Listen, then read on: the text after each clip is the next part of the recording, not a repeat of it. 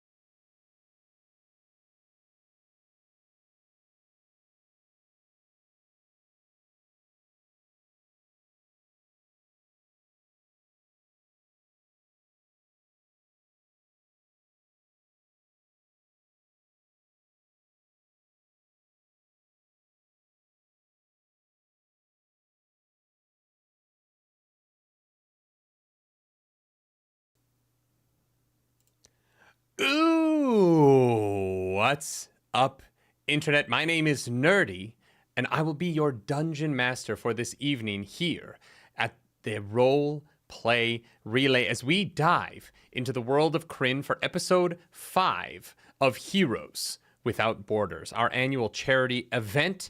This year we've gone big. It's 8 streams. We're fighting Vecna across the multiverse in honor of Dungeons & Dragons' 50th anniversary book, Vecna, Eve of Ruin. We are diving right in. This is going to be our 5th session. If you've not joined us before, or if you're planning to join us in the future, everything is still up on youtube.com/roleplayrelay. If you're watching over at the Nerdy Nightly, the live chat is over here at youtube.com/roleplayrelay or over at twitch.tv/nerdynightly.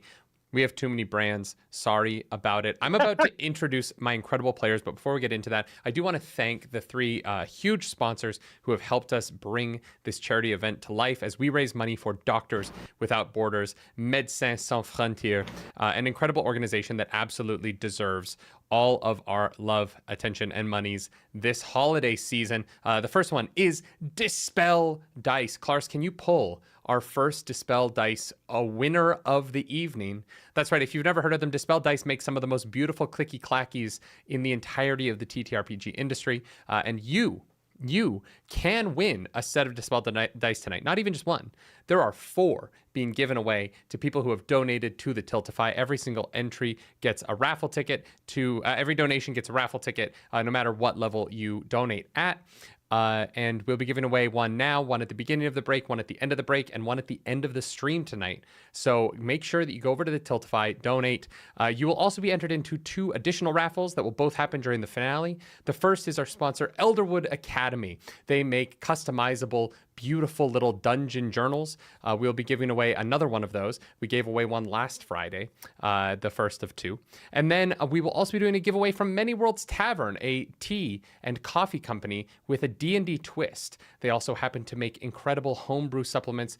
And if you donate, you will be entered to win one of their first set of Cloudstones, a new dice set that they are going to be putting out in the new year. You'll be one of the first people on Earth to have one. So thank you to our sponsors. Y'all have done incredible work helping us out here, and we are incredibly grateful. But it's time to introduce the other players on the stream with me. The person who won a set of dice first today is Just Shin 11. Just Shin 11, congratulations. Thank you for donating to the stream. I appreciate that. Shin, you're going to need to get us all your information so that we can send you an incredible set of Dispel Dice. Yeah, if you are one of our winners, either tonight or any other night, send us an email at theroleplayrelay@gmail.com. Absolutely. All right, Dice Cream, do you want to tell the audience who you are and where they can find you online? Oh, hi, everybody. I'm Dice Cream Sandwich, also known as the world's best cosplayer. That's right. I was awarded it earlier this year. And we're just going with it, you know. I don't ask for these things, but just happen. Yeah, Dice Cream Sandwich, making fun TTRPG D&D content over on TikTok, Instagram, Facebook. For those that still engage in content on Facebook, doing events, all kinds of stuff. Happy to be here. Showcat, do you want to throw yourself in the ring? Indeed. I am Shawnee of Showcat Cosplay, and you can catch me across the entirety of the internet with at Showcat Cosplay, where you'll find me doing cosplays and playing TTRPGs and talking about comics and video games. I really just am into so much nerdy stuff that you're gonna get a little bit of everything. Amazing. Sam, you're up next. Yes, hi everybody. My name is Sam Meggs. I work professionally in the TTRPG world, but also on the side, I am a New York Times bestselling author of novels like Star Wars Jedi Battle Scars and an Eisner-nominated comic book writer for things like My Little Pony and Star Trek. So check those out. But also I love to nerd out and do this kind of stuff. So very exciting. I cannot handle the fact that you just said, oh, and on the side, I'm a New York Times best-selling author. Just on the side. When I have time. Yeah. When I have time. It's like when I have time to cosplay and win all the awards. They write and occasionally win things. No, it's just effortless. Yeah, that is the same thing. Your cosplay awards are very similar to Sam being a New York Times bestselling author. And Honestly, totally real, more impressive too. to Like, me. Yeah. 100% real. Like, it's not me just making that up. That's a real fact. This is Sam's first time playing D&D online, which is so fun. Welcome to your first actual play. Thank you so much. I mean, I have played D&D like online with my friends or in person with my friends many times, but I've never done it live on camera to an audience, so I'm very nervous. So go easy on me. It's my first time, you know. Yeah. I'm not worried about you at all. I've read many of the stories you've written. And finally, the random stranger who we needed someone to fill the last slot, and so this is a person who was available in the Discord. Will you introduce yourself, please? Yeah, they just kind of like picked me up off the side of the street. They're like, "You look like a nerd," and I was like, "How did you know? Thank you. Hi, I'm Claris Polaris. You've probably never seen my face before here because I'm not on the internet everywhere. Everywhere. Everywhere. Yeah. Couple places. Sometimes the beginnings of these shows take a little bit of getting into. Sometimes you have to ramp up the excitement. But Jabroni 006 just donated $500.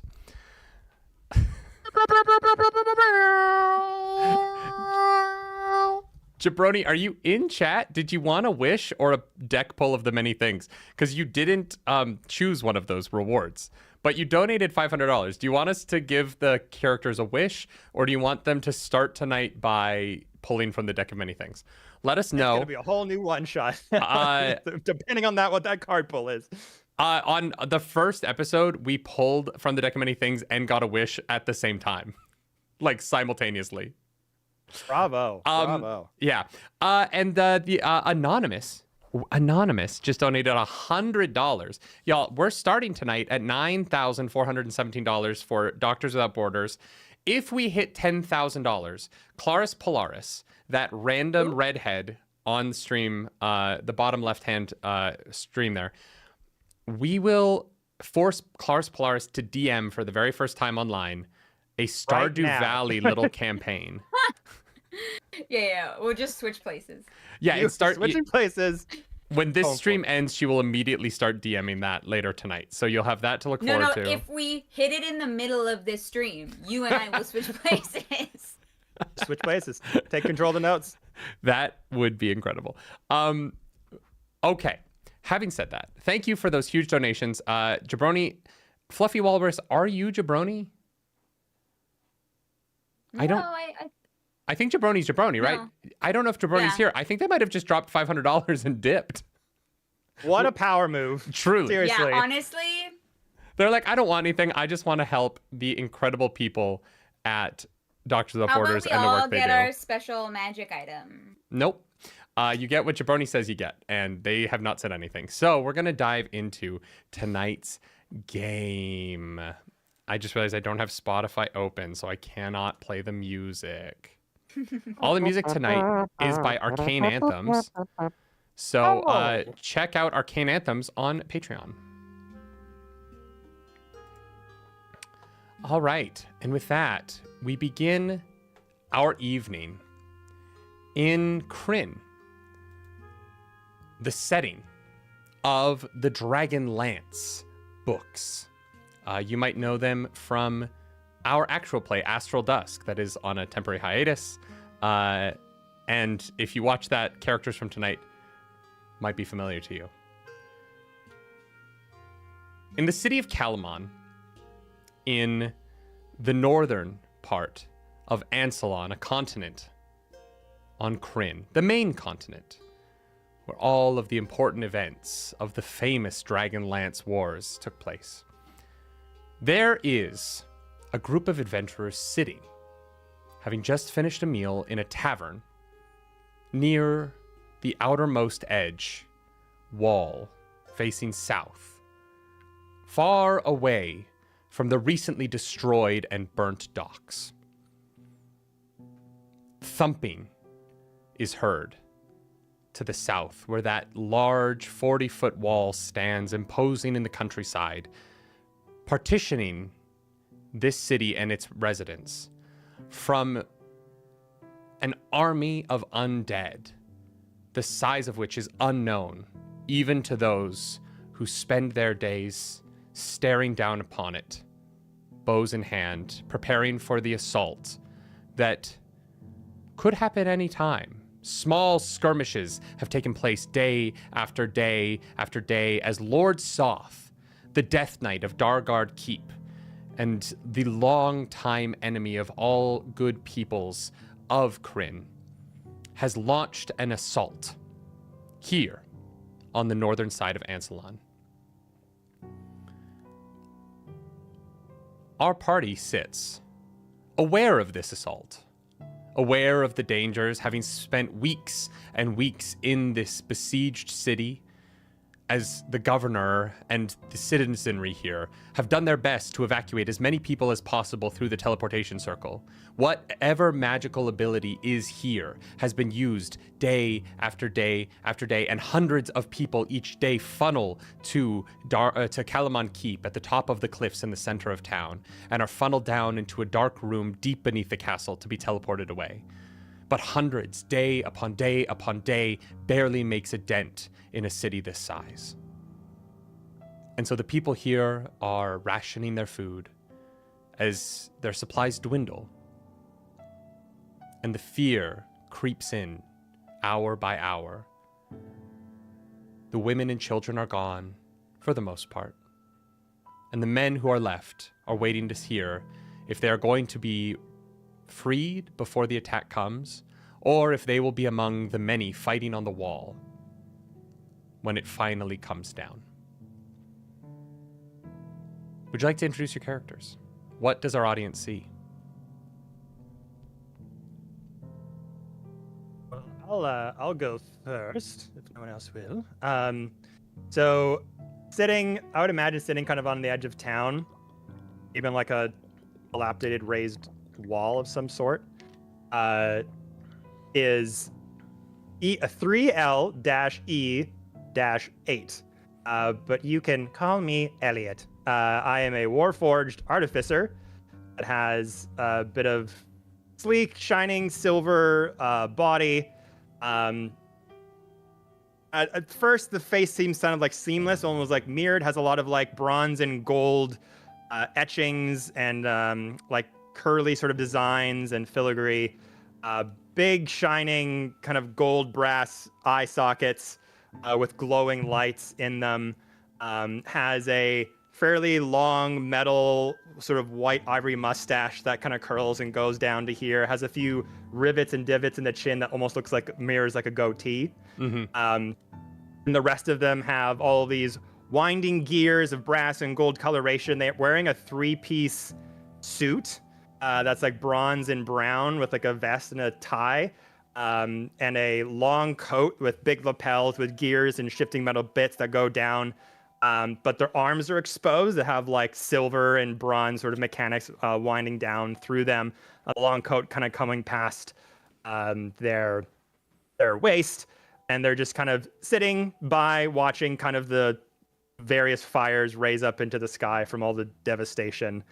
And just waiting for the next kind of direction from their friend, Raylan. Speaking of Raylan, Dirty Zucchini just donated, so you get advantage on your next roll. Hey. Oh my gosh, my dear friend. Hello, thank you so much. Oh, that's so exciting. Wow, what a start. Elliot, so glad you're here. Yeah, I guess, hey, I'm Raylan. What you see is sort of like a older person, you know, maybe late 40s. They look like they've been through the ringer a bit, a little rumpled, certainly. Their gender is none of your business. She, they is fine.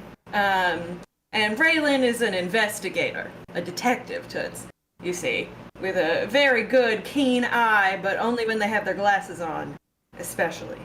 I can notice anything. But if things get a little risky, I have Elliot here And I am a pallid elf, which I do have an elf ear on in here, so we're buried in this hair. But can I smoke in here? I'm gonna smoke in here. Can I get a drink? You do see that there is a woman tending bar. She's wearing dirty clothes and is using a wash rag that is as clean as things are at the moment with how little clean water there is in the city. Ever since the docks have been burned, getting material in from the Dargard River has been particularly difficult here. And the besiegement has left people sort of just wearing what they're wearing, getting by as best they can day by day. And when you say, "Can I smoke in here?" she looks over at you, and you just see that the look of a woman just being like, does it look like anybody cares about anything right now? Basically anything is going to improve the smell at this point, though. Thanks. All right. Clarus. When the camera pans over to Briony, I can't pronounce words. You know that. That's fine. Yeah, so you see a woman who is trying so hard to be the most put together in the absolute fucking shit conditions that they are in. She's in like a dark, very feminine dress, but that it's a little worse for wear because of the extended siege and travel. But her hair is still all done up. It's this like dark blonde kind of wavy almost mess, but like it's been tried to be like smoothed down and placed meticulously, and she's kind of sitting there like picking at her fingers. She is a half elf who looks to be around early 20s, but it's hard to tell for elves. Yeah, absolutely. And who is your final companion? Over near Bree, actually kind of lounged on one of the tables and idly pushing a glass back and forth between her paws is Samprin. Samprin is a tabaxi that has black stripes primarily on her coat, and you can tell that she must be close with Bree because the level of relaxation at just being directly in Bree's space, completely unbothered, and she actually kind of just goes ahead and gives into her whims and tips that glass right on over off that table. A little joy. There's a crash of glass as it ricochets bit by bit across the floor of this tavern.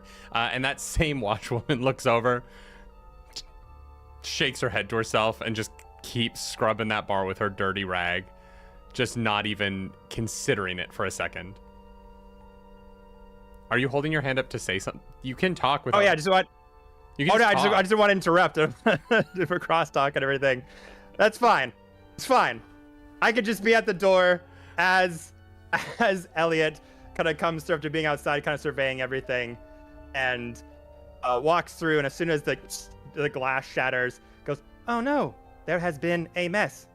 Sorry about that. I can clean it up." And kind of just gets down on one knee and puts their sort of back down, and a compartment comes out of the back jacket, kind of, and this little homunculus servant comes out.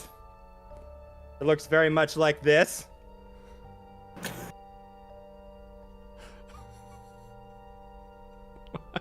And just starts to walk over with like a little dustpan, like a spear and a little dustpan, and goes. All right, that's This is why I Bobby. keep them around. I can tell. I appreciate you cleaning that up. I'm not gonna lie. I was just gonna leave it. I'm hoping to get out of here as soon as possible, personally. The end of the world is no need to not keep up appearances. Exactly. This, you understand that exactly.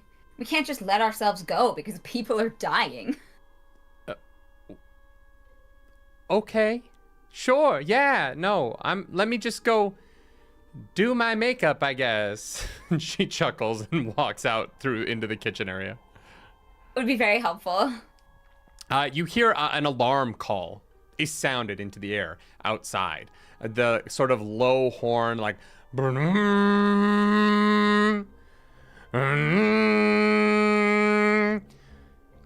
sound that another harrying force is coming towards the wall. And rather than hearing the typical skirmishing and preparing that you've become accustomed to as this siege has gone on and on and on, instead you begin to hear the patter of objects slamming into the ground outside. Too big to be hail, too small to be a true catapult blast. Just sort of a thumping, thump, thump, thump, thump, thump, thump, thump, thump, thump, thump, thump, thump. And there's a break. It seems like whatever has happened has come to an end. And as you look out the window, it doesn't seem like in the darkness of night you can see exactly what has happened as this early evening pallor has fallen over Kalamon. And then there seems to be a second round of it. Thump, thump, thump, thump, thump, thump, thump, thump, thump, thump, thump, thump, thump. That's new. I forgot to inform you that another siege is currently underway. Oh, great. Well, Something else new. I think we figured that out. Well, we better go find out what that was. Yes, probably a good idea. And I'll just like kind of scuttle my way over to a window or anything just sort of see what this could be. When you look out the window, you see there are dark, sort of oblong, near spherical shapes that are peppering the ground. Do you have dark vision? Ooh, me? I don't think so. You can make out... I'll join them at the window. I think I do. Roll a perception check for me. With advantage, thanks to Dirty Zucchini. Yay! Let me see. My dice fell on the floor, but it's a 4. That's a 16. With a 16, you're able to make out, it does appear to be a human head. The first of these shapes. And as you peer out and you look around at the various of these on the ground, it does appear that there are decapitated human heads that have been catapulted into the city and are sitting on the ground outside your door. Away from the window slowly, and I look back at the crew and I say, well, it's raining heads. Our enemy is getting so uncreative. Everybody throws heads. It's so true. We don't see enough feet these days, do we? Because we don't give those away for free. You're so wise. I've got beans. Thank you. For I can free? take body parts off all the time. Not a big deal. This is probably going to freak people out, so we should... I don't know. Maybe we can see where they're coming from and we can cause some destruction. What would you like to do? Can we, do we know which direction that catapult, we didn't see it fly off to us. We just saw the dun dun dun dun dun and then heads on the ground. No, the horn on the wall to the south, and the army is outside the wall currently, on all sides, but the catapult would be out in the armies that are currently besieging the city in one of the defensive positions outside. So that would be directly to your south. Okay. I am going to ask the group, should I take point and see what we're dealing with? Oh yes, you go first. I'll come with you. I need a stretch. Oh, I'll come with you. Semperin, do you have my parasol? Oh, yes. Thank you. KK arm. Oh, yeah, I suppose I did not... We did not specify this exactly, but Elliot is my muscle for my private investigative agency. So, yeah, you better go first, Toots. We'll follow you. Righto. And then as I do that, just just this blank, like this blank expression on their face never really changes. It's just this shiny metal head with these sort of golden bronze filigree with these big eyes and this mouth that just does this with this big, huge mustache. And they're like, would you like to accompany me? And you're like, no, he's got it. He'll do it himself. Righto. And I just sort of stand straight, and there's little jets that come out of my feet. When I just fly up through the already dilapidated ceiling as bits of it fall down just to get up above. Great, absolutely, yeah. You fly up into the night air. How high can you fly? It's from one of my infusions, winged boots for my replicate magic item. So let me just see really quick. Flying speed equal to my walking speed, which is 30 feet. Great. So there's no real limitations on it. You can just fly. So you take off, and you all watch as Elliot, your robotic friend, crashes through the ceiling above you, and that washwoman comes out again to look at this table that is causing her so many problems, and looks out just in time to see the feet kind of disappear from view, and she's like, "Oh, that was going out, not coming in, right?" We're sorry, darling. We leave great tips, though. That's fine. I just want to make sure we weren't under attack again. Y'all have a good night. And she disappears back again. You hear like a trap door in the ground open with a loud rusty creak and then slam down. This woman is hunkering down in a basement somewhere after everything you've put her through in the short time since you finished your meal. Elliot, Yep. I'll turn to Bree. You can always just bring me back if something happens. Just summon me again, and I will use jump to follow Elliot. How high can you jump? Your jump distance is tripled until the spell ends. So you're casting jump on yourself? Yes, at first level. Okay, so what is your normal jump height? I mean, my normal walking speed is 30. Okay, There's so a math thing. what is your strength score? Negative or 8. Wait, you have a -1 strength?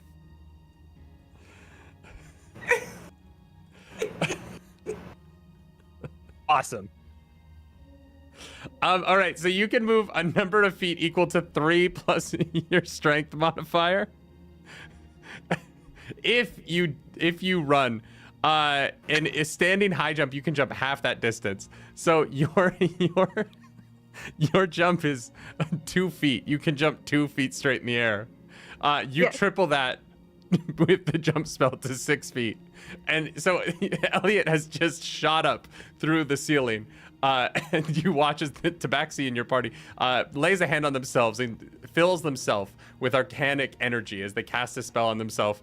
And then they jump about high enough to dunk a basketball in this room. First, they turn to you and say, "You can bring me back if something happens." And then they jump up nearly to the ceiling and land back in the spot where they previously were. I'll be like, that didn't work, and then I will try to jump again, and this time when I get to the height, I will use my Moonlight Step to get to the top. All right, what does Moonlight Step do? It's a teleport. So, features, trade. So is it like just a 30-foot? Yeah. Great. So do you just want to teleport to the top of the building that you're on? Yes. Absolutely. Elliot is rocketing into the air above you. You see as Samperin, slightly embarrassed at the spell not having worked the way that she wanted, jumps a second time and then pops out of existence, appearing on top of the building that you're on. You hear the sounds of shale settling. As Samperin, you experience a little bit of vertigo as the building beneath you already collapsing prior to your robotic friend having shot through the ceiling of it like a missile, is slightly it's a dangerous position you find yourself in, but you're a cat, and if there's one thing cats can do, it's land on roofs without hurting themselves. And so despite the slight shift beneath your feet, you feel yourself able to find a position that you can hold in. And from there, you're able to see the wall surrounding the city is about 4 stories tall. And you can see from the top of this building, you can't quite see over it, but your friend, Elliot, who's currently rocketing into the air above you, you see them get to that point, and Elliot, you crest high enough over the wall that you can see out into the darkness of night. And this wall, Kalamon is a huge city with many neighborhoods within this wall. And as you come up over this, come up high enough to see out into the distance, you see pockets of fire. Torches and campfires, cook fires, bonfires, as far as the eye can see in every direction. But you're not able to make out much more than that without dark vision or any like ability to see great distances. When Samperin disappears, like jumps for the second time and then like blinks out of existence, Raylan turns to Bree and says, "Sweetheart, can you bring her back? Can you do that?" Yes, of course. Magicians can bring back their familiars. Can you fly? Me? Yeah. Absolutely not. Even if I could, I wouldn't.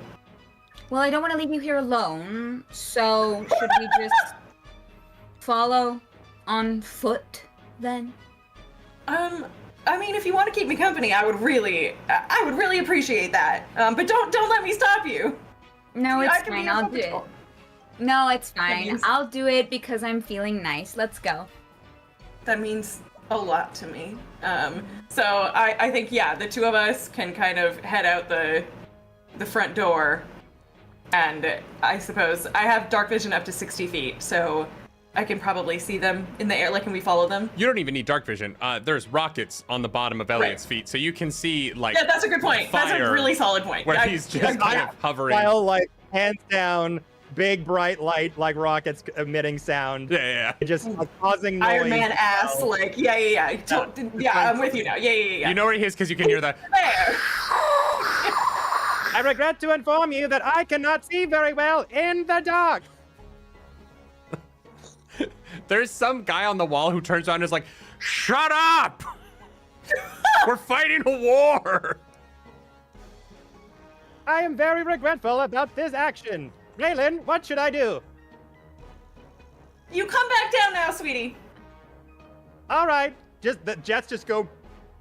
I fall down a different part of the roof that just crashes it all together, and just big heavy Elliot smacked into the wood flooring of the tavern, just makes two concrete, like big, huge craters where they landed. Just And then walks out the front door.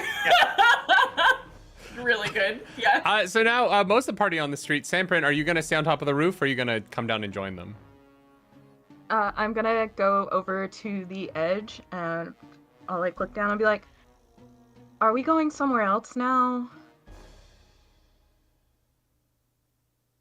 I just made it onto the roof. Where are we going now?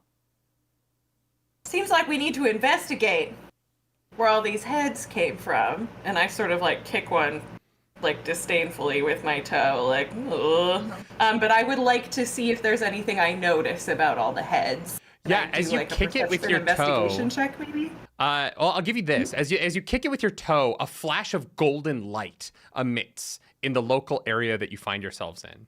And as the head rolls over, it's a head of a woman, probably in her like mid-30s, long dark hair, matted with blood.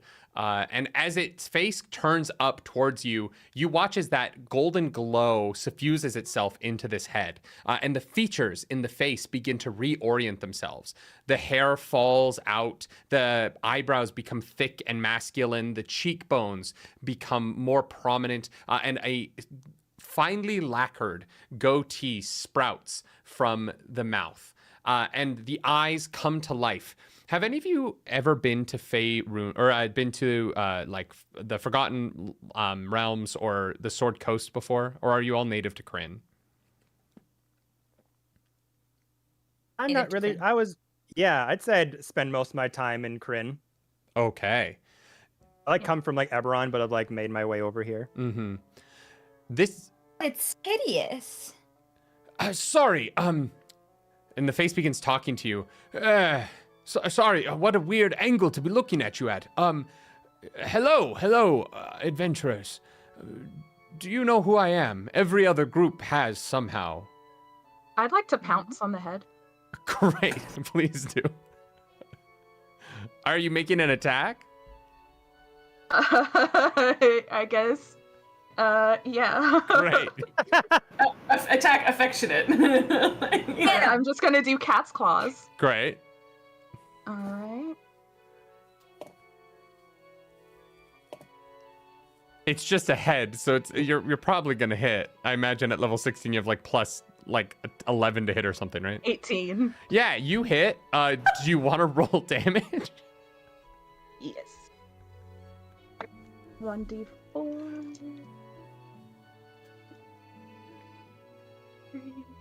Oh, sorry. It's just 5. Yeah, this guy's like talking to you, and then suddenly a cat comes through and swipes at it, and the head bounces down the street a little. You hear, what was that? Sorry, hello, who, ow, I actually, Bobby, Sorry, please. you just I felt that. Your I didn't- eyes glowed. You got all gold and shiny, and you moved. oh, Go get him. oh, what get am I? What am I this time? I'll bring him back in my arms. I've been fire. I've been the underside of a ceiling. I You're was. a decapitated head. Oh, how awful! Oh, how awful! That's simply disgusting. That is what I said. Yes. Why were you so close to a decapitated head? Oh, they fell from the sky. Right. Yes. No. Of course. Why not? Yeah. It's normal. Hi. Hello. My name is Mordenkainen. Have you heard of me? The wizard Mordenkainen. Hello. No. Oh, I've read some of your work. Oh, have Can you? I call you Morty? I don't particularly care either way. Sure. Do you perchance know why most enemies fling heads and not feet? Probably because people who see the heads of other people that they're either close to or have an intimate relationship with, or just that they're of the same species, would be able to recognize a head as being related to them, whereas feet are kind of interchangeable, either between people or between species. Skin color varies, and sometimes the nail length and structure and strength. This is not very interesting to me. How'd you come to be in this head, sweetheart? It was a question that you asked me. This is information only a wizard would know. Yes, important stuff. Hello, my name is the Wizard Mordenkainen. Just Mordenkainen, Morty if you want, I guess. I was casting a wish spell with a couple of my friends. Tasha, of the famous Cauldron, Illustriel. Maybe those names mean something to you, maybe they don't. Basically, Vecna, big bad guy, is doing big bad things. He wants to destroy the multiverse, flip it around, change it to his image. We would like to stop that, so we cast Wish, and the Wish spell didn't kill him immediately. Instead, it seems to be introducing me to people around the multiverse who are near a piece of the Rod of Seven Parts, who might be able to get that piece, bring it to me here in the Sword Coast, and then go on to fight Vecna on December 13th at 6 p.m. Eastern on the Roleplay Relay. Alien, does that sound like a wizard to you? He sounds like a wizard. These are things that only wizards would know, especially different planes of existence to host various events. Yes, every Wednesday and Friday. There's only 3 more pieces of the rod left. Can you believe that? We've got 4 of them. It's going so well. End of the world would be very bad for business, Raylan. Yes, I believe it would. Would getting the rod piece for us be something you would be interested in, perhaps? How long is it gonna take? It's being sieged. Being sieged. Oh, the heads. Right, you're under siege. That is interesting. Unfortunately, I cannot help with that in the short term, but if you are able to help me with this, perhaps long term, I could put some resources together and aid in that endeavor. There should be a piece of the rod nearby. If you see it, it would be a metal rod, probably about 9 inches long, and it will have a glowing green crystal embedded in some piece of it. You'll be able to see it from far away. It is a very bright light. almost off-putting at first, but entrancing at the same time. It draws your eye and brings your senses closer and closer and closer. It's a rather addictive piece of arcanic energy. Do I see any green lights? Are you asking me? I'm asking the DM. Oh, me. It seemed like you were still in character, so I didn't know if you were. Thank you. No. Right now, no. No, you don't. Well, Morty, do you have any leads for where this might be? Because I don't see any glowing green lights. Oh, So- yes. Well, my understanding is that it was last seen in the possession of a Lord Soth, who... Is that not a good thing? I assume that might be a local governor, or... No, he's a jerk. Oh. So... Yeah. it, He's like- an enemy You know him, of sweetie? my parents. Yeah, he's an enemy of my parents' friend, and therefore my dad as well. It's just been... Oh. It's been a rough time. So he's the one, like, probably behind all the flinging heads and stuff. Oh, dear. Okay, so you might have to, Yeah. find a way into the camp outside of your city that is besieged. That is dangerous. Are you up for this task? I can It teleport. does seem and- like a real two birds, one stone situation. Excellent. Well, I'm happy I Get you was... the stick, we also solve the heads falling problem. And any enemy of you is an enemy of us. I think that goes without saying. So, Oh, yes, of course. I like it will getting also two be birds. bad for business. If you like two birds? Mm-hmm. I'm trying not to make any stereotypical jokes right now, but you tabaxi, you are consistent. Would you be able to make us a new detective agency? We could definitely use some upgrades. We are operating out of Raylan's apartment at the moment. You would like me to, like, file local paperwork so that you can be incorporated as a detective agency? Is Like, that what we want? I mean, listen, Toots, any resources you have that might help us. perhaps, take yes. Well, once Vecna is defeated, yes, I believe there are things that I could provide that would be of value, either financial or bureaucratic. I am. So what you're saying is, for now, we're on our own. Oh, in the moment, yes. Because you're yes. just ahead. I'm just the messenger. Yes. Unfortunately, most of my arcanic energy is being put towards maintaining the portal to Pandemonium, where Vecna is currently attempting to build his ritual to destroy everything.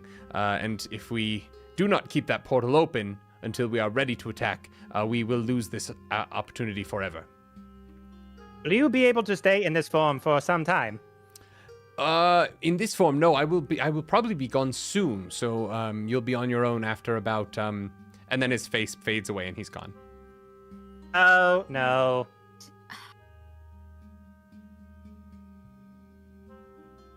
Well, I feel like we should help because, you know, it's like the right thing to do or whatever. But also, if we can take down Lord Soth, I know my parents will be very happy. I sort of look Bree in the eye and I say, sweetheart, I need you to tell us whatever it is that you know about this fella. He sounds pretty serious. Oh my Yeah. god. I know how to do a think- transatlantic accent and it's coming and going. Yeah, Don't judge me. see? I think like he's some kind of like undead guy.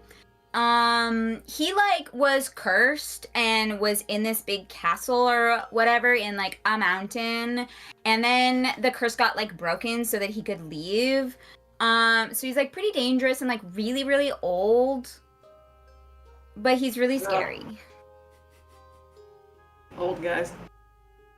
Yeah. Also, Sam, you have 2 different advantages, one from Andrew and one from Kat. Yeah. Gosh, thanks! Heck Wow! All right. Thanks, So Gary. you have your mission. What would you like to do next? Where do I see my advantages? They're not in anything right now. They're from Tiltify. Okay. So Andrew Okay. D41 and Well, Kat thank you. Alicia gave you advantage. Thank you so much. Wow. Yeah, what should we do, gang? Samperin, I feel like you, like, activated the head. Do you have any, like, thoughts about what we should do next? We have to find the glowy green thing. So we probably have to get out of this town with walls surrounding us. Maybe busting through it? Well, no, because then they'll know that we're busting through it. How do we secretly escape walls? Well,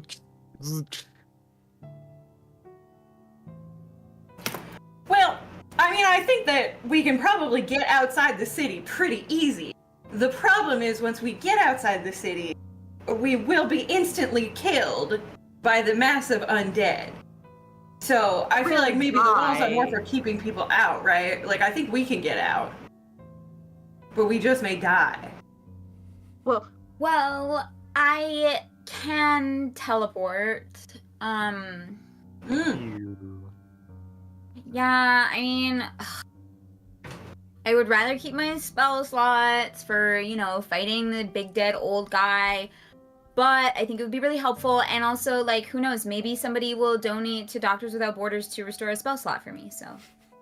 How besieged are we at the moment?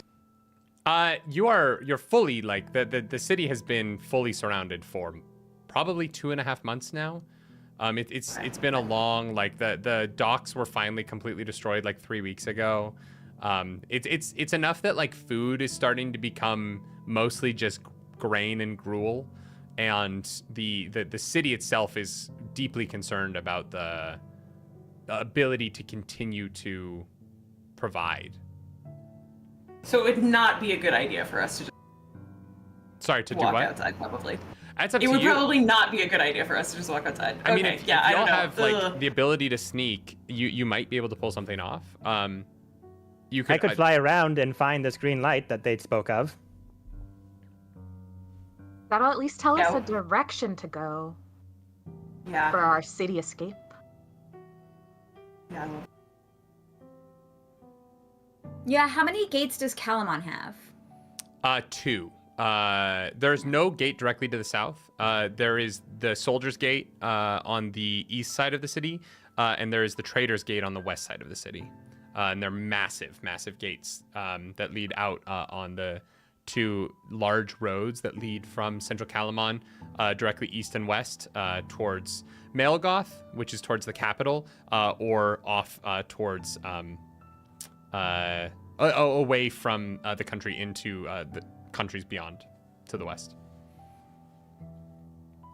And because it's been several weeks, do we have an idea of where the, like, military base headquarters outside of the city is? Like, where the commanding tents might be? There are a couple of places where there are like tent pavilions among the enemy military. The large majority of this force is just undead, and so they don't need any sort of the typical caravanning supplies of a typical army. And so the pieces of this army that are made up of either the dragon folk, you would all know that Lord Soth is in league with Takesis, the dragon queen. And so there are draconic soldiers among this. There are some humans and ogres and trolls that have joined forces with Lord Soth. And so those parts of the army are where you would see the fires. And you do know that there seems to be in the woods about 2 kilometers south of Calamon, there is a tree line, and it does seem like the scouts of this town have seen riders coming in and out of those trees to relay messages to the army regularly. Okay, so guys, I know we've been on a few adventures, but just remind me again, like, how sneaky everybody is. I am very sneaky, as you see cogs go just fall off every so often. Yeah, okay, I trust that. Dang, dang. Yeah, I'm, like, actively wearing, like, big armor. What am I wearing? Hang on. I'm actively wearing chainmail, but I also do have a +2 to stealth. So I'm just like, I'm able to do it, you know? I can be as sneaky as you need me to be, Brianni. I know you're sneaky. Okay, before we go, it's about to get dangerous. Samperin, what's your AC out of character? Regular 16, but with my buffs, it'll be at 18. Oh, okay, yeah. you're fine. So I'm just going to cast Mage Armor on myself. So just like this, like, kind of like black glitter, like puffs out of my skin for a moment. And I'm just gonna mark off that spell slot. Okay, so okay, my dad told me about, at one point in time, they did have these, like, flinging machines that this, like, gnome built to get out of cities. Maybe we can find one of those lying around. Does anyone, like, you can fly, Elliot. Can you look around and see if there's any gnome flingers in the vicinity? Maybe. I fucking forgot about the gnome flinger. That's on me. I should have remembered that exists. Yeah, actually, Bridie, you would know, Brianni, you would know there is one up at the Calamon Keep. In the center. There's one at the keep. Yeah. And so that's about the Calamon Keep sits. Calamon is built around this weird natural plateau that's 100 feet tall in the air. This like weird cliff that it doesn't really make any sense geographically on like a normal planet, but this is fantasy, and so that doesn't matter. And so there is sort of this random jutting plateau in the middle of the city, and when they were building Calamon, they built the keep on top of that city and then dug down into the earth, and so there's a variety of tunnels down into places like the teleporter circle that they've been using to get in and out of Calamon. And you know there is a gnome flinger up there, and if you want to get flung, you might be able to find someone who could do that for you. Okay, so this is an option because I do have Featherfall. Okay, but I also. Oh, go ahead. Sorry, go ahead. You have what? You have what? I also, just out of character, this is something you would probably know. I have a spell called Find Otherworldly, which I can also summon like transport for us. So what is it called? What Summon Otherworldly. It's called Find Steed. But it does give me freedom over how much space there is on that steed. So. Spectral horse. So you want to summon like a spectral Appa from Avatar: The Last Airbender? It's possible. Hey, Bison? We have several possibilities here. Yeah. Okay. My only concern is getting shot out of the sky, because that is extremely valid. I didn't take invisibility, so. Oh, you're right. I know. I guess it's the gnome flinger. I can make you invisible if you prefer. No, let's get flung. All right.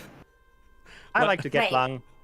I didn't think about this. Let me really quickly pull up the Dragonlance Shadow of the Dragon Queen book. It's too funny not to do. It's not like, you know. I forget how this thing works. I can summon an otherworldly Chevy Impala and put all of us into it, but the gnome flinger is funnier, you know, like.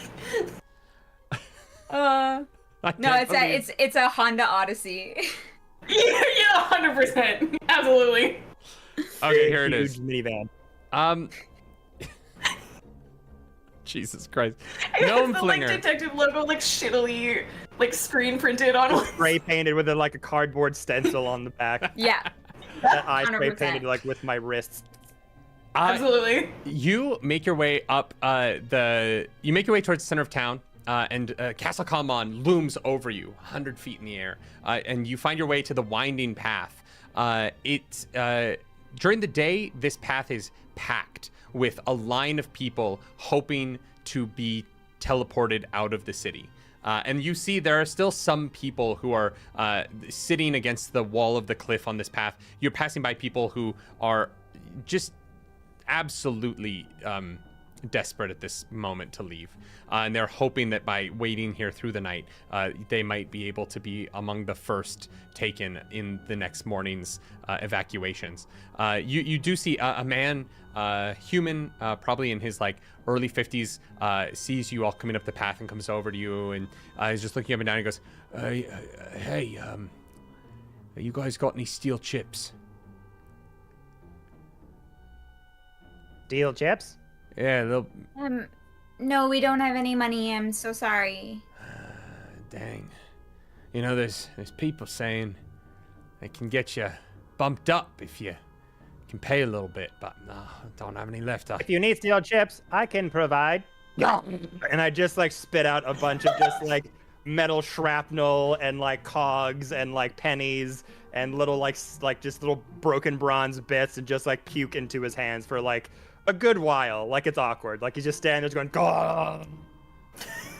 This man is so desperate that he takes a moment to shift through this metallic vomit, trying to see if there is any actual money, and finding none. He just kind of like, disgusting, tosses the metal in your face and stomps off down the path away from you. Oh wait, I think that was very good of you. Well, actually, so Sorry, Shoutout, what did you say? I said that wasn't very kind. I thought That's I was right. helping. They wanted metal shards. That was very sweet of you. yeah, Thank you. Oh, totally. We need someone to like man the gnome flinger. Do you think that he might do it now because we pissed him off? Like he'll want to fling us into the sky? It is possible. I could also provide that service if you need to. Well, we have to be like in the gnome flinger, at least from what I remember, and like then someone has to like pull it. But then they could fly after us. Oh, you can fly. Oh yeah, fuck that guy. We're good.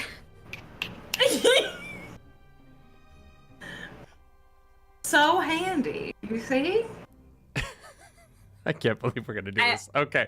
I try to be. You guys can make your way up. You crest the hill. You've come up the 100 feet, and you're looking up at Castle Kalaman, a rather imposing fortress, not particularly ornamented, very practical, and it was built with the defense of the city in mind. And as you get to the door, there is a guard standing there who has, very clean breastplate. Helmet, his spear is well taken care of, but you can see the gambeson he's wearing underneath, and his clothing, his gloves are dirtier than you would expect of a guard of a castle such as this. And he kind of crosses his spear in front of the door, looking you all over. What brings you up here? Teleportation's not till tomorrow. Why have you come up? We want to be flung. Sorry, what? We want to be flung. I have no idea what that means. The gnome flinger. The gnome, the catapult on top of the building. Mm-hmm. It start with who you are. Okay, I step forward and I say, sorry about my friends here. We are private investigators that have been contracted on behalf of the city, and you don't let us in. Afraid that your boss will be angry with you because we are here to investigate potential sabotage of the gnome flinger, which, as you can imagine, is very important at a time like this. I want to roll for intimidation. I'm trying to intimidate this man. I want to intimidate this man into letting us in by threatening him about his job. Go for it. Okay, alright, so I have a +8 to intimidation. Because I made this character broken. That's a 19. Yeah. All right, I'm gonna roll. If he gets a natural 20, he's not intimidated by you, but no, he is. Sorry. I just asked you. I just wanted your name. I'll take you to. You don't know who we are? No, That's all right. You do now. I still don't. None of you have given me your names, but I will take you inside. And that's how it's gonna stay. All right. He thoroughly scared. He knocks 3 times at like hip height behind him, and the door cracks open, and someone else pokes their head out and goes, "Hey, what is it?" Just take them inside. They need to see the gnome flinger. Oh, okay. Sure thing. And this there's like this older guard. He's like probably in his like mid 40s. His armor doesn't fit him. Weirdly, like the people who have been defending the city all these months, who you have interacted with, all seem very well taken care of. And this guy seems way too old to be in the position that he's in, and it is also strange that his armor and his clothes seem to be almost like loose on him. And he's just like, all right, well, come on in. You need me to take you up to see the gnome flinger? Is that gonna like ping on any of our radar that we notice that it like? It's a little bit weird, but the guard at the door Right. didn't seem to think anything of it. True enough. I definitely notice, but I don't think I'm gonna like do anything about it yet. So, who are you for? And he starts leading you like down the hallway and turns a corner and leads you like along the southern wall of Castle Calamon. That's for us to know, and you two not. Oh, okay. Secretive. Oh, fun. You meet every kind of people on this job. It's why I loved it so much. And just keeps How long walking. have you been the Turn to guard of the Elliot. gnome flinger? Yeah? Oh, well, no one really guards the gnome flinger. It's not really a way in. It's more of a foolish device that was thought to be used for defense once upon a time. But I used to be a guard here for a long time, most of my life, and then, well, I got to that age where standing all day with a spear got a little hard, and so I retired, and then, suddenly city's under siege. It's a all hands on deck kind of situation. So I'm back, just trying to do my best until I can get out of here. Hopefully soon, but you never know. Well, What was that? You do good work. My dad was saved by a gnome flinger, so you're Who's your father? well done. I don't know many people who've been in a gnome flinger. Oh, I mean, you've probably never heard of them. Have you ever heard of Astral Dusk? Oh, well, of course, yeah. Astral Dusk saved Calamon. What was that? 27 years ago. Yeah.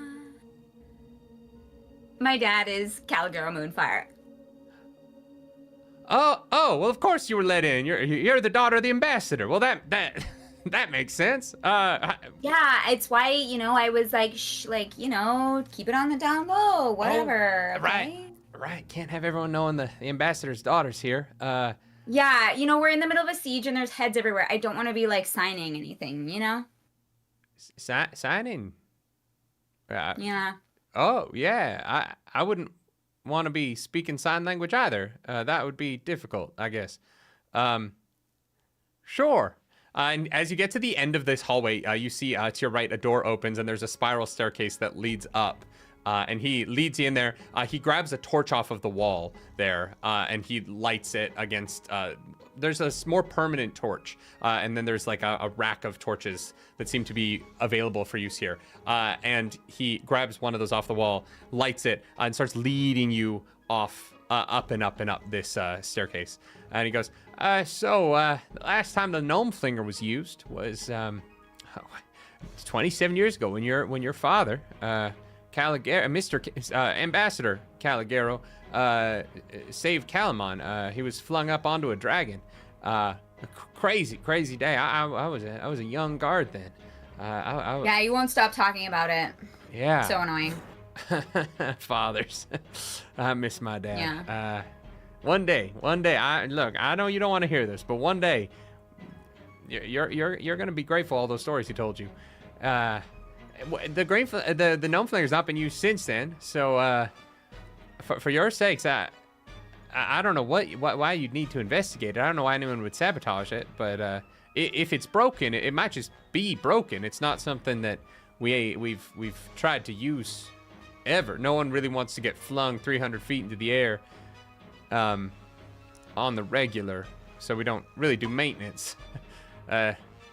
Titania, the gnome that built it, and traveling companion of your father's, she hasn't been around in a while. She left the city after the war, that first war, so... I might be able to help with that. With what, exactly? Fixing the gnome flinger. I thought you were investigating the gnome flinger to see if it was broken. Exactly. And if it is broken, I might be able to fix it. Well, right. Right, yeah, absolutely. And you, at this point, you guys get to the top of this. You've probably climbed like 30 feet of stairs. And so you come out onto a stone, like a small stone landing, and there's a wooden door before you, and he kind of walks over, opens the door, and it's not locked or anything. He just leads you out onto this large, like 30 foot by 30 foot platform, and you see behind you the Castle Calamon rises another 40 feet into the air behind you, with spires that stand even taller. And for a moment, it's a rather beautiful view. You're able to see the expansive city around you in this moon shape coming off of the river. And you're able to see, despite the amount of harm and pain and difficulty that the people of the city have been dealing with for the last few months, as you look around at the city from this vantage point and seeing the fires and the homes and the inns and the movement in the streets, that there is still life here, and there's still people making their way and doing their best in this incredibly difficult situation. And before you see this 10 foot by 10 foot kind of, it almost looks like a gymnastics trampoline.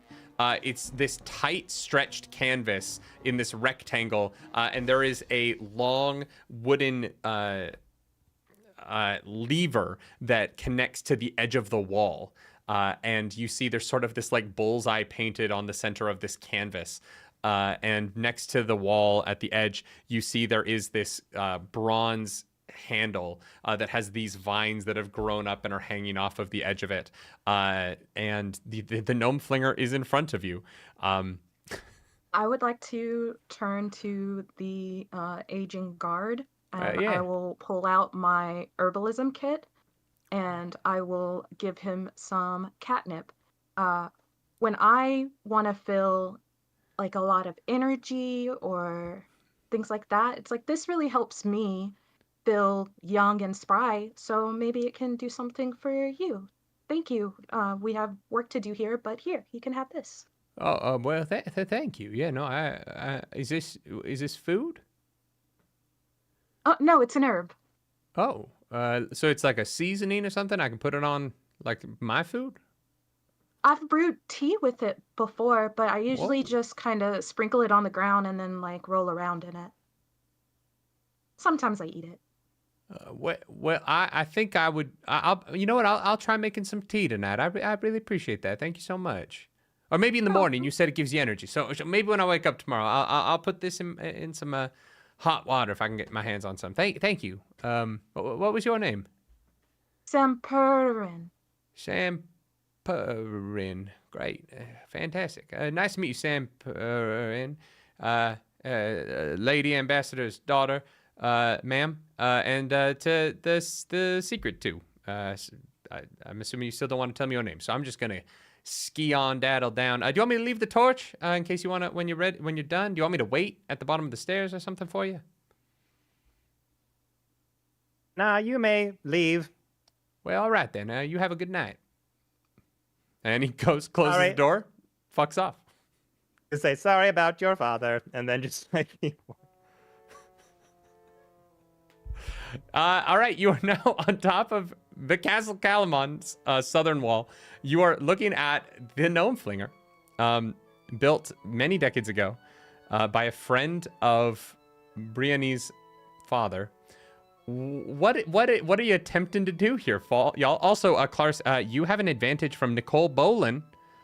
Thank you. Brianne's got to live to see another sick album / mixtape name. I don't know what that means, but. I'm sort of like bent over with my hands on my knees, like wheezing, because we just climbed up 30 feet of stairs. I'm like, lungs just really aren't what they once were. And I sort of like wave Elliot over to like go look at the stuff. I want to be known too that when Elliot went up the stairs, he went up it like an old RC car. Like he had wheels underneath his feet. It was like, Yeah. You say, yeah, I still go check out the catapult. And like, righto. Yeah, so I'll go over the gnome flinger just to make sure if it's in good condition to be used or if it's broken anyway and needs to be fixed. Yeah, absolutely. Roll an investigation check for me. Oh boy. With advantage, because you're a robot who fixes things.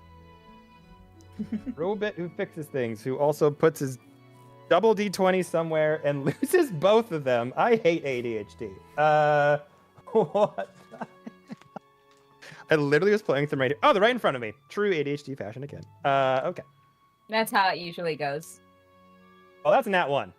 So, doing great. I Goes mean, advantage. Honestly, looking at it, you're like, this thing's in great shape. We should just go. It looks Was it an perfect. advantage though, right? It was an advantage. Yeah, so that was the first one was a 1, but the second one was a 19. Oh, okay. So it was a 29. You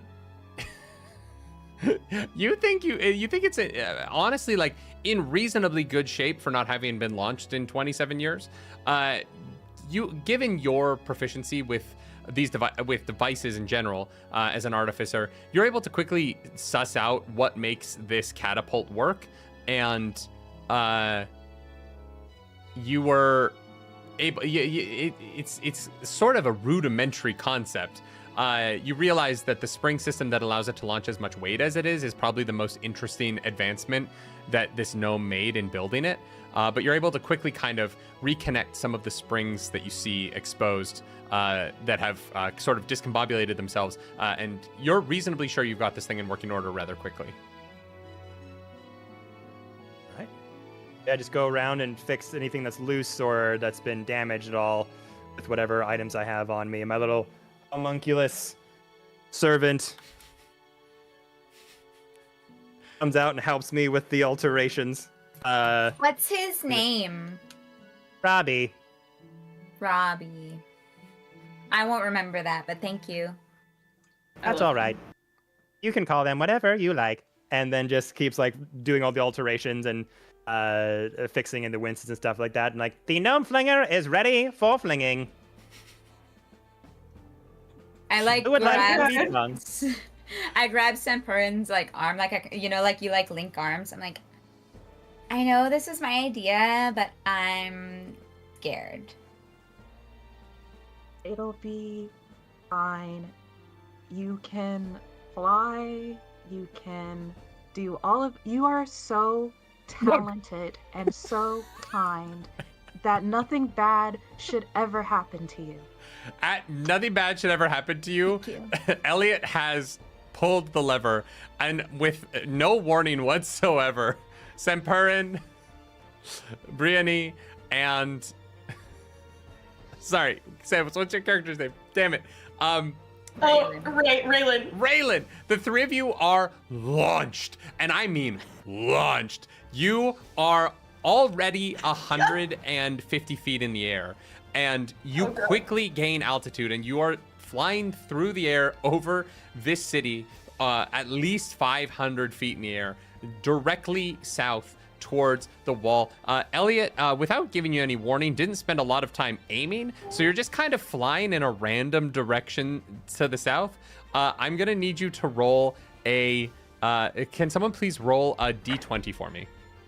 Straight D20 roll. Sempurin. Elliot's gonna follow Yes, with. I'll do it, Elliot's or gonna. just- Sempurin, let Shoukat, why don't you just roll me? Let's just keep it simple. I'll just say who should roll it. 9. Okay, as you are flying through the air, I would like all three of you to give me a perception check. Is this, forgive me, is this passive perception or I'm rolling for perception? Rolling for perception. Okay. This is an active perception you're trying to make as you fly through the air.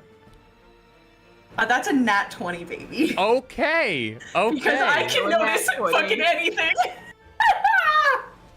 Well, then I'll say this: as you are flying through the air, you are able to see, you're flying due south, and you are able to see in the tree line in the distance, there is about 50 feet into the tree line, you see there is a massive clearing. And that clearing seems to be radiating with pulsing green energy. And you are flying. The three of you quickly begin to fly over the walls ahead of you. We're going to come back to Elliot really quick. As they're sailing through the air, do you take off immediately to try and catch up to them? Here's the motions. We're having a nice conversation, and my reaction just is it slightly off. Ah! Oh no.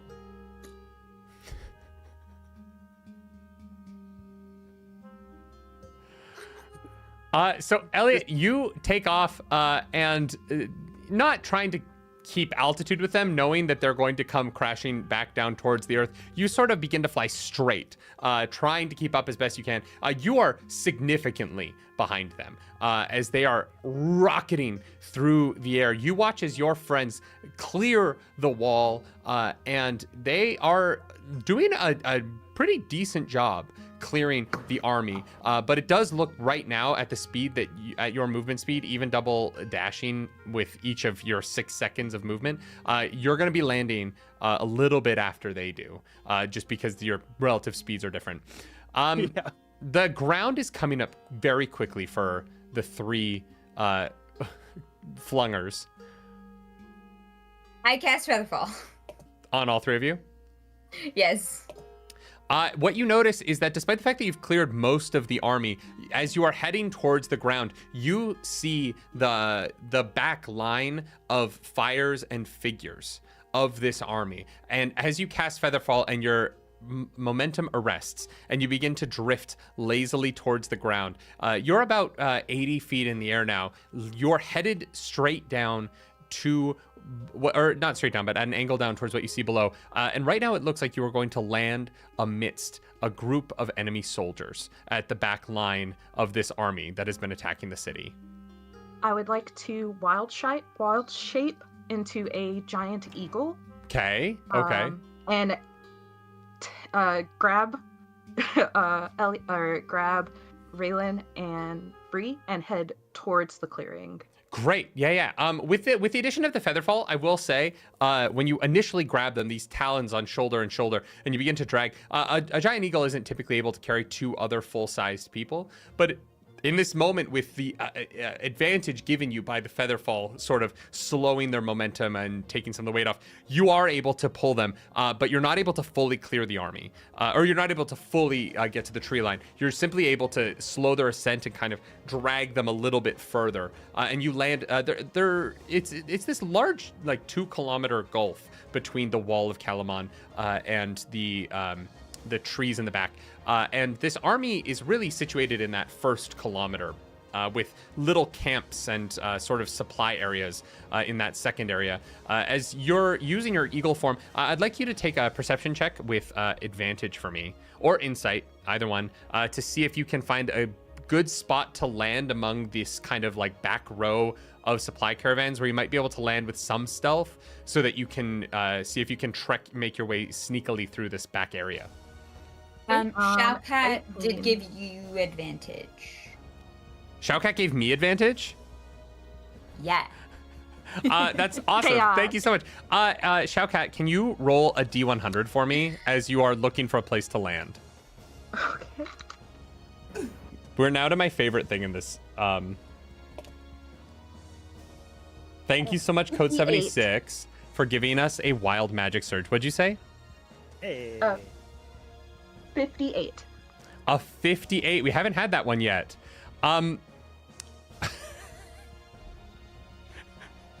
Great. I'm not going to tell you what it is yet. Fuck! I hate whatever that reaction was. I hate it. Perfect. Cool. And what was your perception or insight on where you want to land? 18. 18. Yeah, perception. you see there's a really solid spot between 2 areas of encampment. As you guys are coming in for a landing, I need you all to make a stealth roll to see if you're able to kind of glide into this dark spot between these camps without being seen. I have another question for you, technically. Yeah. If I have a disadvantage on stealth, does that just like reduce my just means number, or do roll- I have to roll? to Roll take the 2d20s, shittier number? take the lower. Got it.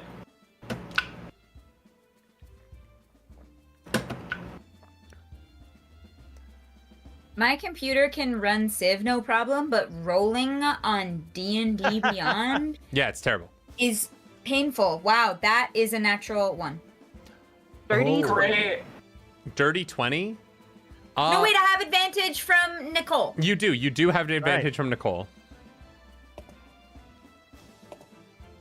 Give it another 5 to 10 business days. Just going. Y'all, we are at $9,547. We are less than $500 from our $10,000 goal, which is Clarus will DM for Stardew Valley mini campaign. Hell that's yeah. Awesome. She keeps calling it a Yeah. one shot, but I'm like, no, it's gonna be like at least 4 episodes. 4 episodes How of about- just ending the gardens, Yeah. saying hi to people, having parties. Yeah, it's gonna be so fun. I'm actually really excited. So I got an 11 total. All right. You land with kind of a crash as your wizard friend, your sorceress friend, gets a little skittish about the landing. Their featherfall having worn off, and them having to fully just trust the talons of an eagle. It's wiggling so much. You're making this a little difficult. And you make a pretty loud noise, but not so loud that you're sure someone heard. You're just a little concerned that someone might have. Shaukat, you are a giant eagle. Are you going to stay in that form? What is your plan? Is you're sort of like currently flapping a couple feet off of the ground, having dropped off your compatriots? I will land as a giant eagle. Yeah, immediately where you land, the grass beneath your feet lights on fire. And now this dry field that has been trampled by the people, this army that's been invading and has been dried out, begins to catch a blaze, and everything around you is slowly catching as the wild magic surge of Vecna's magical energy brought in by Code 76 means that everything you touch for the next minute that isn't being worn or carried by another creature bursts into flame. So the three of you are now standing in the middle of an inferno that is beginning to spread across the dried grass of the field outside Kalamon. My cigarette went out as we were flung through the air, so I sort of like bend over and I like relight it in the blaze at our feet. Took it back in my mouth, like, oh man, okay. Elliot, there is a moment as you're flying through the air, very noticeable because of the rockets and the fire coming off of your hands and feet, where you are deeply concerned about being able to find your friends because they've flown into the darkness and disappeared. But two things happen at the same time. The first is you see a bright patch of flames erupt around two of your friends and a giant eagle in the distance. At the same time, your adventurer's senses, we'll call them, catch that there is a rather large bolt that has been shot at you from a scorpion below that is trying to shoot this flying thing. Does a 16 hit? Miss. Great. This large bolt, clearly meant for like shooting at the wall itself, flung from a giant scorpion, flies through the air, whizzing past you. As you are now flying over the enemy army, and there are archers that are trying to shoot up at you, but you're a little too high. You see the short bows kind of arcing arrows. The archers really quickly stop shooting as they realize that they're just dropping arrows onto their own army. But as you make your way to your friends, you're probably about 2 turns away from them. And so these scorpions are going to continue to get shots at you unless you're able to do something about it. I think there's not much I can do about it at the moment. I've got a couple infused items slots left that I might be able to do something about, but I think I'll just keep going towards my friends. Great. If I see them on fire, and these little bolts keep hit me, I'll just go. Great. Keep going towards them. Second one is going to be dirty 20 to hit. Miss. Oh, amazing. Oh, wait, I have advantage. The third one is going to come flying at you with advantage from Shoukat. That is going to be a 25 to hit. That one does hit. Absolutely. You get peppered in the flank by this giant bolt, but I rolled really poorly, like surprisingly poorly. Wow, that's crazy. Holy shit. Yeah, I only rolled 11 points of damage on 4d10. As you are winged by this giant bolt, it does not connect nearly as hard as it could have. But you take 11 points of damage as it scrapes along the middle of where your rib section connects with your belly. Okay. And you are able to descend now. The scorpion, you're still flying as you're rocketing overhead. You see your friends have kind of like stepped away from the flames that are starting to spread further and further around them.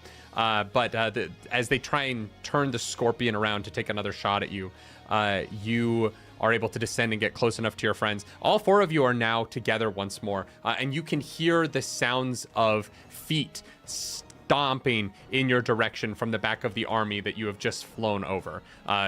As a significant chunk of this army is now headed your way. What did you like to do? So Is everyone okay? I don't. And everything caught on fire. And is still catching on fire? Everything you touch Oh, that it's is not a person burning. or worn by a person will catch on fire. So then I'm just hovering as a giant eagle. The fair choice. And because I am a moon druid, I can actually speak when I'm wild shaped. Yeah. Looks like we're about to have company. Do we know which direction we need to go to get the stick for the old man? Towards the green light. It's in the woods. Raylan saw it's in the woods ahead of you, and the army that's chasing you down is behind you now. And I was just gonna say, I want to say like, well, I have good news and bad news. The bad news is, I think that they noticed us. The good news is, I think that I noticed where we're supposed to be going, and I sort of like indicate the direction, and then I also want to do lay on hands, heal to Elliot so that I can heal them up. I touch a creature and I draw power from the pool of healing to restore a number of hit points. So can I just like can I give them 11? Yeah, easily. Oh god, yeah. Great. At your level, you probably have like 40, right? I have 80. Oh yeah, you can definitely do 11 then. I think I've done 11, which leaves me with 69 in the pool, so I actually think that that's nice. nice. Nice. You can't use it again. If you use 69, I don't think it's called lay on hands anymore. Correct. Hey, yo. Yeah. No, that stays like that forever. Yeah. Agreed. Yeah. All right. You now have a chunk of an army following you. What are you guys gonna do? I'll look to everybody as you've like laid on hands me, and that little like sort of scraping from the ribs gets like the metal kind of like folds over itself. You all go towards the item. I will hold them off as best I can, and then I just take like 2 plants into the ground for a second. Hey, question. How much of this grass is caught on fire? Are they going to go through the grass? They're gonna have to run through the grass. Yeah. How big an army are we talking here? With the darkness, it's hard to tell how much of it has broken away, but it's loud enough that you can kind of hear the charge coming your way. I'm not leaving you, idiot. Raylan, it's okay. This was my new purpose. After escaping from being a battery for a skyship for an evil corporation, I decided to be your best friend, and that comes with a lot of different checkpoints. Checkpoint 1, make sure you stay alive, above all else. Elliot, but I sort of tear up. Best friendship goes both ways. And I plant myself next to them. This army's just slowly encroaching upon you as you're having this very sweet conversation, revealing backstory elements for the audience of this one shot. Well, Sam Curran and I are gonna run. Good luck. Are you sure you want to do this? You do not have to. Oh, I want to. This is personal now. May I? And I put out like my 2 digits, go over for like a cigarette from you. Yes! I give you one, and I light it with mine. Yeah. I dropped mine. That was so funny to me. I take it, as you kind of have a drag off of yours, I take it and just put it to my head, but it's like this gleaming, solid, like metal surface, like a mannequin head with just these gold filigrees on it and these big, round, buffy eyes. And then just this line appears, and half the head just goes open, and I just put it over to it, and nothing lights, nothing breathes in, and just a steam goes out, and I just put it back down. Hell yeah. All right, so as Saffron and Brianne run for the woods, is your intention to fight? Yes. Yeah. All right. I thought we were all gonna fight. I'm gonna. It was like, oh, I get some combat. As you see, running through the fire, you see like 60 draconic soldiers, kitted out with the bright red capes and sashes of the Takisis's army. You do see there's even more undead behind them, but where the grass in front of them is in flames, they come up to the edge of the fire and they begin to get like shuffly as they begin to back away from the fire in front of them. They're about 120 feet away from you. What are you guys gonna do? I was gonna say, are they in a line at all? There's like a few clumps, like but there's a couple in lines ahead of you, yeah. At this distance, It's hard. They're not in like a perfect line, but there are a couple of lines. I'd imagine there's like, a siege of them, like a grouping of them all coming up here, but enough that if I swafted something through a straight line of them, it would get a significant, like a portion at least. Yeah, you'd get a chunk for sure. I go, all right, let's do this. And a little winch comes out and I go ding ding ding ding ding ding ding ding ding ding. Just like these little like piano music comes out of my voice box. And my body starts to transform as the legs kind of have these divots that come out and plant into the ground like a hand cannon would have at its feet. And my hands kind of go back, and then my chest opening just does this, and a massive nozzle comes out. And my arms are being used as a handle for Raylan to use me as an electric hand cannon as the bolt in the chest starts to go up, and more armaments kind of fortify my body to become like an implement, like a weapon.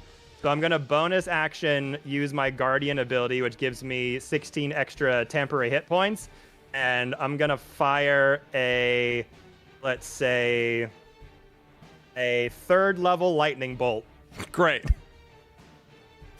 So I believe I'm afraid we're going to actually fucking die. I just want to put this out there. There's so many of them. This may be a critical error. I'm going to say you're able to hit like 8 of them. Okay. They have to make a dex saving throw. Yeah, so I'll roll 8 dex saving throws. You can do one for all of them if you want. What is your spell save DC? 18. Oh, okay, so only 2 pass, but the other 6 all fail. Okay, that'll be 8d6 lightning damage. Great. And the ones that failed take half. You see the like light green skin of these creatures. How much health how much health do they have? We haven't actually played Dragonlance in a while. What's the name of them? I got it here. Yeah, so these Draconians, roll your damage for me. It was 23.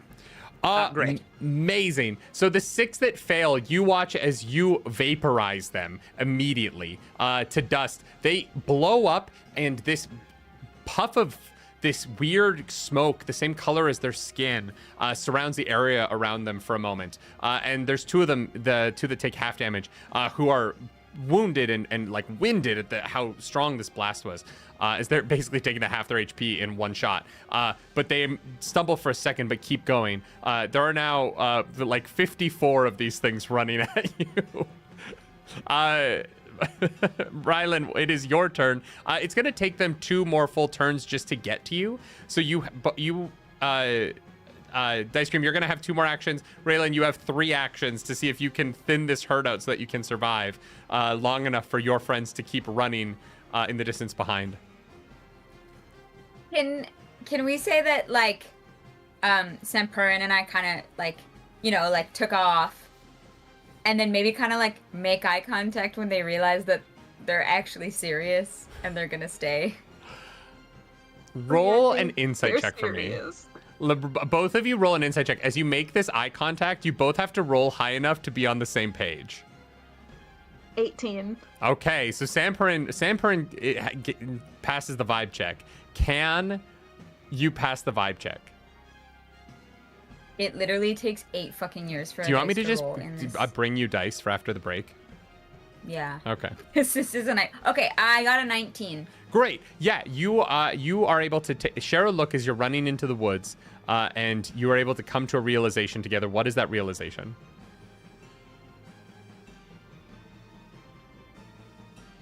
That sounds like a lot of enemies headed their way. I know. And if we leave, people will say that we're like bad people. I mean, you have a mission to complete for the multiverse. I hate getting my hands dirty. And like grab your arm and we'll turn back around. Great. So it's gonna take you a turn to get back to them. Raylan, what are you doing with your action here?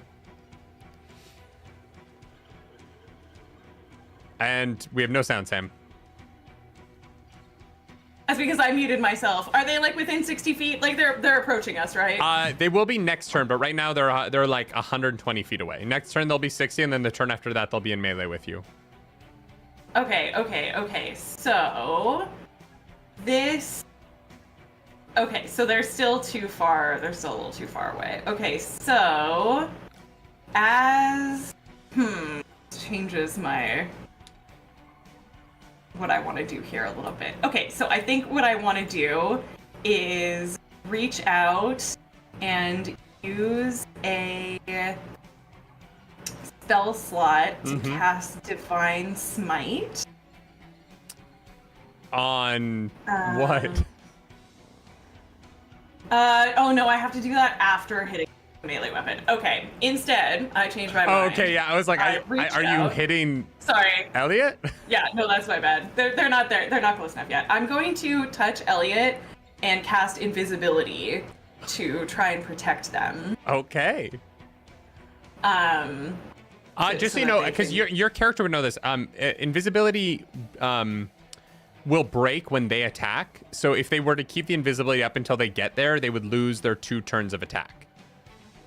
Ooh, I see. Okay, Yeah. then So if you cast I that change now, mind you're just again. gonna. Sorry. Yeah, they're gonna have to break it immediately. I'm just letting you know because I don't want you to waste your spell. No, I appreciate that. No, in that case, I'm gonna cast Find Steed. Okay. To be part of my combat experience here, because it says during combat the steed can be an ally to me and my allies. It will Sure. share my initiative count. It functions as a controlled mount while I ride it, as defined in the rules on mounted combat, which I haven't read. So we're gonna be figuring this out together. So what kind of and- steed do you want? Well, depends on what you're willing to give me here. No, it depends on what you want. I don't get to choose for you. What do you want what does Raylan want her steed to be? Raylan has a motorcycle with a sidecar for Elliot that is powered by magic. Sure. Yeah, absolutely. And gets on it. Yeah. No one in course. Krynn has ever seen like a motorcycle except for this Yeah, no. weird magical thing this woman from the 1940s rides around in. 100%. Yeah, 100%. I'm from somewhere else. And it has like the stencil on the back and Yeah, yeah. everything. Absolutely. So I conjure it to sort of like help us in combat, and that is that's a 2nd level spell slot. Yeah, you conjure your motorcycle, and it is now like sitting next to you on the ground running. You're sort of standing between 2 incredible mechanized things. On one side, a motorcycle with a sidecar. On the other, a robot that has turned themselves into a turret that has pointed their nozzles straight forward. Oh, it's gonna get so much better. Oh my Hell yeah. God. Let's go. I'm gonna need you to roll a D100, Sam, as you do that. Oh, okay. As Gordon Chen has brought some wild magic to the table. Oh, I'm so excited. Thank you. Hang on, let me Google roll a D100 because I don't actually can. We're gonna jump on the... If you roll 2d10s, you can do it that way. I'm doing it this way. I rolled a 92. Oh, shit. That's really high. Bum. Oh my god. If you die within the next minute, you immediately come back to life as if by the reincarnate spell. Let's go. You are immortal. And every turn is 6 seconds, right? Like I'm. Yeah. So in the next 10 turns, if you die, you will be instantly returned to life. The fun thing about the reincarnate spell, which Sam, I don't know if you know this. Actually, you probably do. Oh no, that's a huge spoiler. I'm not going to say that on the internet right now. But based on the comics that you've written, you should know what the reincarnate spell does. Yeah. And so yeah, we're gonna see what happens in the next 60 seconds. I'm just gonna get on my motorcycle and start like mowing dudes down with no like. Absolutely. That is going to be their turn. They are now 60 feet away from you. We're gonna say that that is then going to be. We're gonna roll initiative when everyone's close enough. So yes, Clarce. I was gonna say, like, even I know you said it's gonna take a turn or two to get there, but if possible, I would still like to, whenever it does get to my turn, use an action to cast a thing that has like far range. Well, then let's roll initiative now. Everyone, roll initiative. Okay. I'm gonna roll their initiative as a unit. Great. Okay, in mounted combat, I looked it up. You have advantage on melee attack rolls against anything smaller than my mount. I can force an attack targeted at my mount to instead target me, and if my mount is subjected to an effect that it's a motorcycle, that's unimportant. I have advantage on melee rolls. It's a motorcycle. It's not making dexterity checks. Great, let's do this. I need initiative from everyone as we're headed into our first initiative of the night. 23. 23, okay. Anyone else over 20? All right, 15 to 20? 21. Oh, shit. Got 13. And Sam, what'd you get? 9. 9, okay. So that'll be...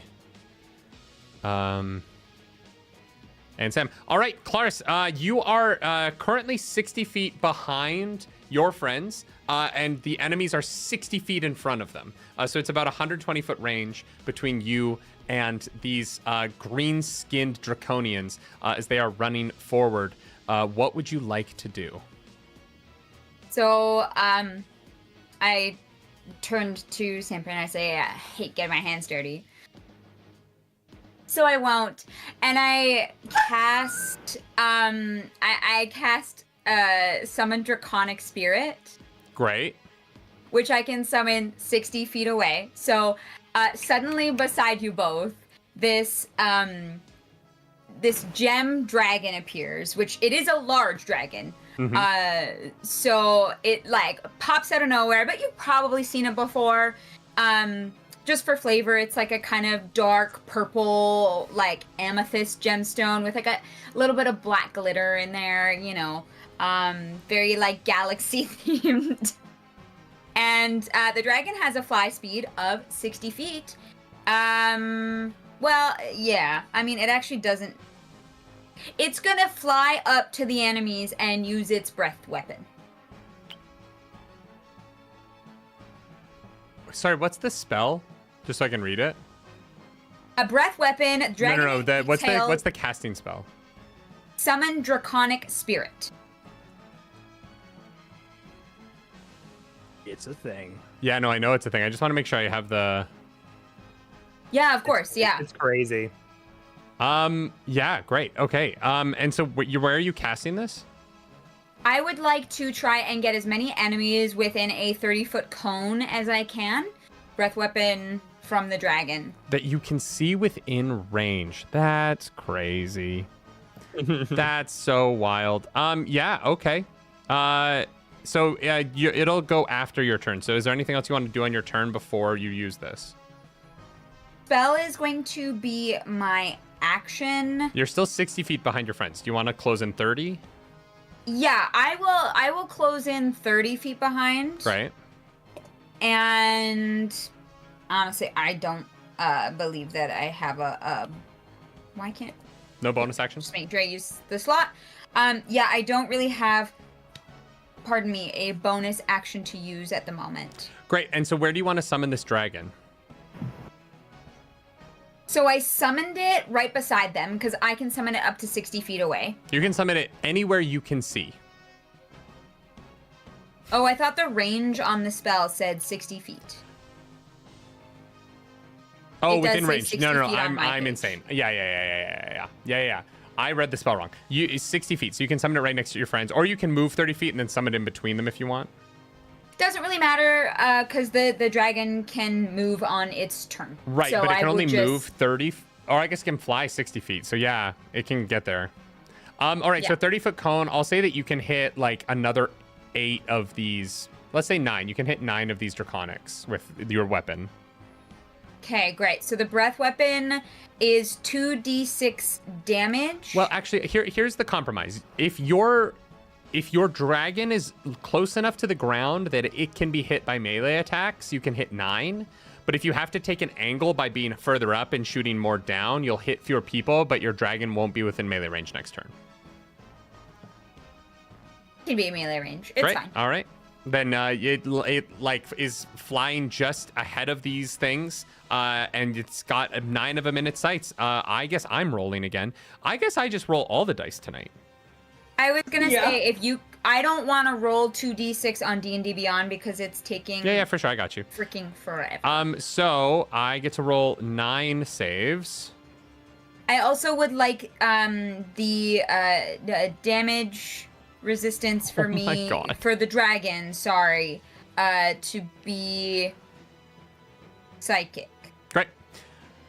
Okay, so 2 of them pass and the rest fail. And so 2d6. Is it 2d6 plus anything? No, it's just half as much damage on a successful save.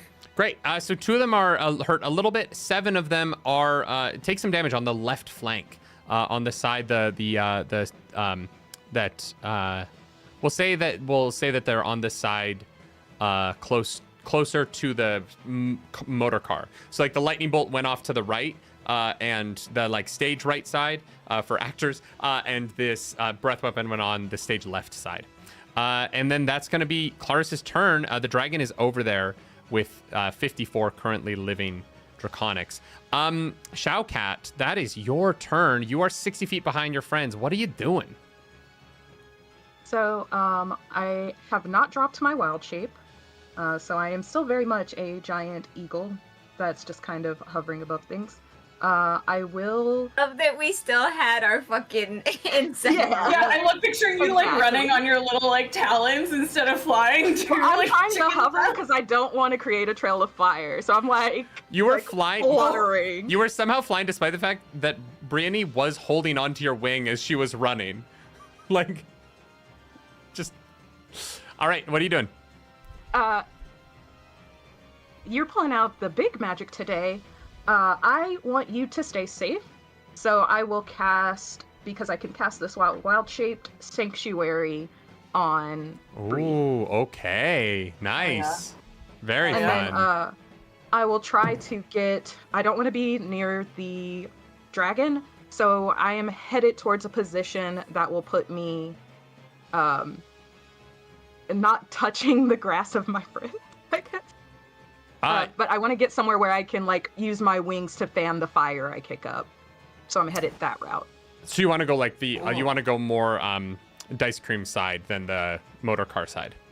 Yes. What is D&D? Yeah, great. Okay, you're able to run 30 feet. You're about halfway. You're headed towards Dice Cream. So you are on Brianny's right hand, and the 2 of you are now there together, a little bit behind the action. that is going to now be Dice Cream. It is your turn. What's your robot doing? A robot. That's partly an energy cannon right now. There's still a ton of these people out there. The draconic spirits swooping down on them, breathing fire and everything. Do I have any sense of like their resolve? Does this patch of enemies coming into this area getting flanked by a spirit dragon and energy bolts and all this stuff? Are they like reeling back or anything? Are they just like singular? Because of the like long nature of this war, you would know these draconic soldiers are like deeply corrupted dragons. And Brienne would know because her father knows. She might have shared this with you. Probably would have. You guys are level 16. You've been adventuring for a while. Takesis and Lord Soth, through this wizard, were taking the eggs of good metallic dragons, good aligned, and corrupting their young to create these sort of corrupted abominations that are deeply, fanatically in service of Takesis. So they're not necessarily the most sentient enemies, as they have been twisted by dark magics to be just sort of evil soldiers. Unfortunately. Okay. Yeah. All right. I think I'll just shoot another lightning bolt at them. Go for it. Just keep doing it. Do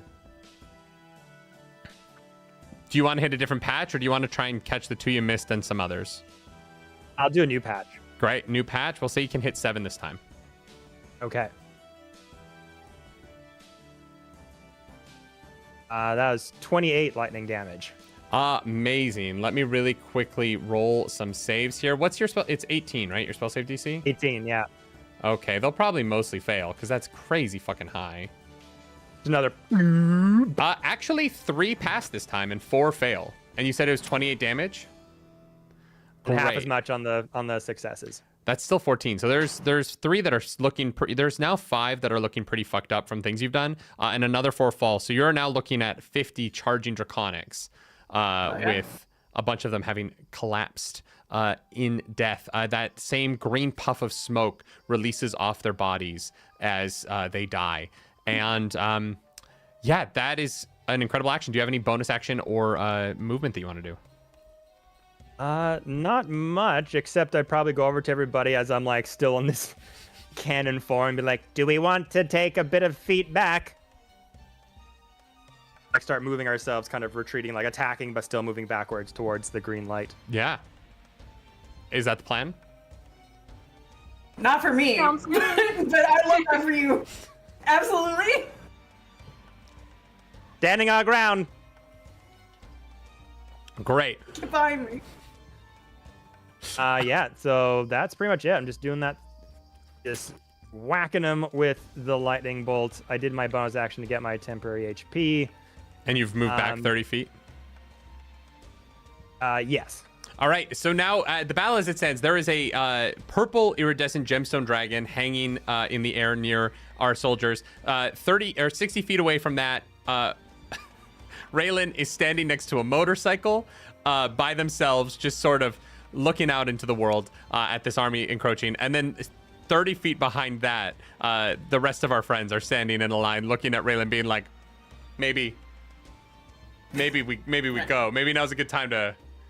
But it's not Raylan's turn. Unfortunately, it is my turn. So because this dragon is floating in the air, and because of the way D&D works, I can... Clarus, why are you making that face? Raylan gets an action surge from Fluffy Walrus. Oh, shit! No way! Fluffy Walrus, thank you so much! No, but it's my turn. But it's... Oh my god, Sam, you guys. getting all the gifts. If you read the current number backwards, because it's $9,696 raised, but backwards, that's $69.69. So I just want to say $69.69. Everybody stop donating money. No, please don't stop. Please don't stop. Please, no. I really want Claris to have to play D&D, No. so we need $300 more dollars. $69.69.69. We can't. That's not possible at this point. 69,000. Please keep donating. I need my wife to DM. I want to see it so bad. It's like my number one want at this moment in my life. If I live, my next turn is going to be so lit. I just want to say now that I have 2 actions. You get to take an action right now. What? Yeah, that's the action surge is immediate. So you get 1 action. You don't get movement and you don't get bonus action. Incredible. But you get an action. And they're 60 feet away from you. How far away from me? They're 60 feet away. They're 60 feet. Okay. So I am going but I don't get movement. No, not right now. You'll get movement on your turn. Okay, no problem. Okay, so great. So I'm going to look back at my friends behind me, be like, got this. And I'm going to do Channel Divinity after foes. Okay. And it says, as a magic action, you can expend on use of this class's Channel Divinity to overwhelm foes. As you present your whole symbol, target creatures you can see. Each one must make a saving throw or have frightened for 1 minute or until it takes damage. Oh shit! Okay. Wait, so this hits everyone in 60 feet? That is. Hang on. Oh, that's Channel Divinity Conquering Presence. Oh, but that's 30 feet. So abjure foes. Hang on, sorry. Like the same thing, it's just a different number. I can target up to 3 within 60 feet. Great. Yeah. Yeah. So let's do that. Great. So I like look back at my friends and I'm like, I got this. And I'm like, oh, wait a minute. And I like sort of pet and then I'm like, oh yeah. And I sort of, when I look back up again, they're like, oh shit. And they're scared shitless. And they have to succeed. I have my peepers on now. They're fucked. So they have to succeed against a DC-16 Wisdom saving throw. These ones in the front that see it first. To be fair, I also have to roll a Wisdom saving throw when I see glasses that are also sunglasses. Yeah. Hell yeah. All right, so 3 of them are going to make Wisdom saving throws. That is a 19, that is a 17, and that is a 11. So one of them is frightened. So I frightened exactly one of them. There are currently 50 draconics running at you, and one of them's real scared. The one that can see me from this far is like, oh no. You're doing your best. You just trip. That's okay. When the rest of them get within 30 feet, then they're all going to be scared. So, this is like the harbinger. Yeah. It's first. The beginning. It's the opening line. Thank you, Fluffy Rollers, for that action surge. Thank you. All right. So what's going to happen now is it is my turn, which means I get to move 50 little guys onto the board. 9 of them. So with the way that D&D works, you can only have 9 creatures within melee range of something that is flying 5 feet off the ground. There's the one directly underneath it, and then those around. So 9 of my creatures are going to swarm underneath the dragon, and they're all going to launch attacks at this dragon. They all have 2 attacks, so that means I'm going to roll 18 attacks against your dragon. Do you know its AC, Clarus? I'm pulling that 10, up 11, here 12, right 13, now. I think it's 14. 14. 15, 16, 17, 18. It's 14. What is my bonus to attack here? It says 14 plus the level of the spell, but so then the spell level is 5. So does that mean 19? 14 plus the level of the spell? Yeah. Great. 19, yeah. So you could get a higher AC by casting it at a higher level. Yeah, and also more hit points if you cast it at a higher level. Because right now it has 60. 1, 2, 3, 4. Oh shit, only 4 attacks hit. Yeah, only 4 attacks hit. 18? Yeah, 4 out of 18. So 4 attacks hit. That is going to be Oh my god, this is actually going to be so complicated. So I need to roll 8d4.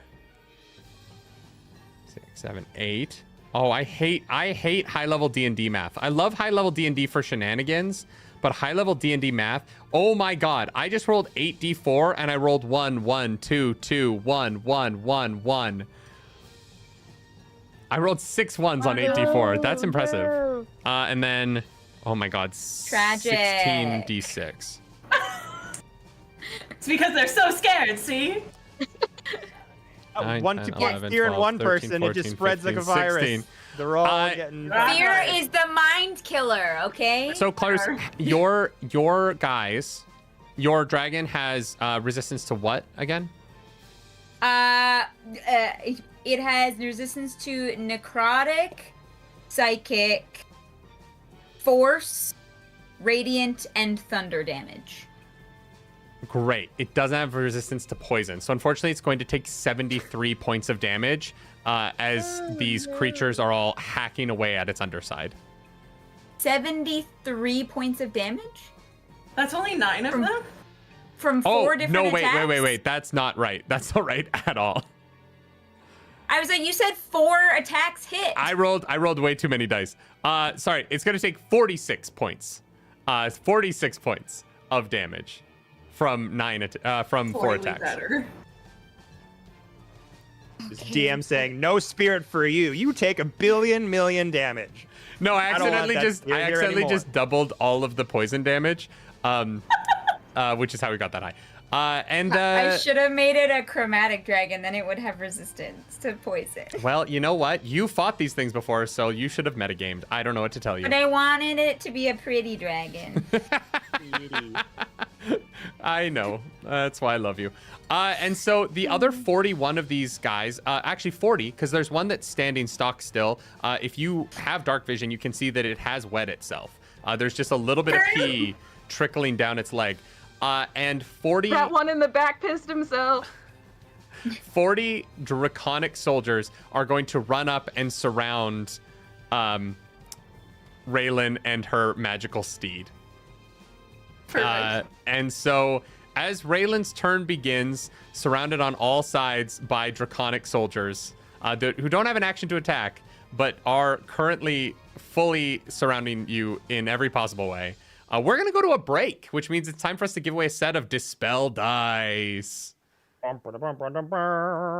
boy. All right. Let me spin Das wheel over here.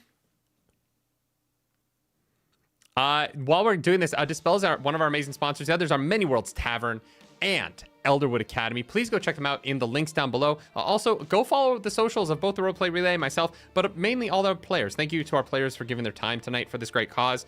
I'm so excited that we are well into the 9,000s.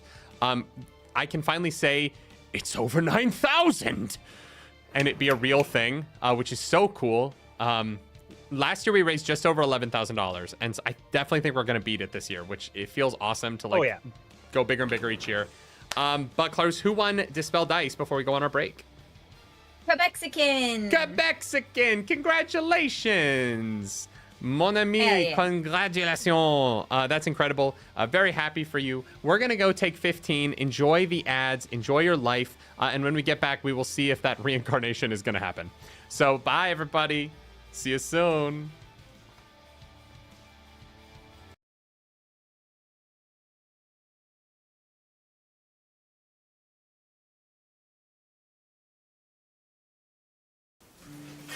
Hey, welcome back. I am exhausted.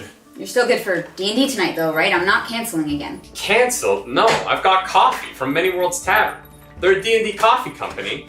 They send you the coffee, bam, and they also send you a set of dice. Look at that, D20. Natural 20 on the dice, not a joke. I know we're in the middle of an ad, but it's a nat 20. I have to point that out to the camera. Coffee? I thought they were a tea company. That's what I'm drinking right now. They do coffee, tea, even gaming supplements to homebrew for your world. Many Worlds Tavern sells over 20 different coffees and teas, including a featured coffee of the month called Treasured Realm and a tea of the month known as Fabled Foliage. Each month you get a 12-ounce bag of their featured single origin coffee, a collectible realm card, a collectible realm sticker, a 5e magic item, and a randomly selected full set of polyhedral dice. Wow, they do so much. I actually found them because of their charity work. Did you know that they've raised over $40,000 for gaming nonprofits since 2021? And this month's charitable donation is a matching donation so that you can double your donation to Doctors Without Borders through Roleplay Relay's Heroes Without Borders. Link is in the description down below. Thank you, Many Worlds Tavern. Make sure you go follow them, get yourself some coffee, some tea, or something to help you be a better DM. And do something nerdy tonight. Bye. So I heard that you either don't have any dice, or you don't have enough dice. The two genders. Don't worry, I can fix that. With the sponsor of the Roleplay Relays charity stream, Heroes Without Borders, Dispel Dice. If you wander on over to the Dispel Dice website, you'll find dice. You'll also find dice, and also dice. These beautiful, shiny, delicious-looking, but definitely not edible math rocks are just waiting to be scooped up by the local postal service and delivered directly to your door. So thank you to Dispel Dice for being an official sponsor of Heroes Without Borders this year. And remember, if you would like to win your very own set of dice, all you have to do is donate. Dispel Dice, go buy some Dispel Dice. I wish I had a more immersive journal to play D&D with. Did someone say wish? Oh look, a legally nondescript red weasel. Why would you wish for a journal? Wishes are rare and expensive. When you could get a journal from Elderwood Academy, a website that couldn't make it easier for you to get the perfect, immersive journal to tell your D&D story. You mean anyone can do that? Yeah, it's on the internet, and the internet is everywhere. It also never lies to you. Believe everything you see on the internet. That's good advice, write that down. But at Elderwood Academy, you can buy a journal that has additional bits and bobs like health trackers, spell trackers. Do you want to know how many 9th level spells you currently have? It's 1 or 0. There's no other options. Elderwood Academy can remind you that you have 1 9th level spell slot. Because math is hard. Math is hard. You're right, little girl. You know what? I'm understanding now. I see what you're putting down. Petite lady, you are correct. Math is hard, and Elderwood can make it easier.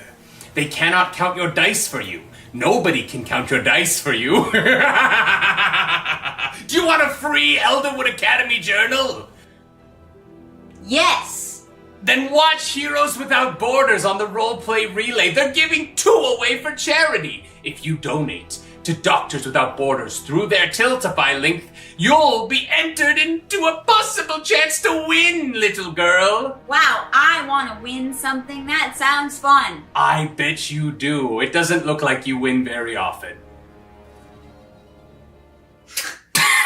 That's great. That's gotta be the end of the ad. That's it. That's the end of the ad. That's it. That was Great. perfect. Great, love it.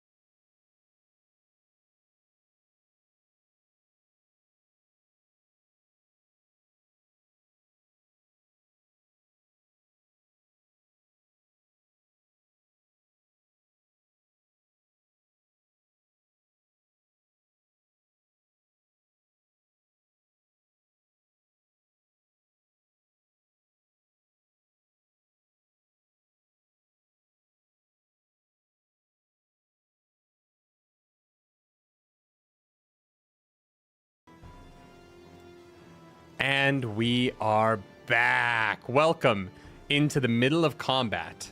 Our player characters, had the opportunity to run away from a fight, but they went, nah, let's fight an army. So there's currently, I'm going to describe it in a second, but first, Clarus, I need you to start the raffle, as we're going to be giving away a set of Dispel dice to someone who donated to the Tiltify in the last couple of weeks here. Every single donation gets you in the raffles with the opportunity to win Dispel dice. And at our finale on December 13th at 6, where we're going to fight Vecna, you can win an Elderwood Academy journal or a coffee/tea package, your preference, from Many Worlds Tavern, including their new Cloudstones, a new set of dice they've never sold or made before. So you'll be one of the first people to have those. Clarus, you just had a face. Who won? Nat Marshall won. Nat Marshall's going to be playing when we go to Avernus and we try and raid a casino in hell on Wednesday next week. It's going to be a fun night. Nat Marshall, congratulations. Thank you for donating. Oh, yeah. Yeah, that's awesome. I was like, damn. All right. Well, with that out of the way, I guess I should describe the scene as it pertains to this situation. We have 3 lovely friends. Robot named Elliot, a tabaxi/familiar named Samperin, and a half-elf wizardress, sorceress. They're standing looking at a veritable smorgasbord of draconics. There are 40 draconic soldiers that have swarmed their good friend Raylan 30 feet in front of them. There are so many draconics surrounding her, they can no longer see their friend. The only thing they can see is the bits of the motorcycle that was summoned next to their friend. Another 60 feet beyond that, there is a purple gemstone dragon that has 9 draconic soldiers underneath it, hacking up at its underside, and it is bleeding profusely. It is close to death. And nearby, there is a draconic soldier so scared of sunglasses on a woman that it is currently peeing itself. Particularly. Only on women. Sunglasses on men, it is fine with. It loves Oakleys. Really the sunglasses of misogyny. And That's so true. Those shouldn't fit her face. Oh! I say that as a proud Oakleys wearer. I have a great pair of Oakleys that I love. Proud, yeah. You're not like, they're Oakleys. Did you know? No, I desperately try and hide that they're Oakleys. They're just really good driving sunglasses. With my head right now, I have to wear a hat because with my bald head and the goatee, I really look like a Trump voter when I've got my Oakleys on. And so I lean away from that as much as possible. So the situation is dire, but that poor scared draconic is just covered in his own urine. As it is now Raylan's turn. You are surrounded on all sides by draconics who are just foaming at the mouth to attack you as you attempted to scare them. Raylan, what you doing? Well, as they have all rushed me, I have clambered onto my motorcycle and sort of gun it, a little bit intimidatingly. Okay. And by the time they all surround me, got the glasses on, which means my aim is good. They know it. And as they approach me, surround me, I sort of look at them all, and I do a little spin in the motorcycle to look at all of them, and now I will be doing Channel Divinity Conquering Presence, which is that all chosen creatures within 30 feet must make a whiz saving throw or become frightened for 1 minute, though they can repeat the saving throw at the end of each. Great. So what is your spell save DC? Gunning it. It's 16. They need to. Great. So I'm just going to really quickly wisdom. roll 40 wisdom saves. Yeah. Everyone take 5. I'm gonna. We'll be right back. Just play the ads again. Yeah, and All right. they're like, oh shit, they obviously are like, this bitch knows something that we don't know, because I'm definitely dead. Like, oh boy. That makes them nervous. I don't think anyone's died yet, so this will be fun. There are 13 who succeed and 27 who fail. They're not super wise, corrupted draconic things. So yeah, there are 13 of them that take a step in on you, and there's 27 that fail. That's your action. What do you want to do with your bonus action and your movement? Movement would be really tricky right now, as you are surrounded on all sides. I was gonna say movement. I feel like was me getting on the motorcycle and then that is technically half your little movement. Wheeling. Yeah. And I actually don't. As a bonus action. Yeah, I don't have anything really. So I think that's it. Great. So there are 27 frightened. You know what, Sam? I'm gonna need you to make a Constitution saving throw for me. Sure. Hang on. What is my? Well, not amazing. Let's see.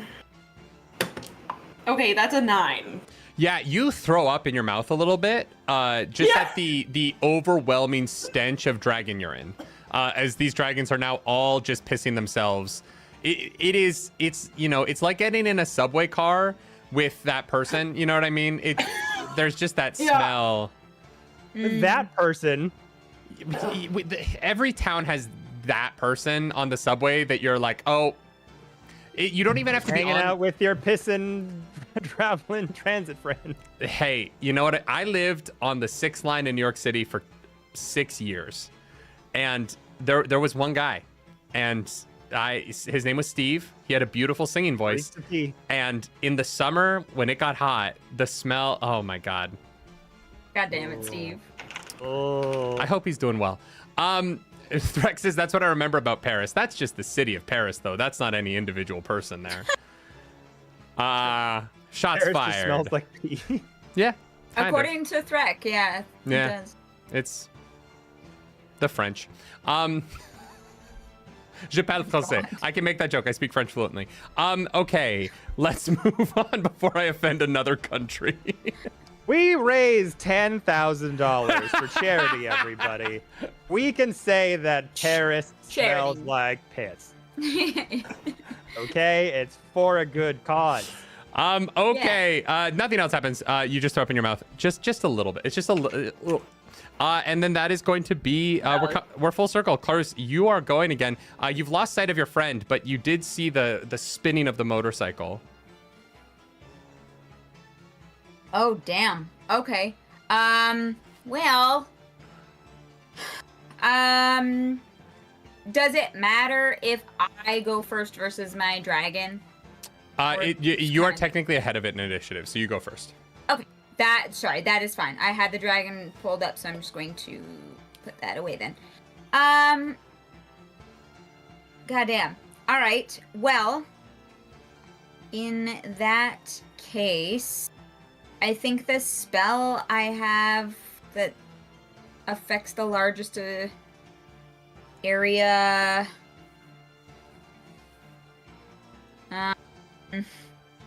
We're now at 9696.420, just so everybody knows.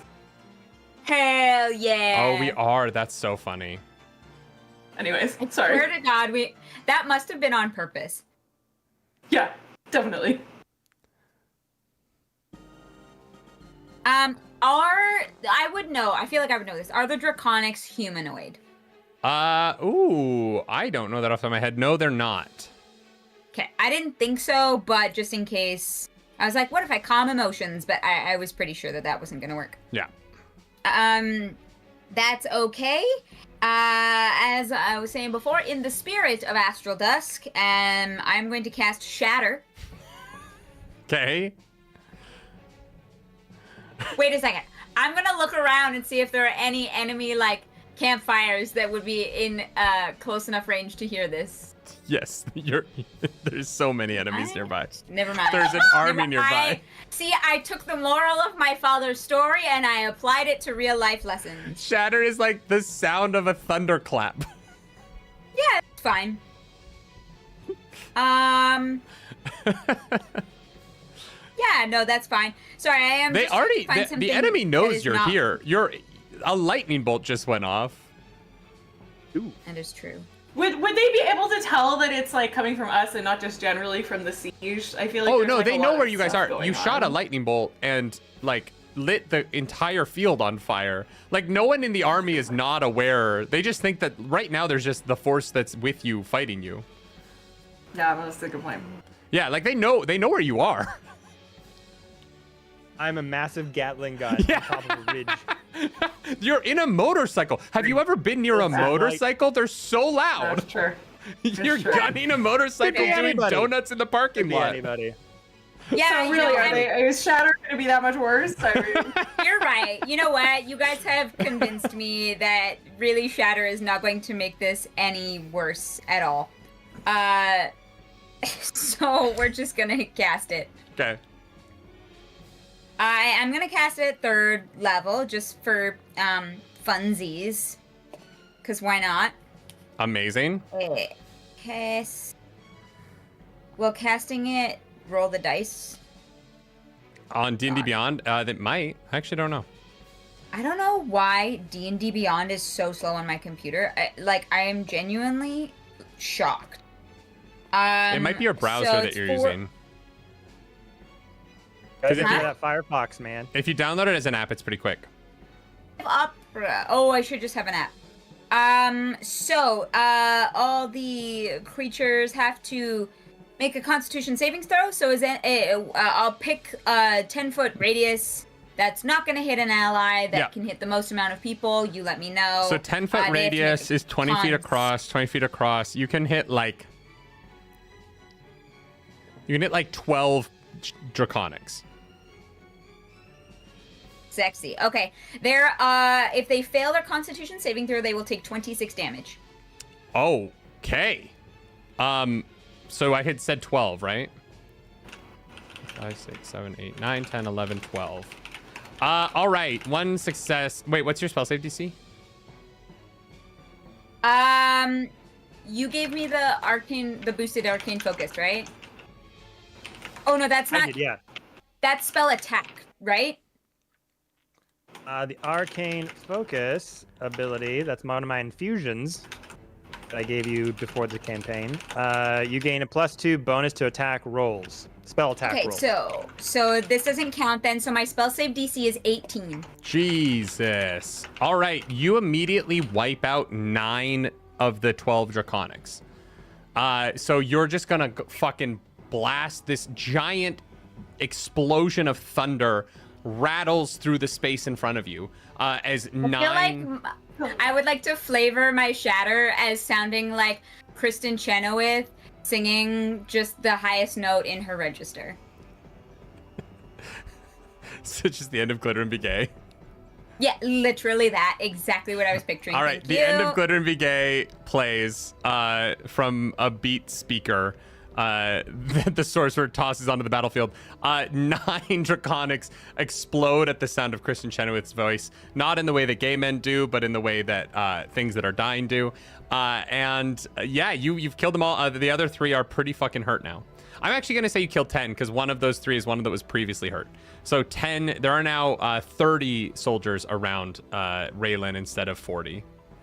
Wonderful. Then I am going to have my... I'm not going to move. Mm-hmm. I'm not getting... Could not be me. So I'm just going to have my little draconic spirit boy. Please clear that. Get out of my way. I need to be able to see this. Is going to... Bring me a number of... So... On my last turn, I kind of messed up. It can actually do its multi-attack and its breath weapon. Okay. So I'm going to just have it attack. It can attack twice because I did it at 5th level. Okay. So whoever's closest Okay. is going to be... Roll your damage, and then you're. I'm assuming you're gonna use its breath weapon on the 9 that are currently underneath it, right? Yeah. Great. So I'm gonna roll the spell saves against the breath weapon, and then I'm going to. Great. And then if you could also, there's no button for me to click to roll. The damage is just 1d6 plus. Well, you have to roll the hit first, so I need you to roll 2d20s. Or do you want me to roll those as well? I'm sure I can find a way to just roll dice on here. Just Google dice roller and one will come up. Okay, hang on. You want 2d20s here? Yep. Your attacks as your draconic spirit is attacking the dragons underneath it. Oh shit, I got double 18s. Damn, those both hit. Damn, alright, I will take that. And so, I'm just going to roll the d6 here for damage. Holy crap, I'm just gonna download the app. God, this is so rough. Damn, and I rolled a 6. So that's 6 plus 4 plus 5 is 15 damage. Great, yeah, it claws down at 1 right beneath it, and it rips it apart. And then it swipes a claw to its left and rips a second. Both of them explode into showers of dust. I need you to make a Constitution save for your Draconic. For my Draconic, as let me you see are now what only surrounded by their- 7 of these creatures, and 3 of them save. So 4 of them are going to take full damage here, and the other 3 are going to take half damage on this breath roll. Okay, rolling a D. I should have got dice. I should have grabbed dice. I'm so sorry. I brought it up. I thought you would. Yeah, I fucked up. Okay, so The dice roller is 11 going to be a lot plus- faster than D&D Beyond. Just Google dice roller and one will come up. I promise you. Yeah. No, I will do that. Plus, you said a Constitution saving throw, right? Yep, for your dragon. 14. Great, it passes as it feels this petrification energy seep up into it. And it manages to stem the bleeding. Oh, Okay, actually, awesome. Sam, I'm also going to need you to make a Constitution save for when those 10 soldiers died and you were blasted with that same green dust. Oh, no. You got it. Yeah, that oh, is a 17. All right, you're able to pass and you shake off as you feel your muscles clenching up. So I just need damage on your breath weapon. the breath weapon, they all have to make dexterity Already saving did it. 3 throws. passed, 4 failed. Great. So, oh my god, I need this to clear because it's literally in the fucking way of me reading the rest of this. I think it's just 2d6 damage, so I'm going to roll. So that would be 4 and 5, 11 damage. Okay, yeah, they're looking pretty fucked up. I think actually like 2 more die who take full damage, and there's now only 5 Draconics underneath your dragon spirit. As he's just Right, kind of thank you. swiping and breathing them away. Good turn. Shao-Cat, what is Samperin doing now? Okay, so there's still 30 surrounding Raylan. There are 30 surrounding Graylin, yeah. There's 5 remaining under the dragon. Yeah, and Graylin is 30 feet ahead of you, and the dragon is 60. Are there any more loose pockets of enemies anywhere? No, they're all kind of in those 2 pockets. Okay. Sam, can you just mute your mic when you're typing?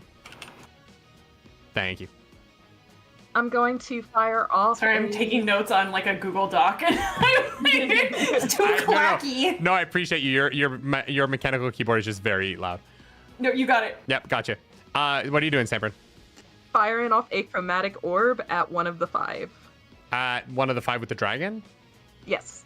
Do you have 90 foot or 60 foot range on that? Yeah, you do. Great. I have 90 foot. Great. Yeah, you're good. Yeah, roll an Let's- attack against the draconic spirit, one of the draconics. Okay, that's gonna be. Let's go. Lightning. 3. Max. That will be 16 lightning damage. 16 lightning damage. Okay, yeah, that one is vaporized. There are now 4 dragons underneath. As what energy did you send? Lightning. Lightning, yeah, it crackles with blue light as its green skin just gets melted away by the flash heat of lightning passing through its core. And that's your action. What do you want to do with your bonus action and movement? I'm gonna hang out. And Don't attack Breeze Dragon! Nice. Okay, that is going to be Dice Cream. It is your turn. You are the last to go before these 30 Draconics are going to attack our friend here. So what are you doing? Okay. Mm-hmm. I see all this happen. I try to suggest that we fall back, and Raylan, ever so eager, says, "Fuck this, no!" Runs in. To be fair, Raylan also didn't have a turn in time. Correct. Yeah. But more like, I think we should fall back and start to like waddle my massive gun form back. Like, what are you talking about? Just like, Yeah. got rushed at, and I'll just look and go, Raylan, and just get like first pit of emotion you hear out of Elliot's voice, and just go, instead of a no, it's just like the old 90s modem sound, just that's like my scream when I'm upset. And then I get out of my cannon form and just put my fist up, and the hand kind of disconnects to reveal a hole, and this little tiny rocket goes over to where Raylan is, and a bunch of confetti falls into this like glitter silver dust and falls onto Raylan and slowly starts to create a sphere, as I'm going to cast Alatuk's Resilient Sphere around them. Okay. What is that? Basically, nothing can harm you. No physical objects, energy, or other spell effects can pass through the barrier in or out. You can breathe in it. The sphere is immune to all damage, and a creature, object, and sign can't be damaged by attacks or effects originating from outside, nor can a creature inside the sphere damage anything outside of it. It's considered weightless, and you can move around in it like a hamster ball. If you choose to fail the save, it happens. If you're too stubborn and you're like, no, I don't want that to happen, you can make a save if you want. No, I'll take it. Okay. Yeah. All right. Oh my gosh, that's so exciting. So like this glitter falls and it forms this like invulnerable, like sick glitter globe around me. So, Yeah, like a Oh my Togo. god. so here's the deal. Holy shit. I'm above the table really quick. There is a wild magic surge on the table right now. That means that if Raylan dies, she gets automatically reincarnated. And I want that to happen. And so I'm going to Is that full HP and everything? Yeah. Oh, I thought it was like a 1 HP scenario. No, fully reincarnated as a new person. So here's what's going to happen. I'm within game, I want to make this make sense within the rules of the game. So 10 frightened friends of my draconic soldiers are going to run away from Raylan. Raylan, you do get an attack of opportunity on one of them if you would like to take a swipe at one. Yeah, I'll do an unarmed attack on one of them. Great, do it for me. Okay. A hit that is a natural 20, so 27. Dope. Okay, that hits. So that hits. Mm-hmm. And the damage is 7 bludgeoning, and then also that comes with an additional 8 radiant damage. 7 bludgeoning plus 8, so 15. Yeah. You fully smite one of these motherfuckers as you bring your weapon down. What is your weapon? No. This is an unarmed strike. Wait, how are you doing that much damage unarmed? Because I just am able to. I'm a fighter. Like I'm just good at it. Oh, I'm a paladin. I'm beef. Okay. Yeah. But what weapon? But like an unarmed strike is just your strength score damage. It would only be like 4 damage, right? So what is doing the damage? It's my fist. I rolled 1d6 plus 2 bludgeoning, and then the extra 8 damage is radiant because I'm a paladin. does like an extra Sick. radius, so my fist All right. like glows I cast basically. So it's fist. just my big I glove. love it. Yeah. All right. Yeah, great. One yeah, so tries to you run past me, and I just like funk from on top of the motorcycle. Oh, and I actually have advantage, but I don't need it. I rolled a 20.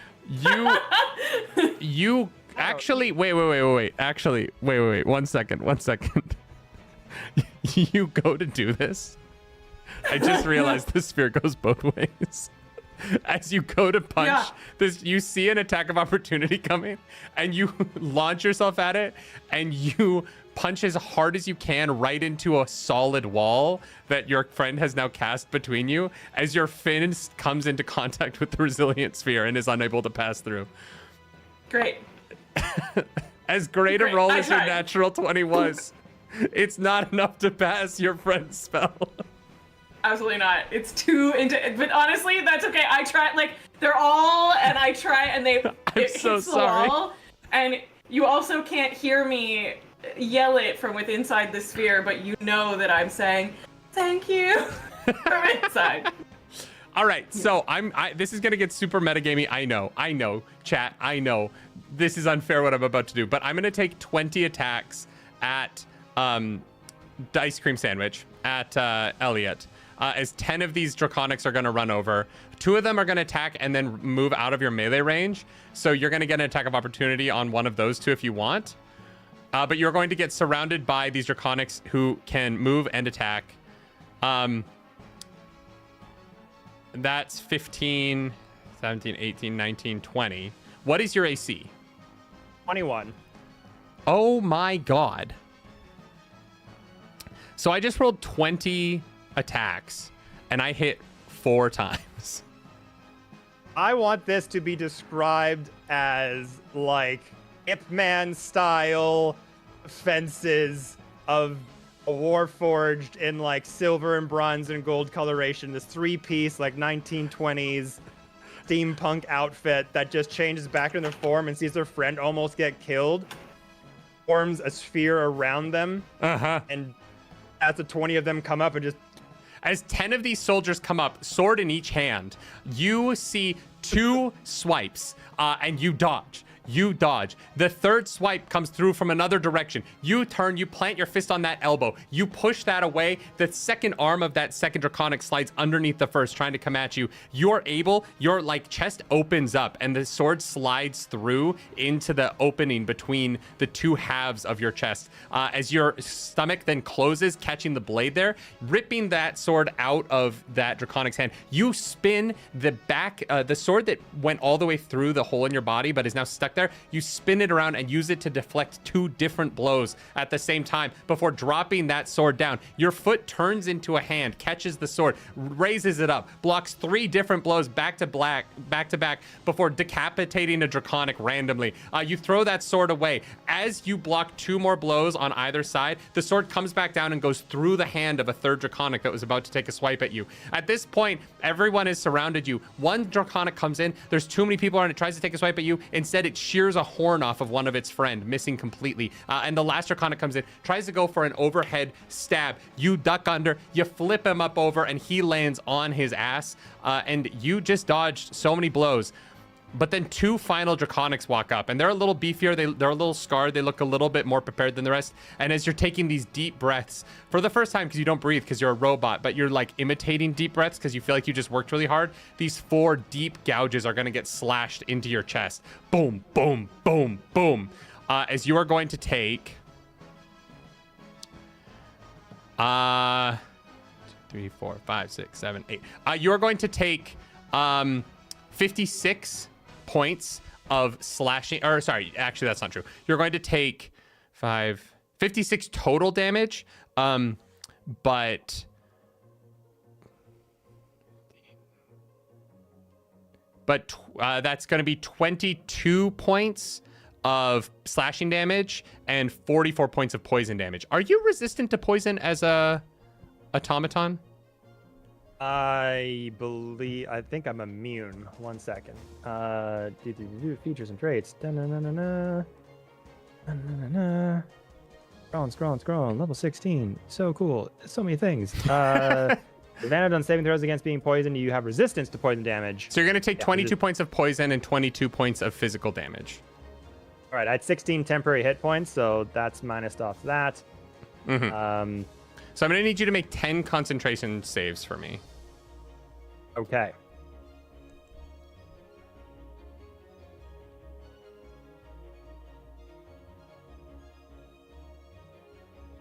Did you say 10? Sorry, 4. I need you to make 4 concentration saves.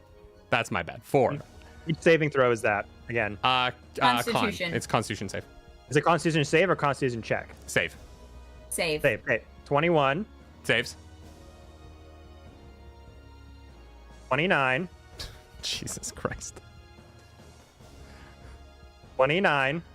What is your bonus to con?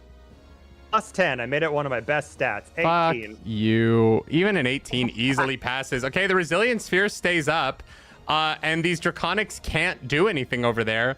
And so the remaining 20 of them are going to leave Raylan and her motorcycle alone. I guess we're not getting a reincarnation. Sorry, chat. I tried, okay? I metagamed like fuck, but I have to play by the rules. And so I still have a turn coming up. I can still fuck this up in all sorts of ways. Don't you worry. You can't do anything. You are in a bubble with your motorcycle. You literally can't die. Like, unless we have 10 rounds of combat. They have to get out of it at some point. Well, maybe someone just has to donate another action surge and the bubble goes away. Or not action surge, I can also choose to like leave the bubble. No. Like I can no, do it you safe, actually right? can't. Can I save to get out? I think that once you're in it, I don't think you actually can. Oh shit! Okay. Dice Cream can drop it, but once you're in the bubble, there's nothing you can do. You're literally if you stuck. want to die, I'll drop it. No, I don't want to die. No, work, absolutely and not. then No. You're good. We're good. We're good. I don't want to wait. Absolutely not. Like you literally can't do anything. Which is so funny. So yeah, This is amazing. This is amazing. The other 20 of them are going to leave and come and attack Brienne and Samperin. So we're gonna get 20 attacks on both Brienne and Samperin then. I have Sanctuary on me. Shit, I guess I'm just gonna drop 40 attacks on Samperin then, as everyone else runs away. No. As they're like diving into attack and then running away and then diving into attack and running away.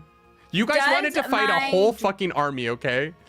Does my dragon get any attacks of opportunity? No, these are the ones that were around Raylan. The dragon is it's literally 60 feet ahead of them. My AC is 17. Great, good to know. So bad. So that's 1 hit, 2 hit, 3 hit, 4 hit, 5 hit, 6 hit, 7 hit, 8 hit, 9 hit, 10 hit, 11 hit, 12, 13, 14, and then a crit. So that's 15, 16. Oh, 2 crits, 17, 18. So that's going to be 18 hits, which is 36 d4 plus 36 d6. I would like to Silvery Barbs the crit. Okay, see, Silvery Barb was one of the crits. So that's going to be 35 d4 and 35 d6. Insane. Do anything? Oh my god. I have to remember what happens if you go to 0 health. Let me really quickly roll 35 d6.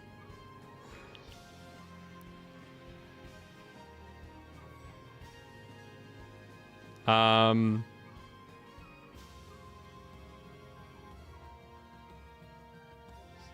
2, 1, 2, 3, 4, 5, 6, 7, 8, 29, 30, 31, 32, 33, 34, 35. You're going to take 219 points of damage. What? Does the fact that a bunch of them are still frightened mean anything? Yeah, some of them would have disadvantage. So you know what? I will say I'll roll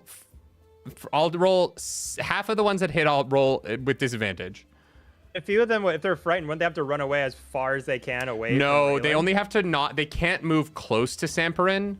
And they. Raylan. Sorry, they can't move close to Raylan, and they attack with disadvantage. And they can only do like one thing per turn. So it says they can move or attack or have a bonus action. So with that, 3 of them miss. And so damage is down to 198 points of slashing and poison damage. As My health is 195 right now. Oh, because you're a giant eagle, right? Yeah, I get 48 temp HP in this wild shape form, but Wait, if you go to 0 in wild shape, don't you just turn back into yourself? So you watch this giant eagle is just getting hacked at by dragon swords. They pop back. Suddenly there's a tabaxi. Before the tabaxi even falls completely to the ground, there's still swords hacking at them. Most are missing, but a couple are connecting through, ripping at flesh. And you watch from your sanctuary, Briony, as your familiar, your tabaxi familiar, drops unconscious as they are now at -3 health. No, I thought they like popped out of their wild shape. You only killed the wild shape. The wild shape only has 48 health. Wild shape, I think it pulls back. It pulls into your own health after that. Yeah, so you keep getting hit. It doesn't. You pop back and then you keep getting hit. What is your? So I have my regular. I have my max regular health as a moon druid when I wild shape. So my max regular health is 147 plus the 48 temp HP, but that is technically the health of my wild shape form. So now I have been knocked out of wild shape, and I don't remember if I do pop back in this form or not. You don't. It says if you your revert wild to shape your... doesn't have 148 health as a giant eagle. I think that's a It says 2024 if you revert rule. as a result of dropping to 0 hit points, excess damage carries over to your normal form, but you have as many hit points as you had before. I don't know how it works in wild shape. 2024, so we're playing by 2014 rules because I actually don't know the rules for 2024. But I think like when she goes back into her normal form, she has her normal amount of hit points. And Yeah, but you said that your normal hit points is right? 148. Yeah, So, I think it's a 145. 2024 rule change because in the 2014 rules you have 46 hit points, and then when it goes down, you go out of wild shape. Unless and go Moon back Druid to normal. literally The new has rules- a It's different for wild shape. Circle of the I think. Moon. Oh, maybe that's it too. Because I like the special thing about Circle of the Moon is that my wild shape health is my health. I don't have to take the health amount of the creature I'm wild shaping. That is handy.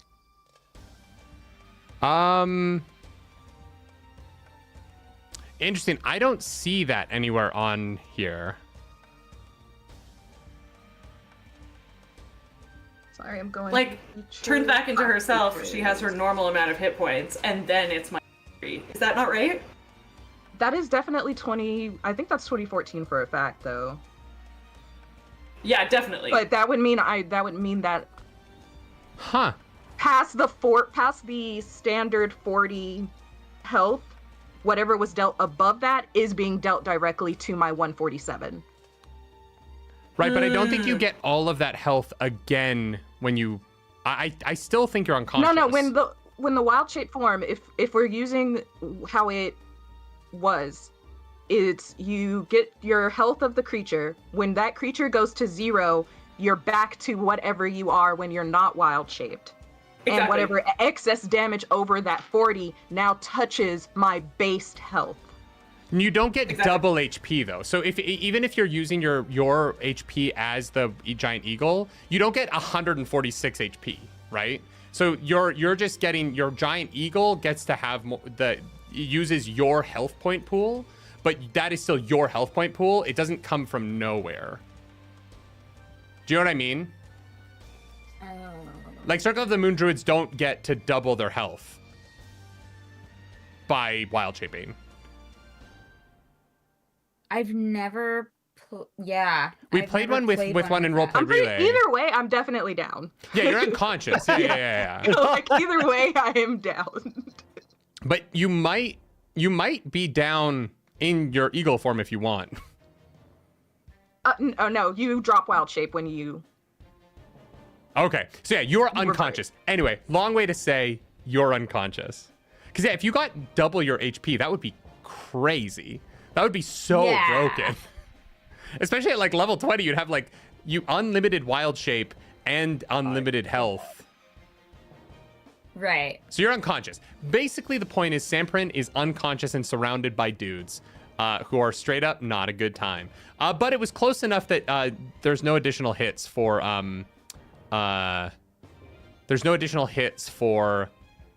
your death saves. So you are at 0 death saves. Because melee attacks at advantage would do 2 death saves automatically.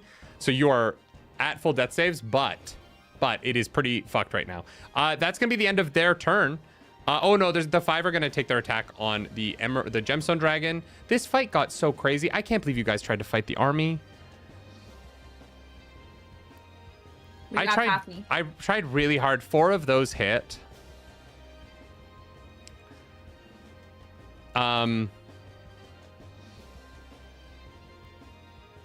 Your dragon is going to take 34 points of damage.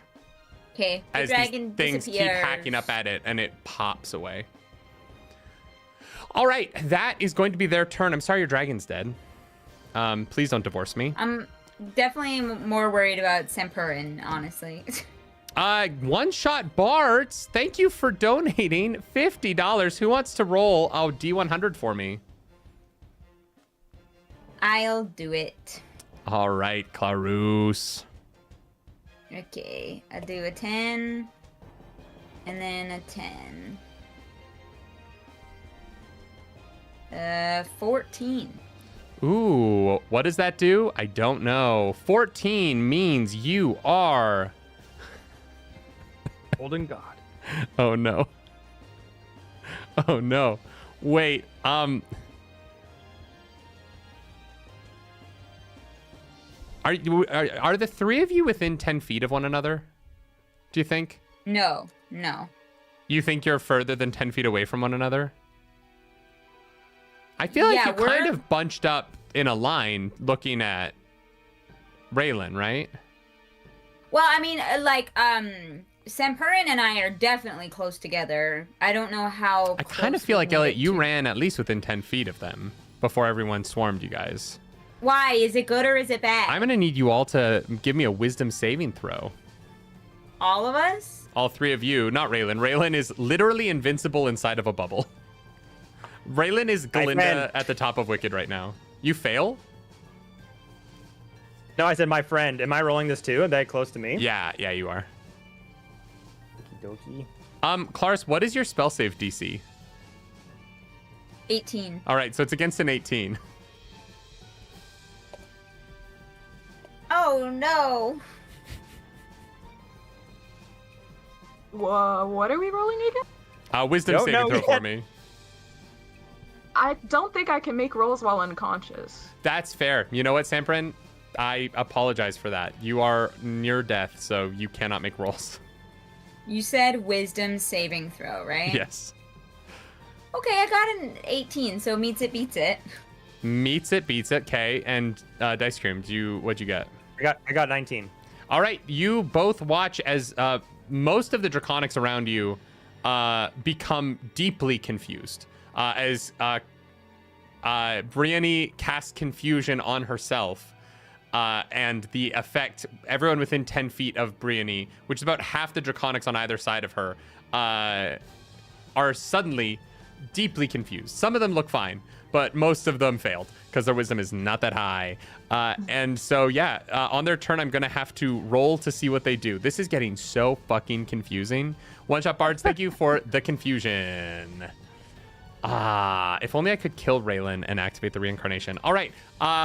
If anyone wants to add a creature to this fight, we could add like Tiamat or... my God. Yeah. Anyway, that is going to be Raylan. It's your turn. You're in the booble. I am in the booble. So it does say that the sphere is weightless. Yeah. And an enclosed creature can use its action to push against the sphere's walls and thus roll the sphere. Yep. You can absolutely do that. Like a hamster. But I am on this motorcycle also. Jesus Christ. But the sphere is only like a foot wide, so I think it's only containing it goes around you. It goes around it goes around you. You and the motorcycle are in the sphere. Yeah, if you're on the object, it perfectly makes a sphere around you and whatever you're on. Okay, so I can hamster ball my way forward. You here. can drive your motorcycle to spin the ball. Can I run someone over? I'll let you roll for it. Yeah, okay, cool. What do we think that would be? If you use your dash action to like go full speed towards your friends, I will let you roll to see what happens. However, if you roll a natural 1, I am warning you there will be consequences. Yeah, that's fair. That is super run over fair. Sam Prin. They're so hurt already. Yeah, absolutely. I'm gonna drive the other way, I think. Great. Okay, great. what am I rolling here? How am I rolling for this? Should I just roll a d20 and see what we got, or should I what do we? You roll a d20 think this for would me. be like dexterity, or okay? You're rolling straight d20 right now. This is We're pure rolling luck straight to here. see what happens as you try and drive a ball with a motorcycle like my youth. Well, the not young fantastically is the answer. It's a 3. Which I guess not Came down in a surprising. bubble, Doug. You watch as you hear the loudest noise.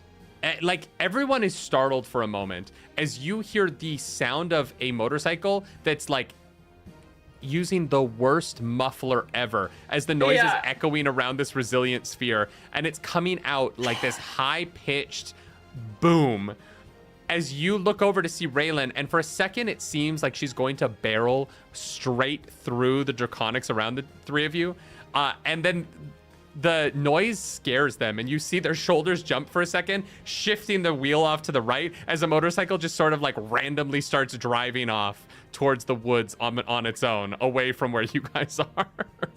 Great. So now it's gonna look like I've just decided to fuck off. No, I and think leave everyone everyone, in the dust because I have my sphere. even the confused draconics are like, wow, she fucked up. Okay, That good. didn't go well. Okay, good. I'd rather it look like that. That's great. Okay. I saved my friend. That's the end of initiative. I've been waiting for this moment because I've been very excited. From the tree line behind you all, I was joking about Tiamat joining the fight, but I wasn't.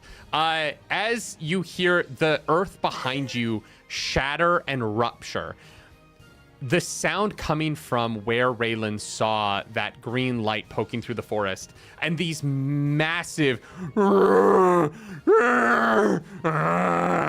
noises of beasts unlike anything you have ever heard before in your adventuring careers, as massive draconic heads poke their way out above the trees behind you. You see 5 heads of different colors appear coming out of the tree line. Massive shoulders, these front paws, these 150-foot wings come and spread themselves out across the night sky as the great Titan Tiamat erupts out of the earth from the spell circle. Upon her back, you see, helmeted with a dark blade across his back, Lord Soth, wielding a green rod piece that seems to be anchored into Tiamat's back, as this gigantic dragon steps up over the trees and points all 5 of its heads towards Kalamon City. Claris, it's your turn. What are you doing? Wow. Okay. We had to get to the rod at some point, and this was always the plan. I'm not joking. This was always the plan. So yeah, Tiamat's behind you. What are you doing? And Lord Soth is riding it like a fucking... Great. I'm gonna look at Tiamat and be like, oh, I thought you'd be taller than me. Fuck you. Fuck you.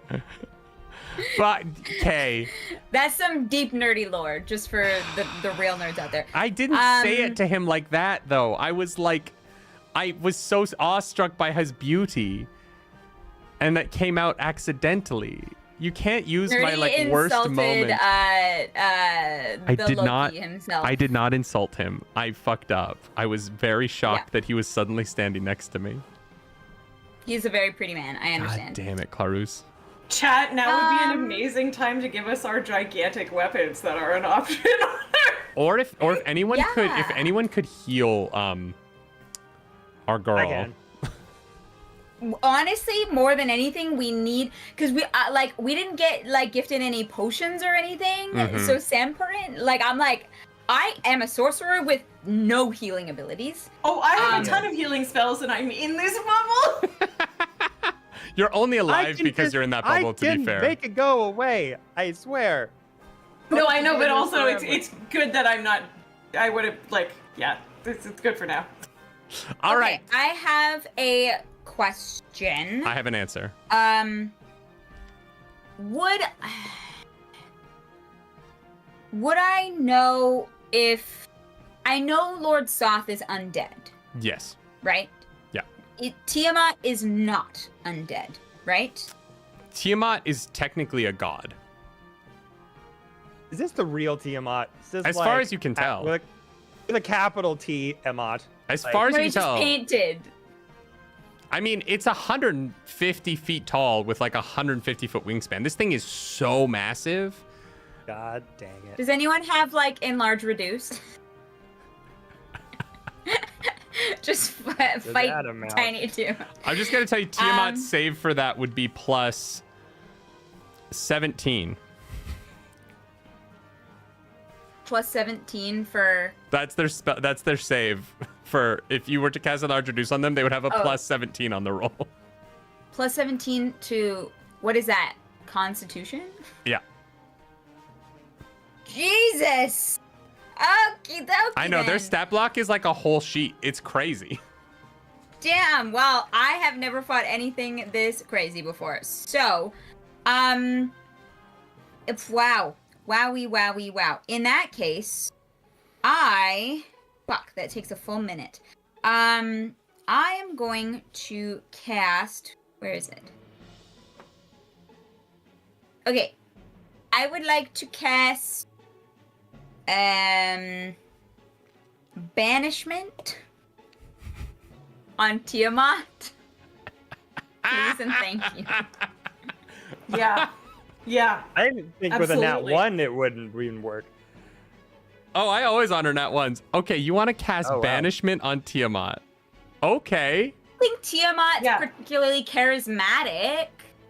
Yeah. So what is your spell save DC?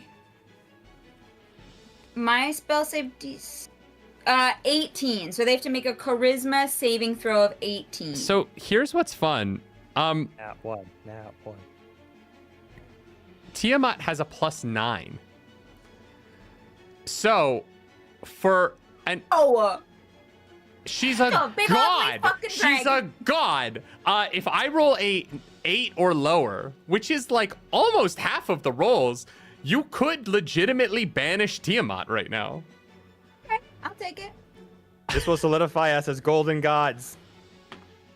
That's a natural 20. Oh no! It had to be the highest possible one, right? Like. Yeah, it that is what happened to a god. Yeah. Well. She also has 5 legendary resistances, so like she could have just used one of those, but that was very funny. Yeah. Okay. Fuck. Okay. Well, I'm just gonna be like look around and be like, God damn it! I'm gonna try and and it just like fizzles away, and I'm like. One thing you notice upon casting a spell is that Tiamat does not notice at all. Brushes it off, but doesn't. None of the heads turn towards you. It like pings off of them in a way that is like, they don't become like fixated on your battle immediately.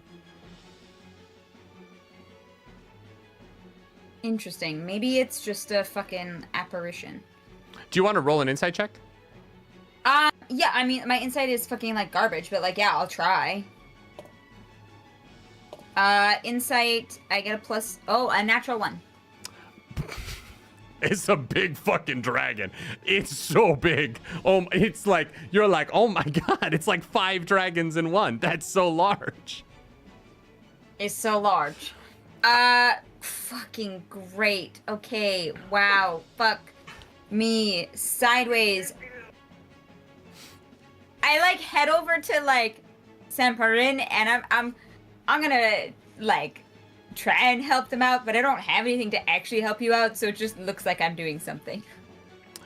All right. It is now Samprin's turn. Samprin, I need you to roll a death saving throw for me. Oh. Just don't roll a natural one. Oh, you get an advantage from our brilliant ruin. Our brilliant ruin. Yo, what's up? Hey.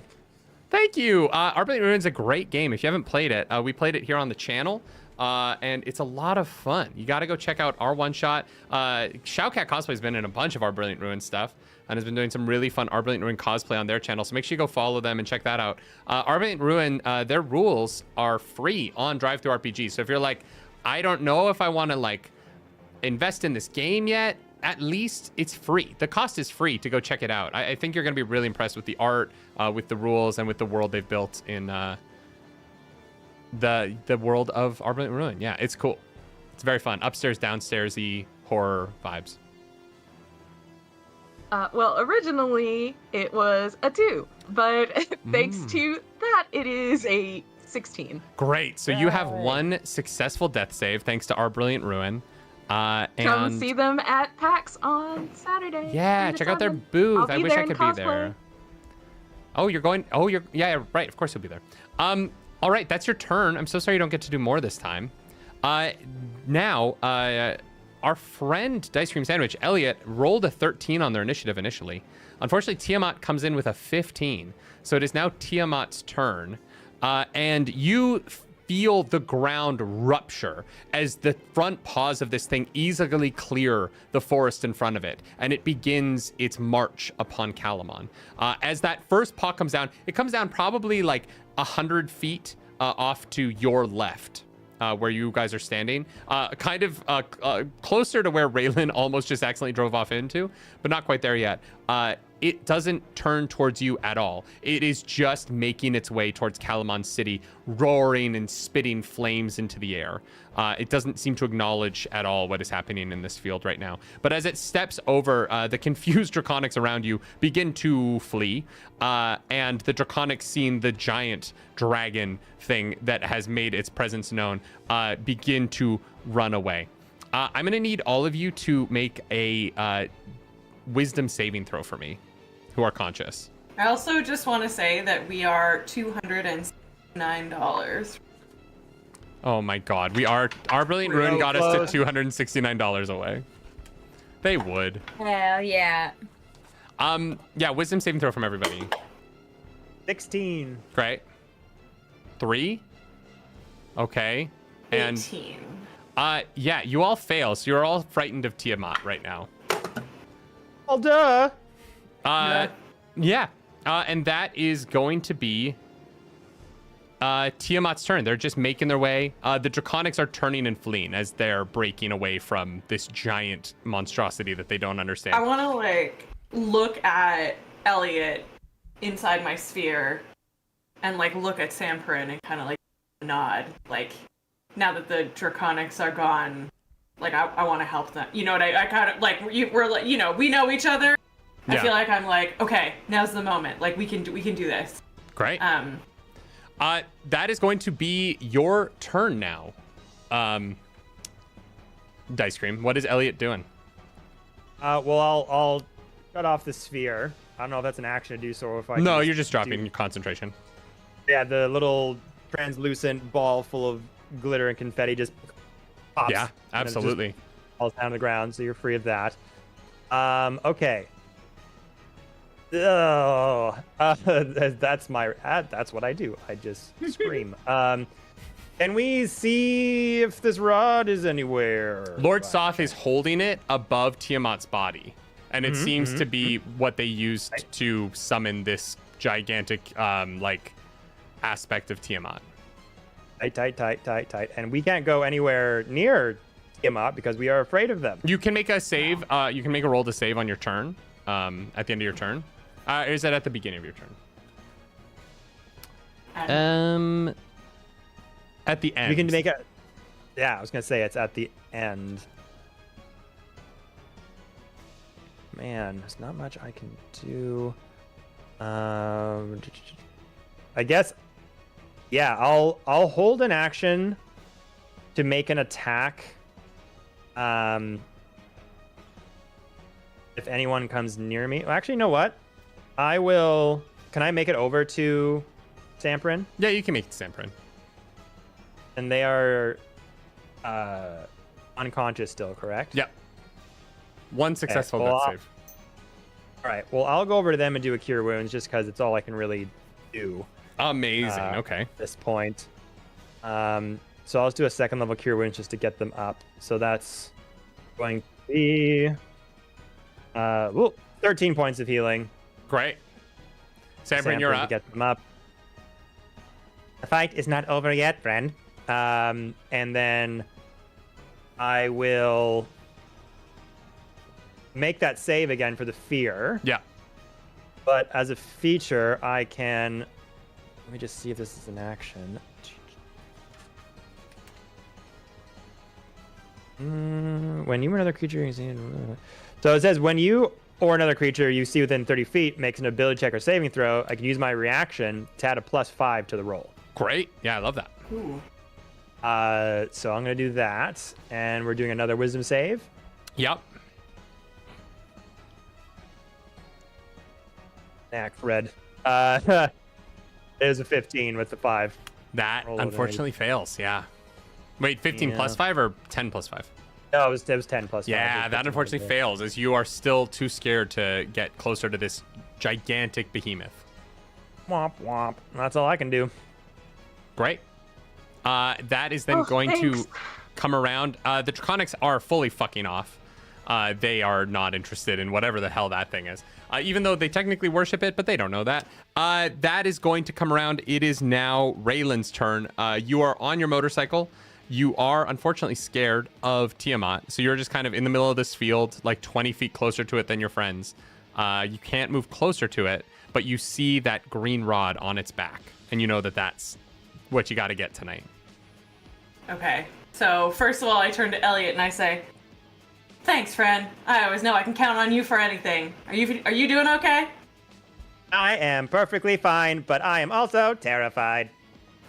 Me too, buddy. Me too. And then as a bonus action, I'm going to, to use my movement to, well, unless Samperin is closer to Tiamat, but I want to get close enough to Samperin's Samperin behind that you. I can.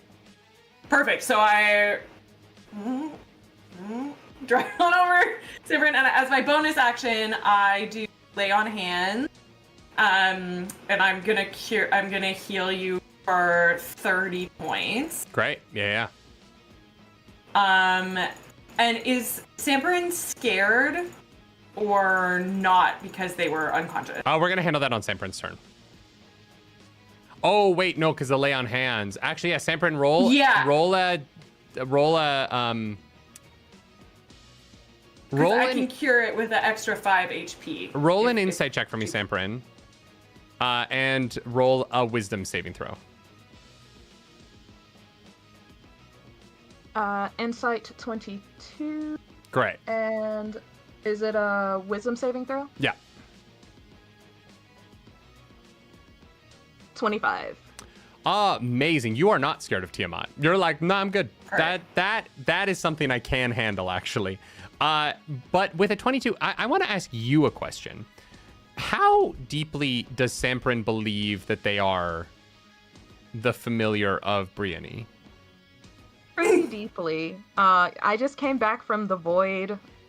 I've been there before and then have popped back. So you're it's been all dark. Yeah. But I'm back now.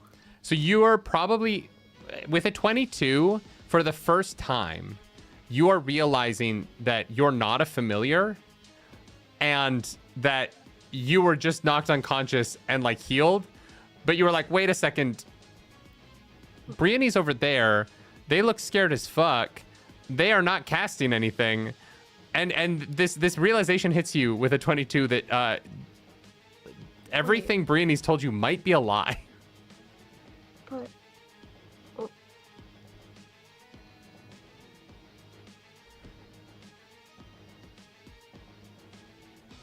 I will have to contend with this at a later point. Because that's a multi-dragon. Mm-hmm. It's a problem for future Samperin. Yeah.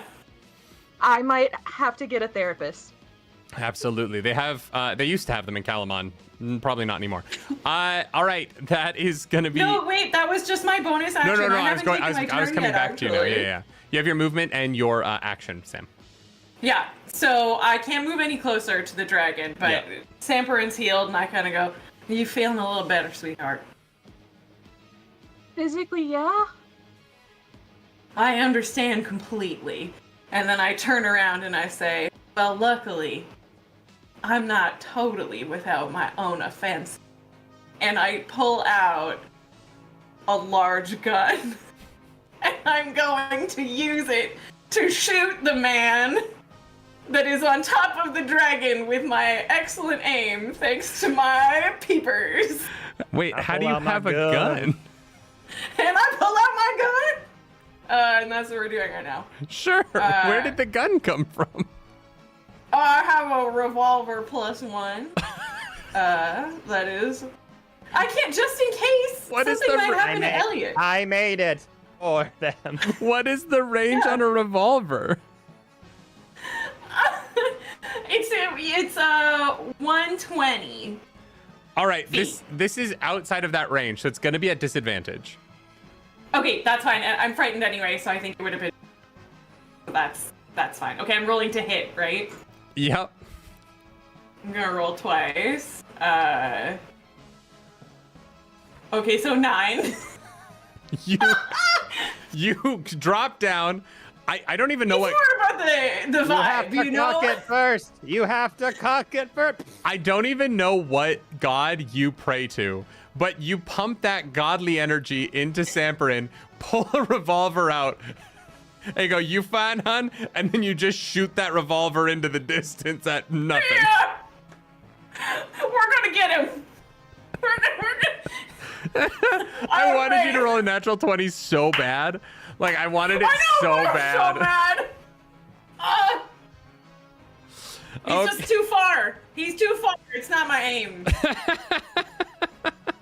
It is too far. Okay. It's too far. That's gonna come around. Clarus, it is your turn. You are still scared of Tiamat, but it is the beginning of initiative. So I can't move closer or I can't attack? You can't move closer and you attack with disadvantage. Okay, well, then I'm gonna attack Lord Soth. Do you have anything that can... I mean, it's 150 feet tall, so what do you have that can shoot like 300 feet? 300 feet. Oh, well, okay. Look, I have... Sorcerers, with Spell Sniper, it's possible. Yeah, I'm like, what did I take for my... Because pretty sure I took that, but my sheet just won't, it won't, like... You know, I would like to... No. This is why I stick with MacBooks. They're just better. Wait, did Raylan roll to try to see if they weren't afraid anymore? Oh, thank you, Dice Cream. Yeah. Oh, shit, I forgot. That's right, I can do a wisdom saving throw. I remember... Also, I was going to ask... Oh, yeah. Go. I was just going to say, I was going to ask, like... as I look at the dragon, I want to know if I notice as well. Like, while I'm... The big thing that stands out is it is so focused on Calamon as it's beginning to pass you, and Lord Soth is up there holding that rod, like, in front of him, like, directing it. That's a nat 20 on the old wisdom save, so... I was going to say, pass. I want to add... You pass? Now Okay, a nat 20. Yeah, nat 20 is always gonna... Yeah. We got a donation for an immediate action surge for Raylan, so go again. Oh, what? I get to go again? Shit. Unfortunately, all I have is gun. Also, thank you so much. Well, no, you're not scared anymore, so you can actually move now. Or you great. Well, I mean, yeah, whatever. Yeah. Do what you want. Yeah, well then I'm gonna gun it. I'm absolutely gonna gun it. And be like, don't you worry. Don't worry, folks. I'm all over it. And I'm gonna gun it as close as I can get, and I'm gonna try to shoot this bad boy again. Great, give me a roll. You're still at disadvantage because of the range of a revolver pistol trying to shoot up a 150-foot dragon. Okay, no, that is honestly so valid. I love the energy, God, and I love the action. I want you to hit more than anyone in the world. My first one was a 22, but my second one was a... A 15 does not hit, but you get closer. Oh, but thank you. You actually hit yes. Tiamat this time, so but it just pings off its hide. It doesn't even connect. I'm trying. Thank you. But you're closer. Here's what I will say. That's technically Raylan's the end of initiative. Y'all watch as Raylan guns it. And just because of the size of Tiamat and the distance to Lord Soth, you all realize that getting closer to this thing is going to take some time. And so there's about a minute of time that passes. You all adjust. That minute, your frightened all ends. And you get close enough behind it. You're about 120 feet from its tail as it's swooping back and forth. It is ahead of you heading towards Kalamon. And your frightened presence, as you're all trying to catch up, the frightened presence is gone. You're all used to it now. And so we're going to say that that's where we're picking the action back up, is with you all behind Tiamat getting ready to go after him. If this is allowed, you said it. We took a whole minute. May I cast a spell that takes a whole minute? Yeah, absolutely. Holy shit. All right. Then in that case, I am where is it? I am conjuring a Shadow Titan.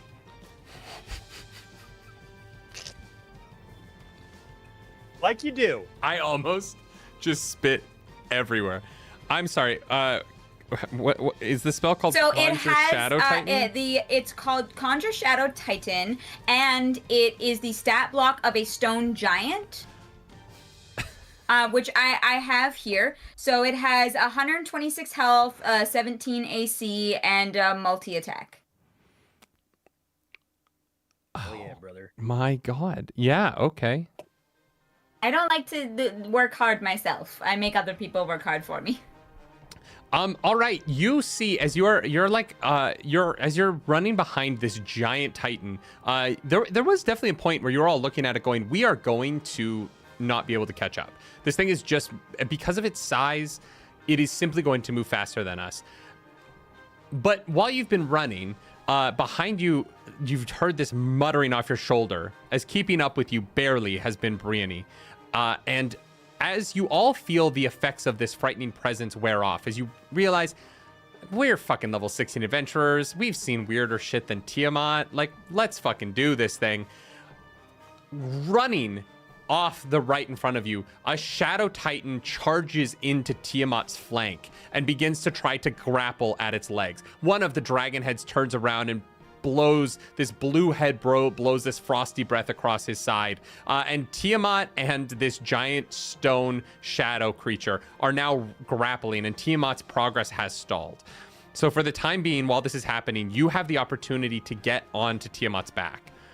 What are you going to do? Within that Get in the sidecar. Get in the sidecar. Sanford, what were you saying? Time frame, would I have been able to drink my potion of advantage?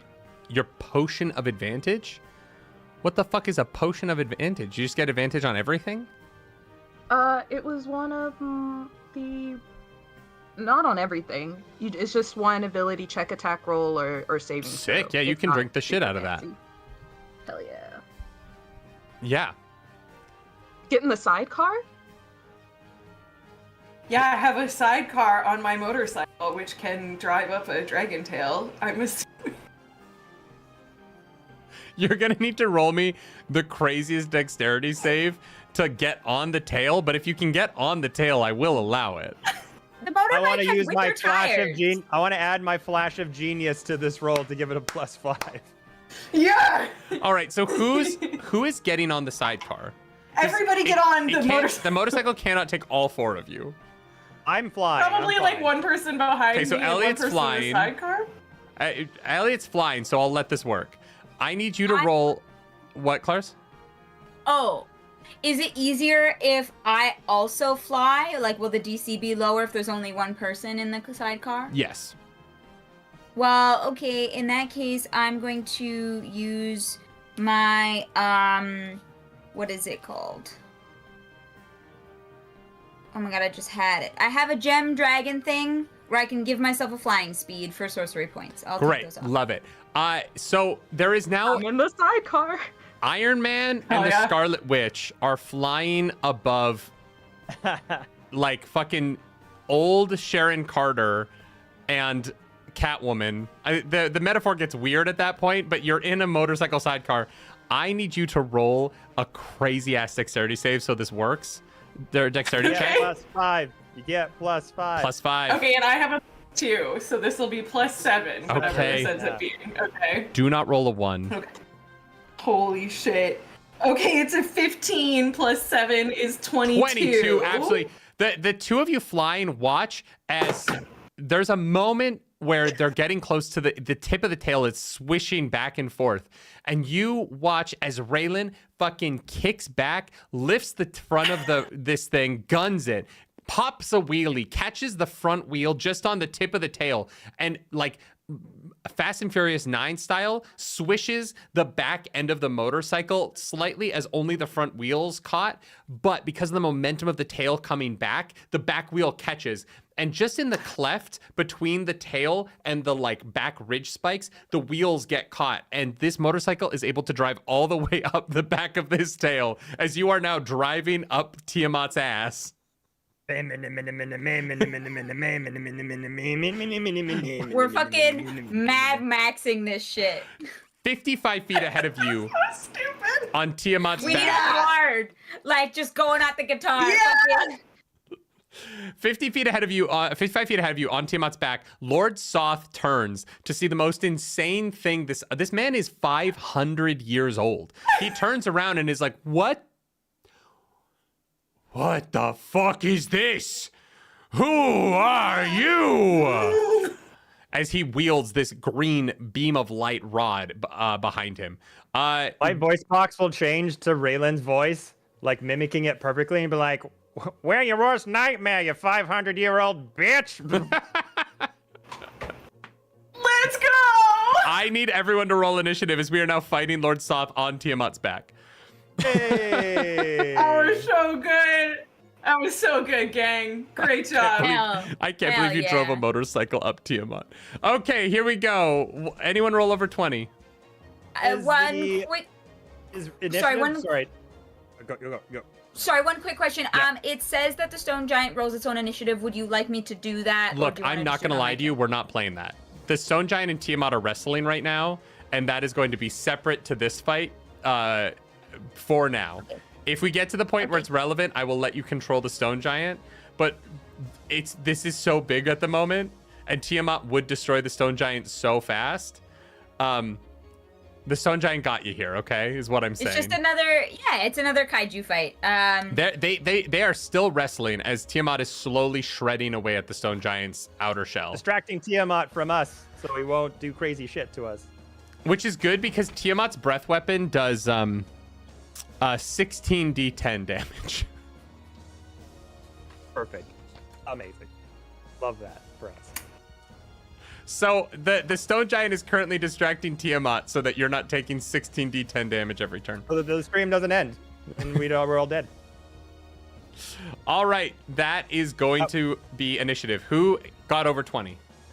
I was gonna ask, just quick, is initiative an ability check? Technically? Yes. Or is it its own thing? No, it's technically an ability check under Okay, dexterity. I want to think. use my flash of genius to put a +5 on my initiative. so Go it's for it. Yeah, I 21. love that. 20 exactly. Dirty. 20, great. Anyone else over 20? Great. Anyone over 15? No? What did you get, Dice Cream? 21. 21. Okay, so you're first. And then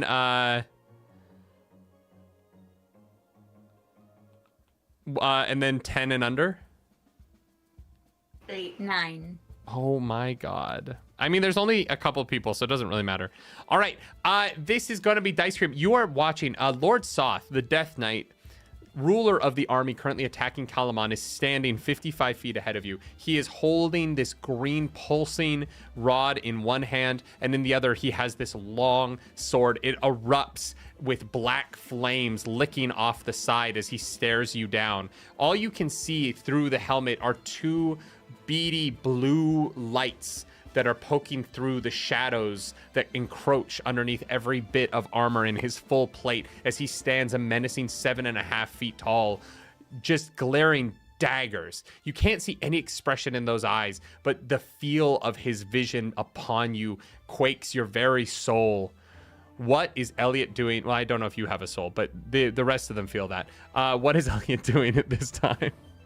Aelin tells me I have a soul every night before bed. As we're like rocketing in and the motorcycle's going up the back of Tiamat's tail, and the Scarlet Witch, as you said, is beside me. We're all just kind of going in, just kind of rocketing forward, and I want my armor to start changing again to be a bit more rough and coarse, and kind of starts to shift to become more like a rock'em sock'em robot. We're just like almost like a battering ram with like two arms and 2 legs, and the face stays the same.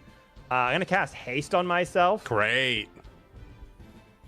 Which gives me a bonus to AC, so now it is 23. Amazing. AC, and I get advantage on dexterity saving throws, an additional action. I want to pitch this to you. Pitch it. I use my action to dash, so I am just one massive, speedy battering ram off Lord Soth. Can I attempt to just grab him and knock him off Tiamat? Yeah, absolutely. Fly with him off of it, and then drop him however high we are if the save succeeds. Oh my god, wait. Yeah, I don't think he has, like... Yeah, go for it. Okay. I'm leaving up to you to see what I should roll for this, if it's going to be a contested strength, or an attack, or... Roll an attack first to see if you hit him. All right. And then we'll go from there. So I have some attacks. My main stat would make my attack a +10. Yeah, okay. So if I just roll d20 +10... We'll see if it hits, and then we'll go with a grapple from there. But you have to hit him first. Okay. So we'll just roll a d20 +10. No, I got to use a real dice for this. I feel like I don't want to leave it up to the machine. Leave it up to the machine. Machine's on Soth's side. I would choose my own fate.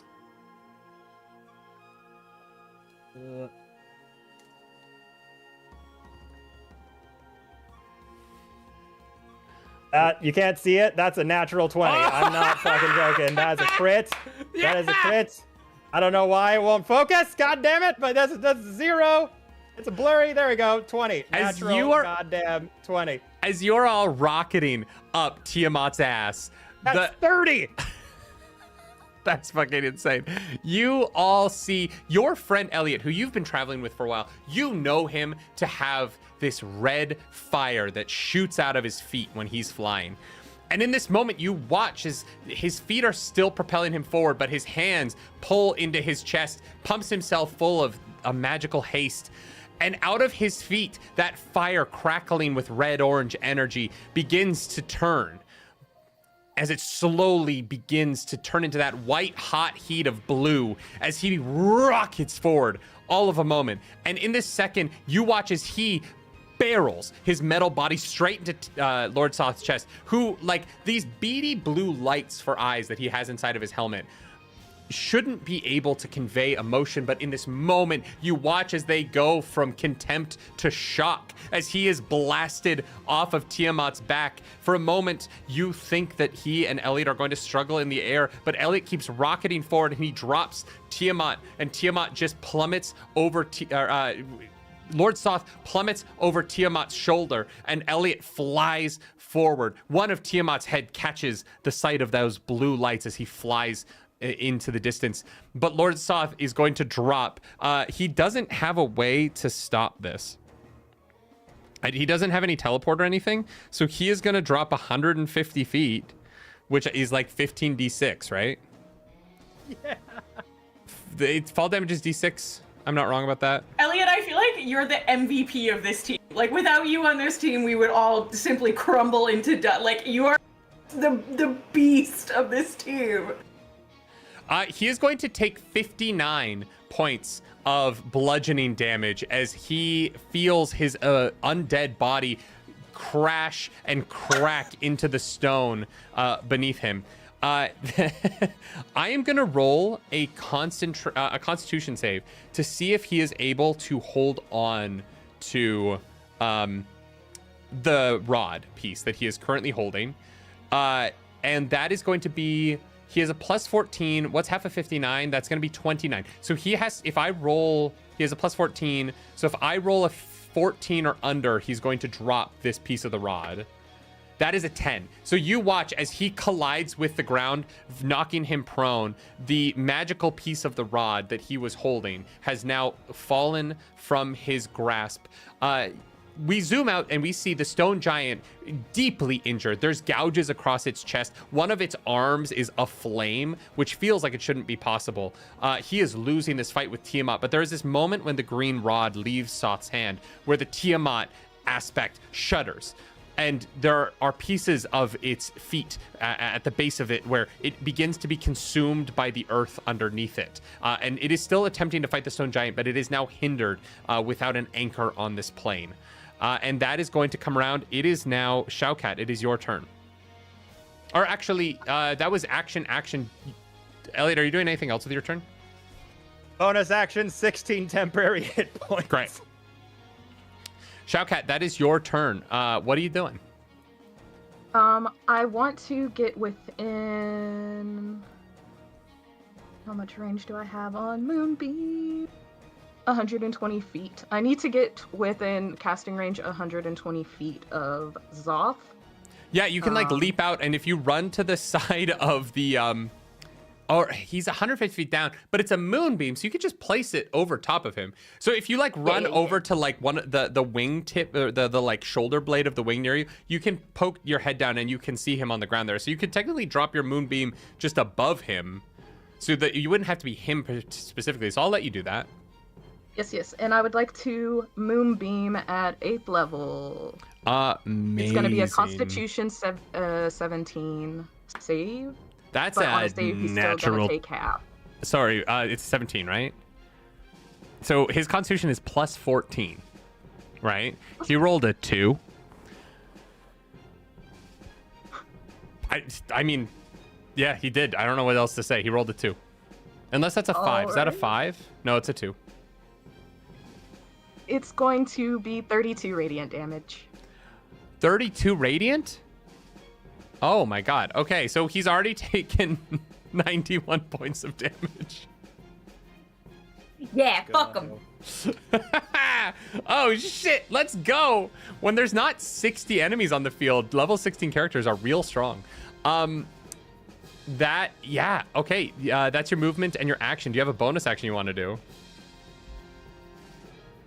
I'm gonna go ahead and bonus action. Nope. Great. I'm good. Awesome. Moonbeam, are there any effects of being in it when your turn starts? Centered on a point. Constitution takes it. If he were shapeshifted, then he reverts and can't shapeshift. Or starts its turn there. No, so I have to roll another Constitution save because it is now Lord Soth's turn. That's a 14, so 28, so it's going to take half. So I need you to roll 2d10 for me. It was at 8th level, so would it... Yep, nope, you right. Roll all those 36? dice. 26? 36. Guys, Lord Soth's supposed to be hard. Okay. I died. You didn't die. You were knocked unconscious. You were briefly knocked unconscious. Nobody's dead yet. Not a familiar. Death is real. All right. Well, that's his turn. Or that's the start of his turn. He is on the ground, so far away from you guys. He's gonna get up. He's gonna grab that piece of the rod, and you feel Tiamat solidify and begin to pull its feet out of the ground again, as he is going to have control over Tiamat once more. and he is going to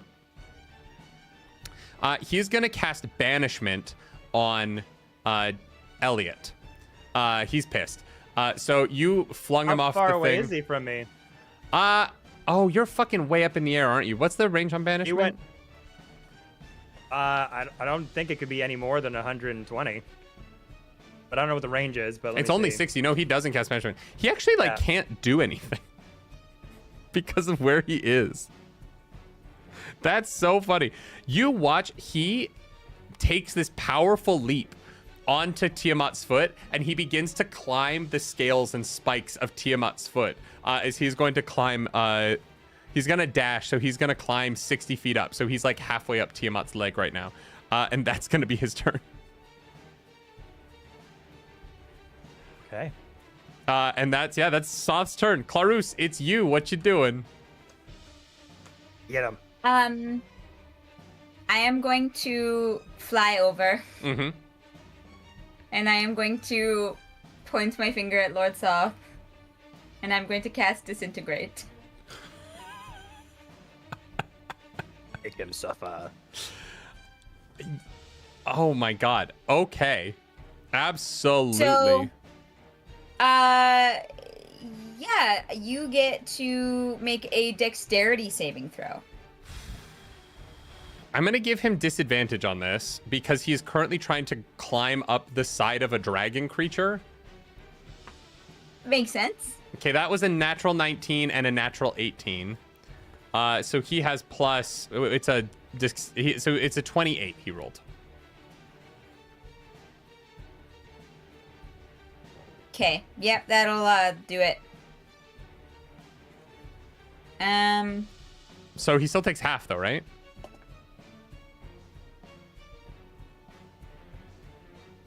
No, he doesn't take anything. So. No, No. he passes. So sorry. That's okay. Pop that over. That plus 10 is mean. I mean, it's a very powerful spell. Yeah. I kind of get it. I kind of get it. Well. Fuck. Bonus action movement? Yeah, I guess I will just use a sorcery point to make one of my cantrips a bonus action because I can't do 2-leveled spells. Right? Great. Yeah. So let's do. Like, what's the most fun? Probably Hellfire. Mm-hmm. So, eruption of smoldering hellfire around a creature you can see within range. The range is 120 feet. So I feel like. Yeah, you're good. With him climbing up, you're good. So charisma saving throw. He's got to pass 18. Amazing. He has a plus 14. He rolled a natural 1. Yeah, okay. So because I am level 16, it is 3d4 fire damage and 3d4 necrotic damage. He is immune to necrotic damage. Aww. He is the Death Knight, you guys. That's his one thing. You've done 127 damage to him already, okay? Let me have some toys. Well, I do another 6 damage. So. You know what? You're helping the team. You're helping the team. That disintegrate would have been huge. Yeah. All right. Yeah. That is going to then be Sam. What is Raylan doing from the back of her motorcycle on top of this 150-foot tall dragon? Okay, give me a little bit of a rundown here about. So he's climbing back up the dragon. He's halfway up Tiamat's front right claw, front right arm, climbing up towards y'all. You are a little behind the right wing. You can't actually see him right now, but based on where everyone else is popping their head over that side to shoot their spells down, you know where he is. Did he take the staff, or is it still in Tiamat's back? No, he dropped it when he fell, and he picked it back up. So he's currently holding it in one hand. Okay, so he has it. Yes, so he does. I want to. So he's trying to get back onto. He's coming for you guys. He's pissed. Yeah, no, that makes a lot of sense. I am going to. I'm assuming that Samperin like leapt very gracefully out of the sidecar. Yeah, like a tabaxi, Like, you know. Yeah. Okay, so I want to like drive the motorcycle as far as I can until like kind of it's looking like the end is coming, and then sort of like toss myself out of it and hold on to Tiamat on the back. And Great, yeah. Will shoot itself into, off the back into oblivion, onwards, mighty steed. I can always summon it again. It's okay. You watch as this motorcycle shoots off into the darkness, and as it explodes into like magical, mystical light, it is like a firework going off in the distance as this like beautiful array of blue and green sparks shoot into the air. It was of great service. Great. So I'm holding on. I'm like on the back of the neck. If I look down, I can probably see climbing up. Yeah, you can. Right? Like 100%. Okay, so I want to cast Hold Person. Awesome. Okay. So that he becomes paralyzed. Yeah, absolutely. Where he is. Okay, so must succeed on a Wisdom save.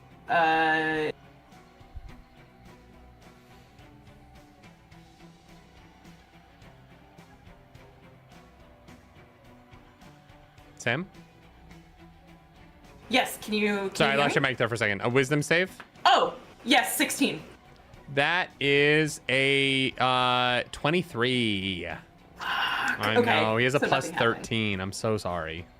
Plus 13. He is Holy the shit. Death Knight. Okay, He's the guy. good to know. No, Good the to know. guy, the guy is Frodo Baggins in a silver power suit. Okay, yeah, yes. Elijah Wood is the guy, but this guy's the guy. You know what I mean? Yeah. Okay. Where's worth a shot? Hey, it almost worked.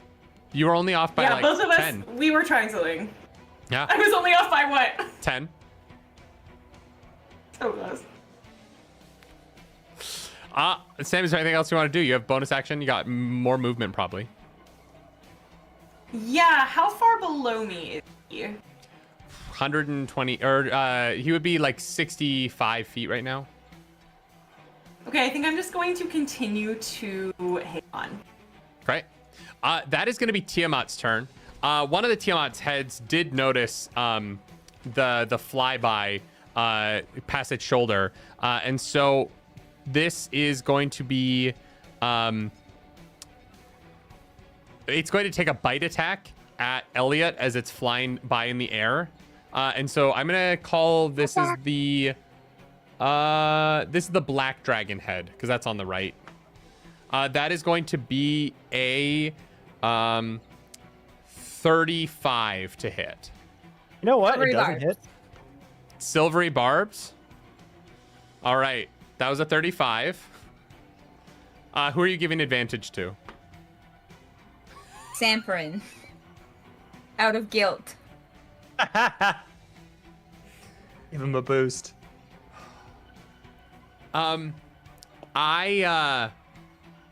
have a Crit, plus. didn't you? I have a plus 19 to hit.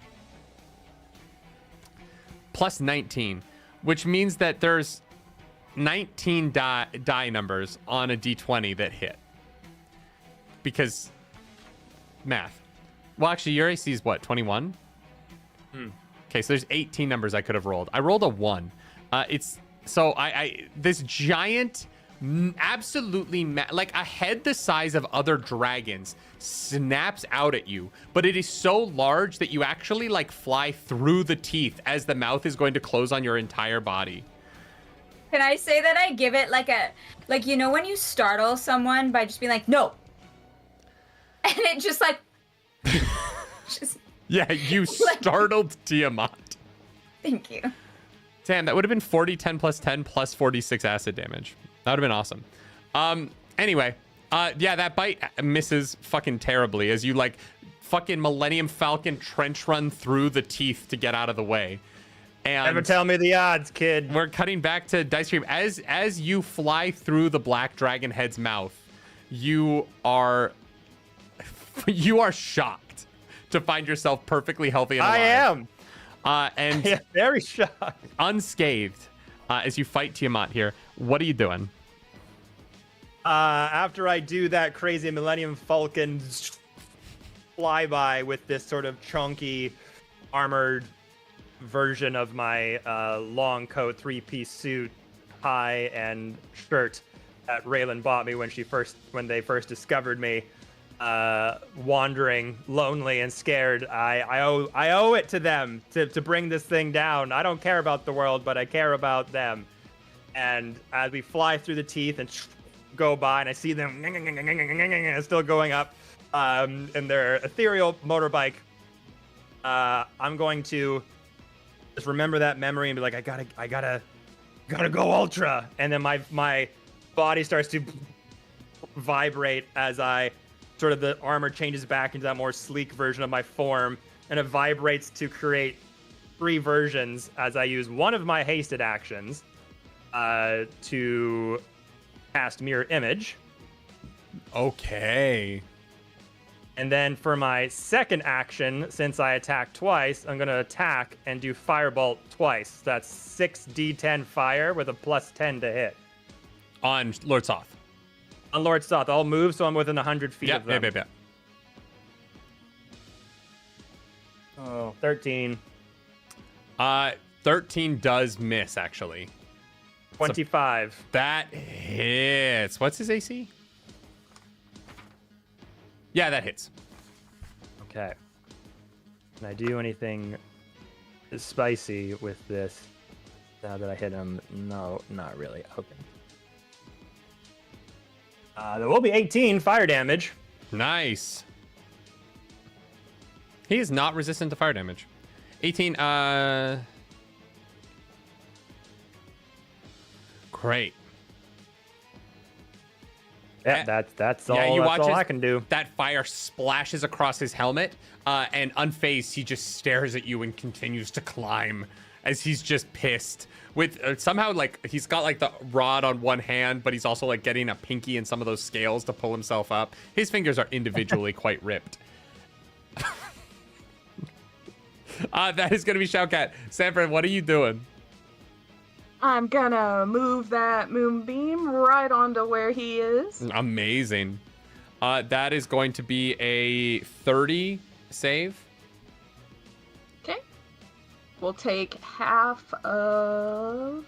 Is moving it half a of bonus 42. action? Half of 42. Okay, so 21 points of damage. Is moving it a bonus action or an action?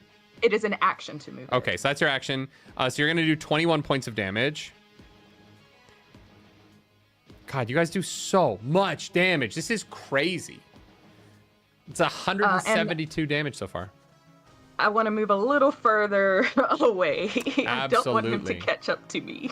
Yeah, for sure, for sure. He disappears from your view after you move, so he can't see you. That is now going to be his turn. Do you have a bonus action you want to do? Nope, I don't want to lose Moonbeam. Amazing. So none of you guys are within 20 feet of one another. The closest are probably Shoukat and Sam on Tiamat's back. The rest of you are, the rest of you are flying in random places.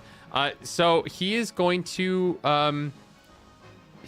launch his Hellfire Orb. He only gets one of these. But it doesn't look like you guys are going to group up to him. So he is going to launch it at Sam. At Raylan. Raylan, I need you to make a dexterity saving throw, 21. You got it. I'll add +5 to it. I'm like, does someone, How far? someone want to donate what is the advantage? range on Flash of Genius? 30 feet? Oh, shit. You're that's too not far. nearly close enough. Yeah, sorry. Damn. Okay, so I have a +2 on it. That's a How much? a 10. Yeah, so you take this Hellfire Orb straight to the face. You're Fuck. going to take 12d6 fire damage and 12d6 necrotic damage. That's probably pretty bad. That's probably pretty bad. Probably.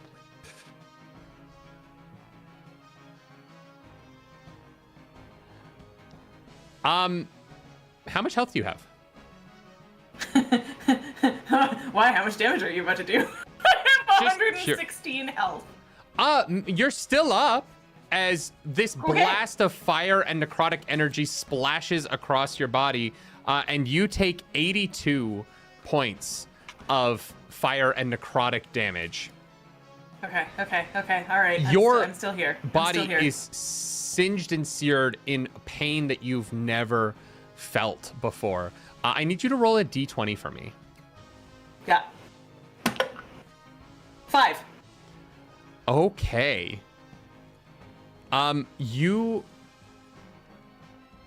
Because you took such a huge injury, you're going to take a lingering injury. Okay. With a 5, you develop a fear. You are now deeply, like, permanently scared of him in this moment, as you are going to have a lingering injury that can be healed, but the size of that damage and the pain that you feel is unlike anything you've ever felt before. And for the first time in your adventuring career, since you were a lowly level 1, 2, or 3 paladin, you are driven to the limits of what your body can handle by this hellfire orb as it connects with you.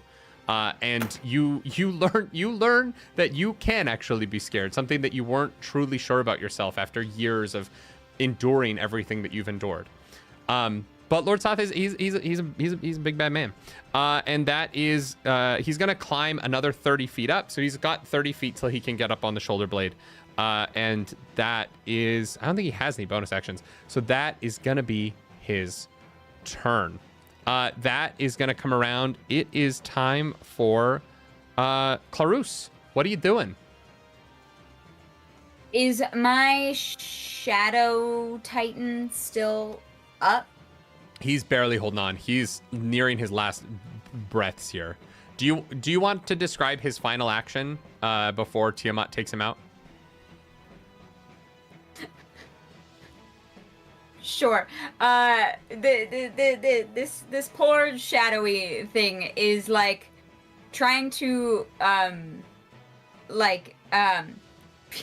feel like it's got like one of the heads in like a chokehold, and is like, it's like coughing, like it's whatever breath, whichever head, you know, there's like, it's got the red head and there's like fire being coughed out of it, and then the white head just comes down and like smashes through it and it like dissipates. Mm-hmm. And you know what? He did good. Oh no, I was saying what is his final action? Not what like his that's his death. That's great. But what's the last thing he does to help you before he dies? I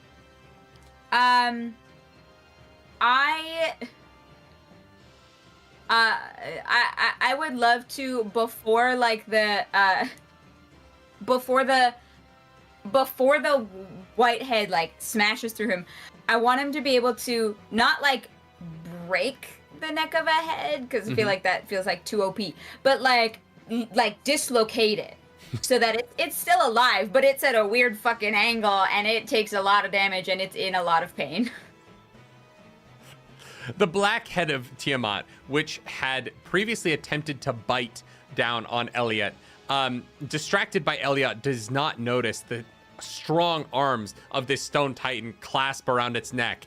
And as the stone giant is going to deal that killing blow to the black head, which is such a weird way to say it. It sounds like he's popping a pimple. To the black dragon head, he is snapping it. He hears the spinal cord in there begin to fissure as the white head comes through and saves the day. But as the white head pulls back and the shadow titan sprinkles away into dust, the two dark horns at the tip of this black dragon head have different snapping points, and neither is fully complete, as the black dragon head now hangs limply and slowly drifts to the ground and then bumps off the ground, then lifts itself back up with some effort, and it can still breathe at its acid breath, but it's struggling. Love that. Shaka, what were you gonna say? You said that he moved 30 more feet. He did not take the damage from starting his turn in my moonbeam. Yo, good fucking call. That is a natural 2. I don't know what the fuck's going on. I'm rolling fucking terribly. I want to kill one of you so bad. 46. 4d6? 46. No, that's what I said. Oh my god. I was shocked. 218 damage. You guys are cruising through his hit points. Okay. That is gonna be Claris. It's your turn. You just watch your Stone Titan dissipate. Tiamat is a little bit more aware of y'all on their back. So you might want to be aware of that. And what are you doing next? Oh no. I'm going to catch. What is this called? I'm going to cast Mental Prison, and I'm going to use sorcery points to twin it. So both Tiamat and Lord Soth. It says you attempt to bind a creature with an illusory spell that only it perceives. One creature you can see within range must make an intelligence saving throw. Because I am twinning it, they both make an intelligence saving throw. This is where your arcanic knowledge drifts out to target, and you realize something odd. Tiamat has 5 heads. Their intelligences are at least somewhat independent of one another, and so you can target one of Tiamat's heads, but you will not be able to capture all 5 in one spell.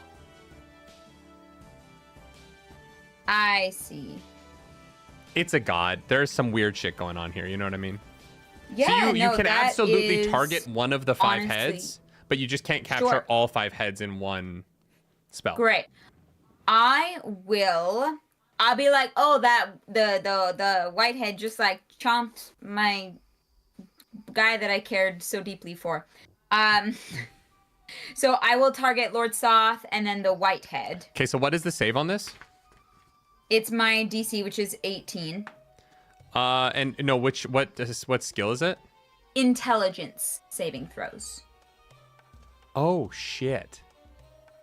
And in this moment, you have discovered Lord Soth's weakness. As he has a plus 10 dexterity, plus 14 con, plus 13 wisdom, plus 14 charisma, and a plus 5 intelligence. And so with an 11, he fails and is in a mental prison. Yeah. Okay, and the whitehead? Wait a second. Is it called mental prison? Yeah, what does that do?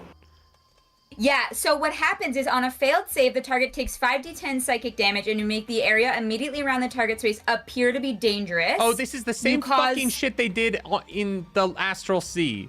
Yeah, he can't move, you fucks. Yeah. If the target is moved out of the illusion or reaches any part of its body through it, the target takes another 10d10 psychic damage. Tiamat also failed. The whitehead failed.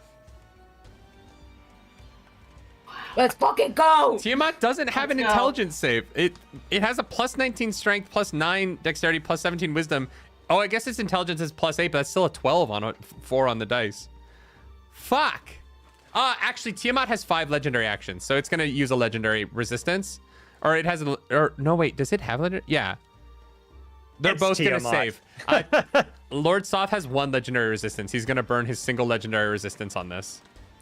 But that's his only one, so it's gone. And Tiamat's gonna burn one as well.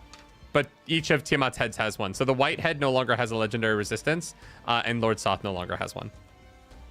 Okay. Sorry. I gotta use them. I'm trying to kill somebody. Yeah.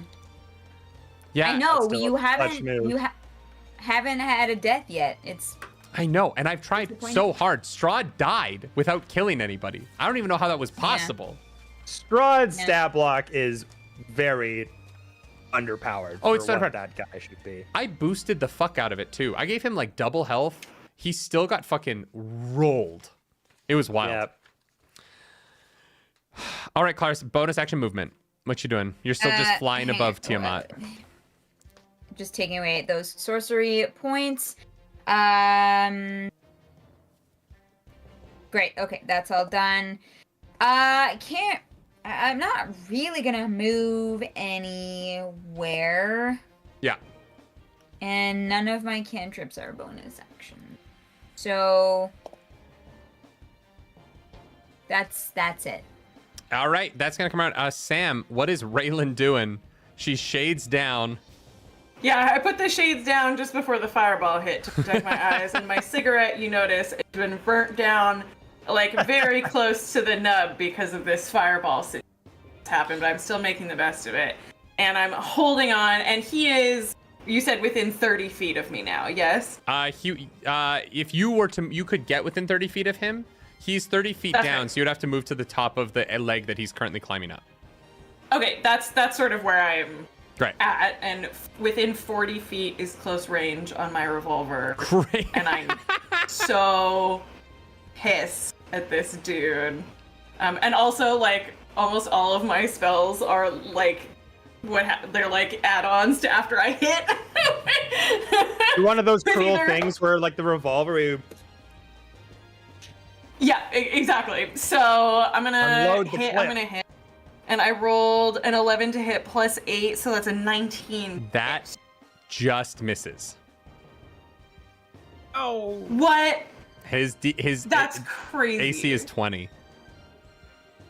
Ah, If it makes you feel better, Tiamat's is 25. that sucks. I like can't do anything else. So I Don't you have a second will- attack? What's that? You have a second attack. You can shoot twice. I have a second attack. Yeah, you're level 16. You're a level 16 paladin. You should have 2 attacks. Oh, okay, great. Oh, attacks per action too. Yeah. Wow. Yeah. Holy shit. Okay, well, I'm gonna fucking try. now things are really gonna ramp. Lord Soth is also from like Do I want 300. He was like literally unable to leave his castle for 400 years. This sight of a revolver is the most confusing thing he's ever seen in his life. Like, Yeah. he's fighting on the back of a giant dragon, and my he's God. going, what the hell is that? I have a plus 8. I have a plus 8. Oh my god, that's a 14! 14 plus 8 is more than 20. Yep, you hit. You shoot Lord Soth in the Yay. face with a gun. Yeah! Second one. Fucking, and then I add to that as a bonus immediately. Yep. Which one am I gonna use? One of these fucking smites. I'm about to smite this man. Okay. Actually, you took the Boots of the Winding Path, didn't you? And my I did. infusions? So you can teleport 15 feet as a bonus action, just Yes. so you know. Yes. I'm saving that for when he gets up on the dragon. I'm gonna throw this out there. Technically, you can't smite a ranged attack. Oh! I'm only saying that for the rules Okay, lawyer, I though. see it. I'm absolutely letting you smite your gun. But just so that we acknowledge it for the people who will complain in the Oh, comments, I I see. don't care. She's shooting Lord Soth with a revolver. It's a divine bullet, okay? Great. I appreciate you. I'm sorry, this is my first time playing a paladin, which is You're very so exciting. good, but which is why learning. I'm saying it for like, in like a campaign, I wouldn't allow this because it would Yes. get too OP really fast. But you're fighting Lord Soth on Tiamat, you get your divine smite on your fucking revolver shot, okay? Hell I yeah. appreciate you so much. Okay, so I'm going to do my damage, and then also I'm using Blinding Smite, which is a 3rd level even, which adds but I'm gonna cast it at level 4, so that adds for it. 4d8 radiant damage. 6. For the lulz. So, okay, and then also damage revolver 2d8 plus. So I'm gonna roll that first. I rolled 3 plus 1 plus 3, so that's 7 damage from the revolver. Great. And then from blinding, that is 19 damage. radiant. Nice. Yep. So he gets blasted by this magic bullet, and then I know that he's gonna be climbing up here, on his next turn. I have to. Mm-hmm. So as I watch him getting blown like right in his face, like straight down, revenge, motherfucker. I reach back behind me and I holster the gun for a second. I pop out my potionalism and I pop the lid and I chug that bad boy. Your potion of as what? My bonus action. It's a potion of pugilism, which will enhance my unarmed strikes. Great. I assume he's about to be up in my business. Sick. As you shoot him, you feel, you see him let go with one hand, and he points at you, and hellish fire wraps around the tip of his finger as he's going to use his reaction to hellish rebuke you for hitting him like that. I need you to make a dexterity save for me as he's hellish rebuking you at 5th level. Fuck me. That's a 19 plus 2, that's 21. His spell save is 20. You pass. So you're gonna take half damage on what is 6d10. So I roll 60-10 and No, take I'm gonna half. roll the damage. You roll 60-10 and I take half. That is going to be 31 points of fire I'm damage. hanging in there, baby. As you are hellishly rebuked by Lord Soth. You've shot him with a gun. He hates you so much. The crazy thing is, I can't, like, he has legendary actions, and I've not yet been close enough to use any of them. It's driving me fucking crazy. All right, that is the end of Sam's turn. Dice Cream Sandwich, what is Elliot doing? You're flying around near the heads. You almost got chomped by the black head that now hangs limp from the Stone Titan's clenching muscles. What are you doing? Okay. How's Soth looking? He is not great.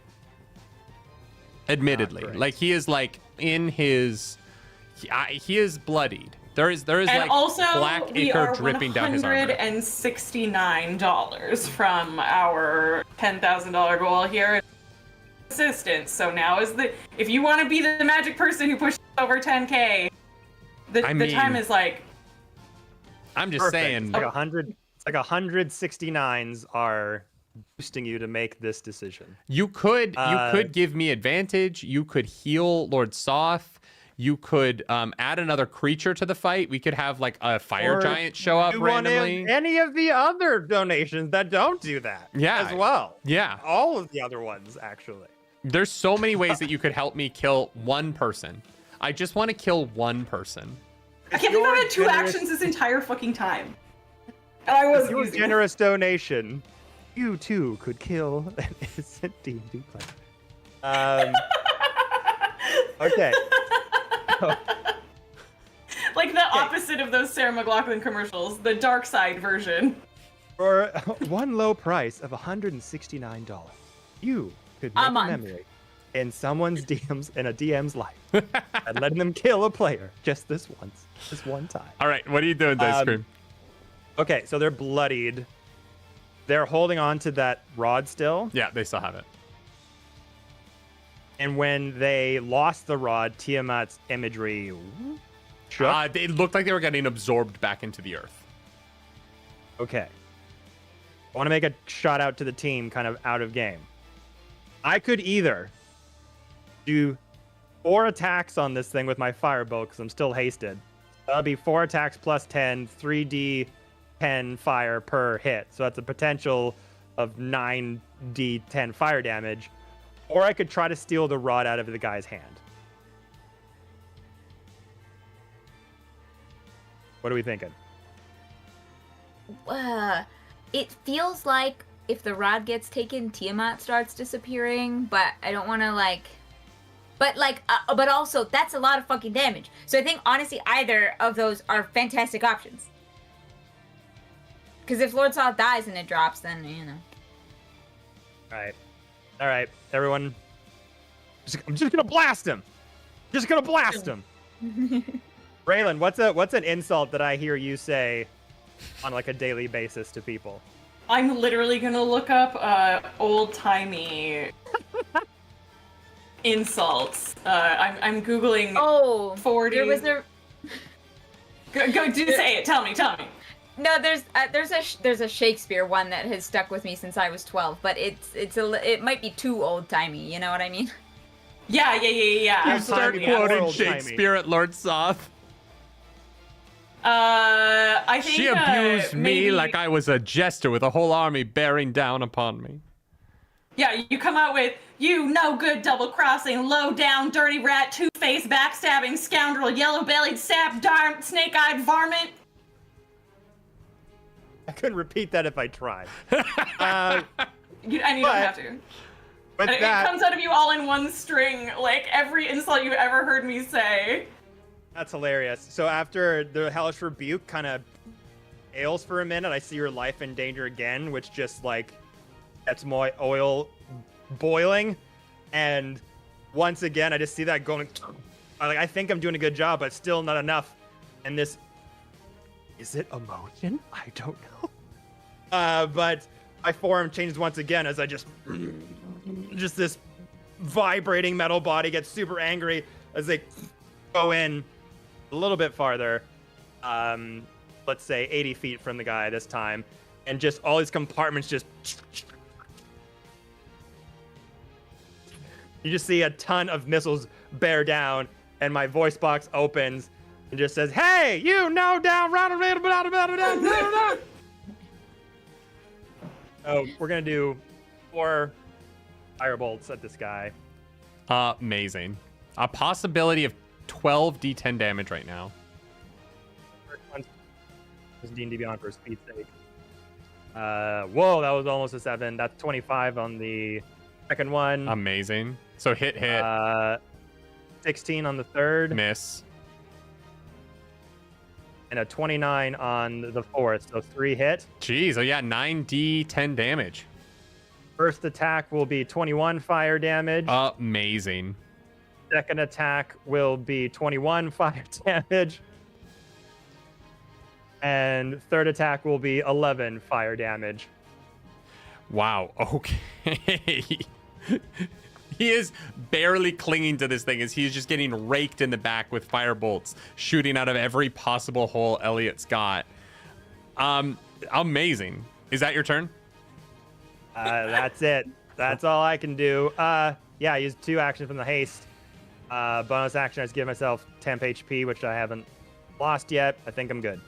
Amazing. That is going to be Shoukat. What is our Tabaxi friend doing in this moment? I can attack or I can heal. You look kind of hurt. Do you want healing, or we're just going for it? I can bonus action heal myself on my next turn, and I still have like 40 I still have 40 HP in my like heal pool, so I wouldn't waste it on me. And I have like lots of spells and stuff, so I think as long as I can make it through this turn. Okay. Which I think. When is his next turn? What? He's next. When is he's next? Yeah. Then maybe you should heal me. Then maybe I changed my mind. How much health do you have? 4. Okay, so what we're gonna do? That's worth not it to shoot the him in the number face. I was expecting to hear. That was not what I way was worse. expecting either. That's less. That's probably less. All right, Oh so my we're going to God. 7th level mass cure wounds targeting me and Raylan. Great. I love that. Amazing. See Thank what you. we get.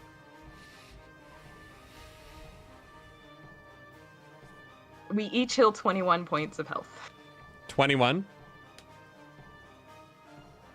Thank you so much. But Maybe he. Moonbeam is gone. Great. Yeah.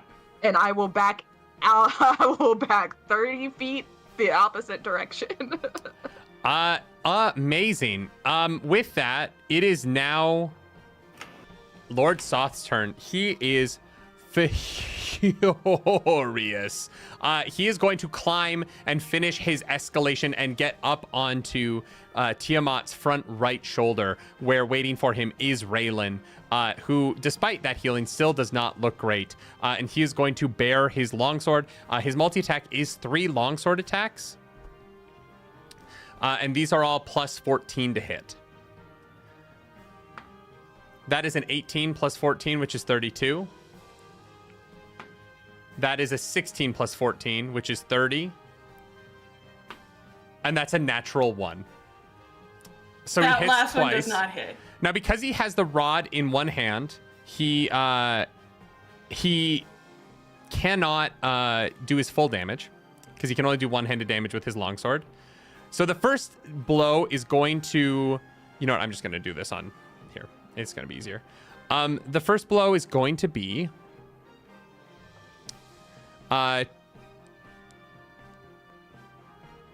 you're going to take 15 points of slashing damage. And 17 points of necrotic damage as his sword is going to slash across your chest from shoulder to hip. So that's... And I suppose that resurrection isn't still currently available. Well, he's going to attack again. Or his second attack is going to hit. But you're unconscious as his second attack crashes through your body. And as you begin to fall, he takes his sword, and you all watch in slow motion as he rams his sword straight through Raylan's center. And as he pushes it off and tosses her onto Tiamat's back, this giant gaping black wound infested with necrotic energy. Raylan, that is 2 failed death saves. Yeah, I'll say. And so you are going to have 2 failed death saves in that moment. And that is going to be his turn as he just seethes at you. Clarice, it is now your turn. Oh wow, I don't have healing, so sorry about it. It's okay. It's okay. This is the risk I took driving a motorcycle. I'm just Dragon God. Breeny's just like, damn it. Like, all right. Well.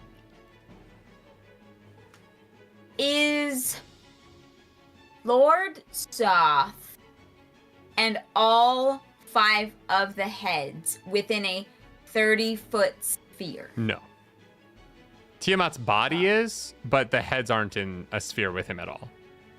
Oh, I also forgot a thing, sorry, which is that the blinding smite did blind him. He has to fail a save, right? What's the save on the blinding smite? It's a con save at the end of each turn. Okay, he rolled at 23. I think his... Yeah, okay. Yeah. He's fine. Sorry. Just in case. Yeah, for sure. Sorry. Clarice? Okay. No, that's fine. I just had a really cool spell that I wanted to use, but unfortunately it's just... It can hit doesn't have Tiamat. this- Tiamat can be affected by spells. Yeah, no, I know. This was just a fun thing that was like every creature in a 30-foot radius, and I was like, can I do each damage to each head? Like, Oh, I see what you're saying. Yeah, no. The heads themselves are over 30 feet. You know what I mean? They're massive. Large? Yeah, you're fighting on this thing's back. You drove a motorcycle up its body. Okay. Mental prison on Lord Soth and the White Head. Let's go. Again, okay, yeah, let's go for it. That's charisma, I right? have to use my fucking 8th level spell slot for this. Charisma?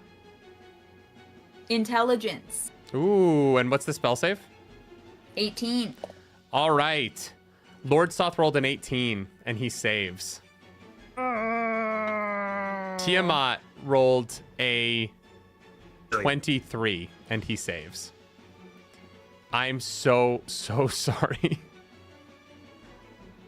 Is anyone Saving does throws anyone and wanna big give me enemies, man. disadvantage? Here's I'm the just thing. a The little targets, the targets still take 5d10 damage each. Amazing. Still So something. it's fine. Okay, soft. if you can roll 5 10s right now. Is it different damage for each one, or You same can roll the damage same, for it's both? fine. 26 damage. 26, awesome. That's fucking fucking terrible.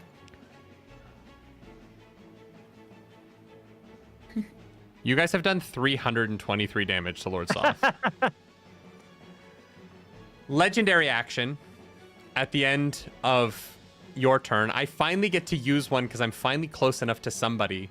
Lord Soth is going to pick up his sword by the hilt, and he's just going to drive it down into Raylan, quenching the last of their life out of their body. That is a 21 to hit.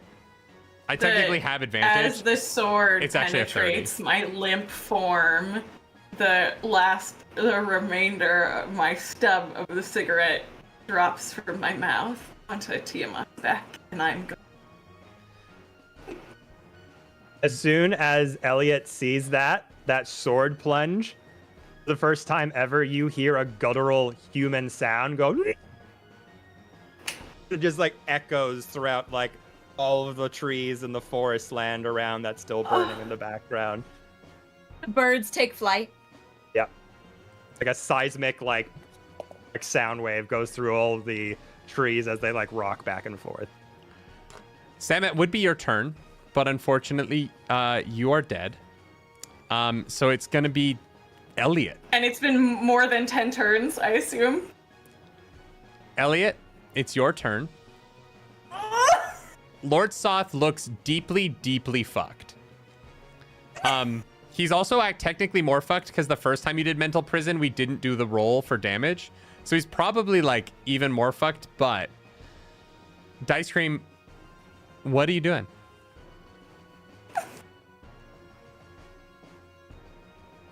Okay. I know I could probably throw firebolts at this guy and maybe end it, but I'm enraged with story right now. So I want to just shout that, and all like the area, it's like a seismic sound wave just goes through me from that, and just rocket forward towards Lord Soth and grab him, because my speed is doubled with haste. Yep. So I'm gonna rock towards him and have my hand just grow 5 sizes larger, and just with 4 attacks just punch him until his helmet goes engraved and like it concaved into his body. Absolutely. Roll attacks for me. Okay. So this is with the armor gauntlets. Yep. Mm-hmm. Fucking artificers, That's a man. Wait. You cut out. Natural 20? It was a natural 20 on the first one on D&D Beyond. So that's Okay, a we got 30. a crit. The second one is a 23. That hits. The third one is a 17. That misses. And then another 17. All right, so how much damage do you do for one hit here? For one hit with the gauntlet, it's gonna be 1 is 8. And so if we want that to be the crit, that would be just double to 16. Great. And then the second one is 11. And they have disadvantage on attack rolls. No, they don't. After this from being hit.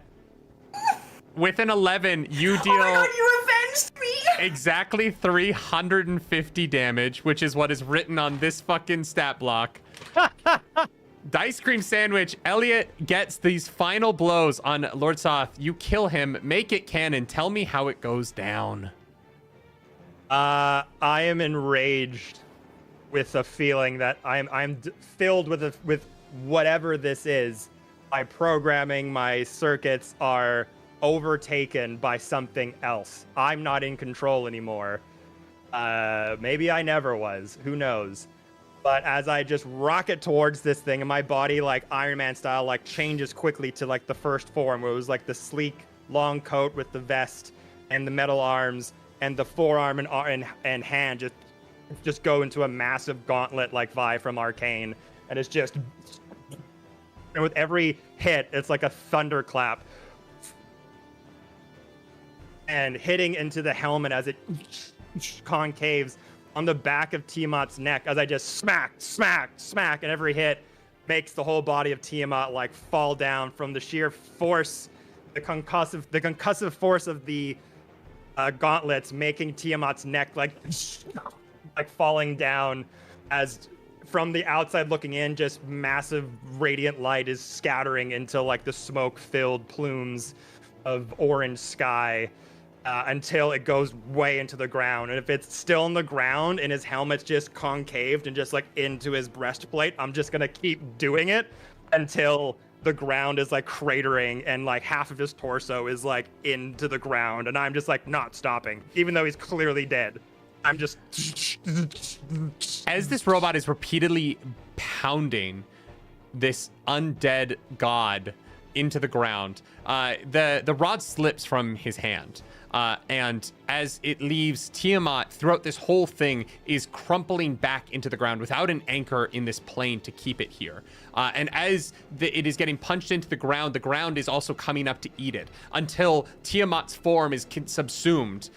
And our two heroes remaining watch as Elliot just beats Tiamat's form literally into the earth until all that is left is this destroyed, rippling wasteland where the earth had consumed this gigantic dragon creature, and the pitiful form of Lord Sot's undead body lies broken and beaten on the ground. And next to you, Elliot, you see the piece of the Rod of Seven Parts. And for the first time, you reach over and you pick it up. And in that moment, you feel this tugging sensation inside your chest as you are being pulled away. And there's this moment of fear of leaving your compatriots. There's an undead army nearby. And as certain as you are that Lord Sot's dead, you're still not sure quite what is happening. Sam, I need you to roll a D100 for me. Okay, hang on. Let me see. I'm gonna use the roller here again. 13.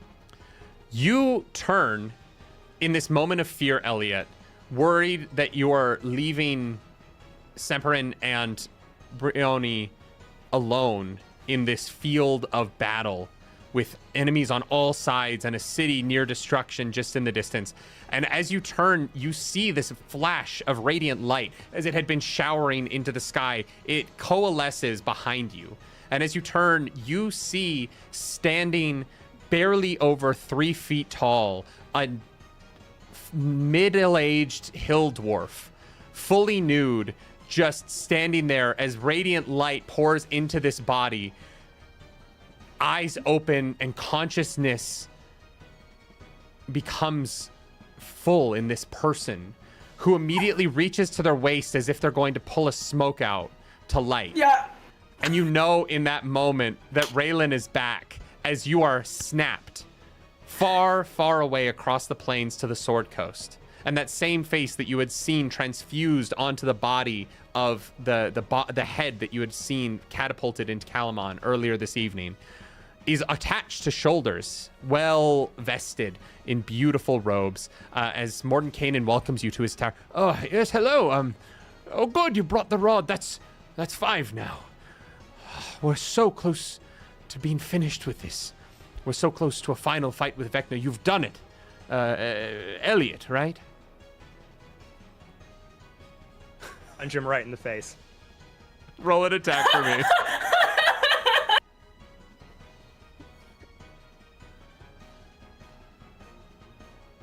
25. You watch as he casts mage armor and it begins to snap into place, but you're too fast, and even through his mage armor, you crack him across the jaw. He scatters to the ground.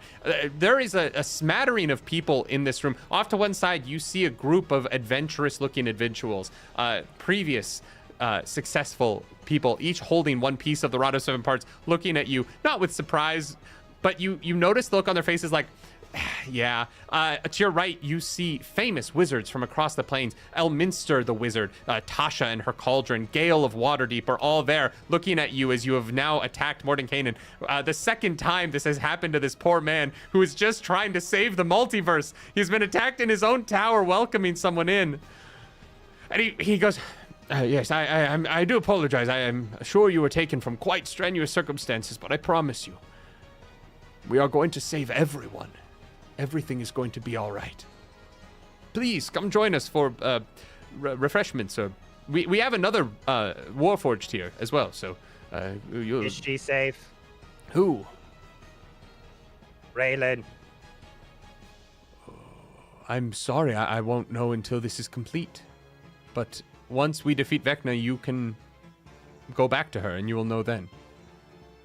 But if we don't defeat Vecna, no one will be safe. With all your power and wisdom, you cannot send someone to make sure they are okay. I can send someone to Krynn. It will take some time, but I will try and do that for you, yes. I will do my best. That is the least you could do. Yes, of course. You've done a great service for us all. Thank you. I greatly appreciate it. Perhaps I can have someone scry on her. It's difficult across planes, but it's not impossible. We will figure something out for this Raylan. Do you have something of hers? It might make things easier. And I just kind of like reach inside my jacket, and there's like a compartment here that I just take out. And it's a pocket watch that when you clip open the cover, it has a little music box play on it. This was a gift they made me when we first met. They told me I would no longer have to be a tool for others. I want to be seen as equals. But seemingly there are those in power still using those tools for their own nature. Maybe you could learn a lesson as well. I promise you I do not view you as a tool. An equal.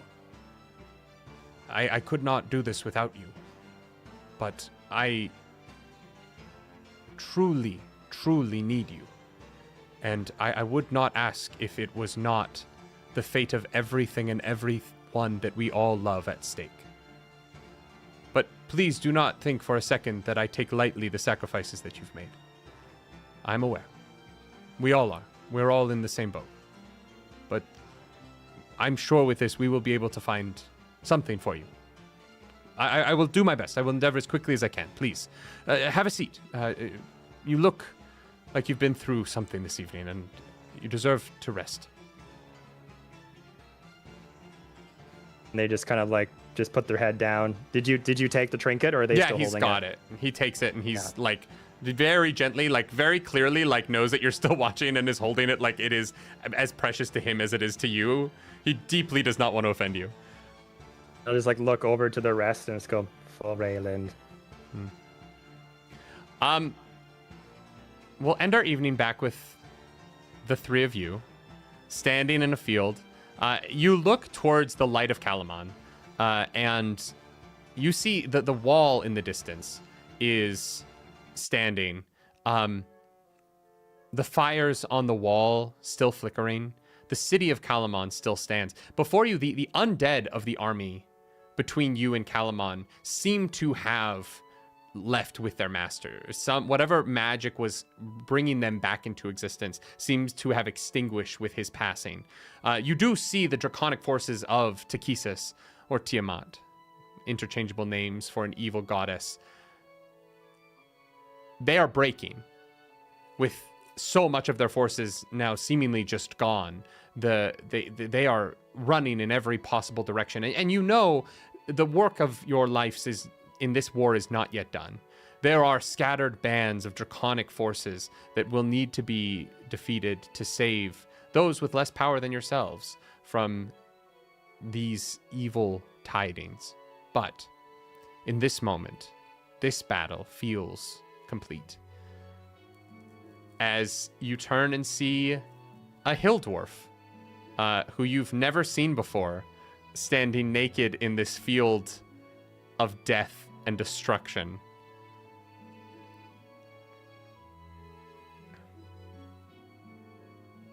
Who? The fuck are you? Anybody got a light? Raylan? Cut it. That's it. That's the end. Like, why are you naked?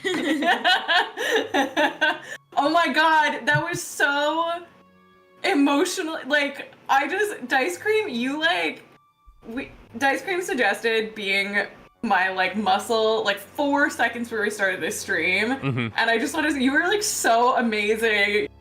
I ran with it to such places that were just, like, so beautiful.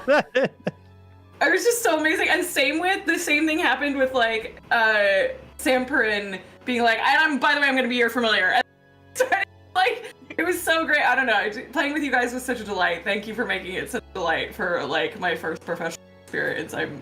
Oh, no problem. Thank you. No, and David, you're such a fucking good DM. It's thank you. Crazy. No, thank you all. I've been saying it to each group, but like, just the fact that you're willing to give up 5 hours on a Friday night. What? No, it's not Friday, is it? No, it's Wednesday. Clarus is still here. Wednesday. To be here for 5 hours on a Friday night to help me tell this story and to be a part of raising. We've raised almost $10,000 for Doctors Without Borders, which is just like, it's this incredible gift to at the holidays. We all lead incredibly privileged lives. The fact that we are able to be online right now playing Dungeons and Dragons with people in 2 different countries and 4 different time zones and playing Dungeons and Dragons to raise money for charity is a privilege. And I know in the holidays I'm so privileged. I have an incredible wife who makes all my dreams possible. These times of year, I want to take the time to not just raise money to help people who are less privileged, but also to take time to, like, create space to be aware of those places in the world that are struggling and that do need that help, right? And really be mindful of that and what my place in that is. And I am so grateful to the 4 of you for playing tonight. Clarus a little bit less because you had to do this, but like the rest of you, thank you so much. This was so fun.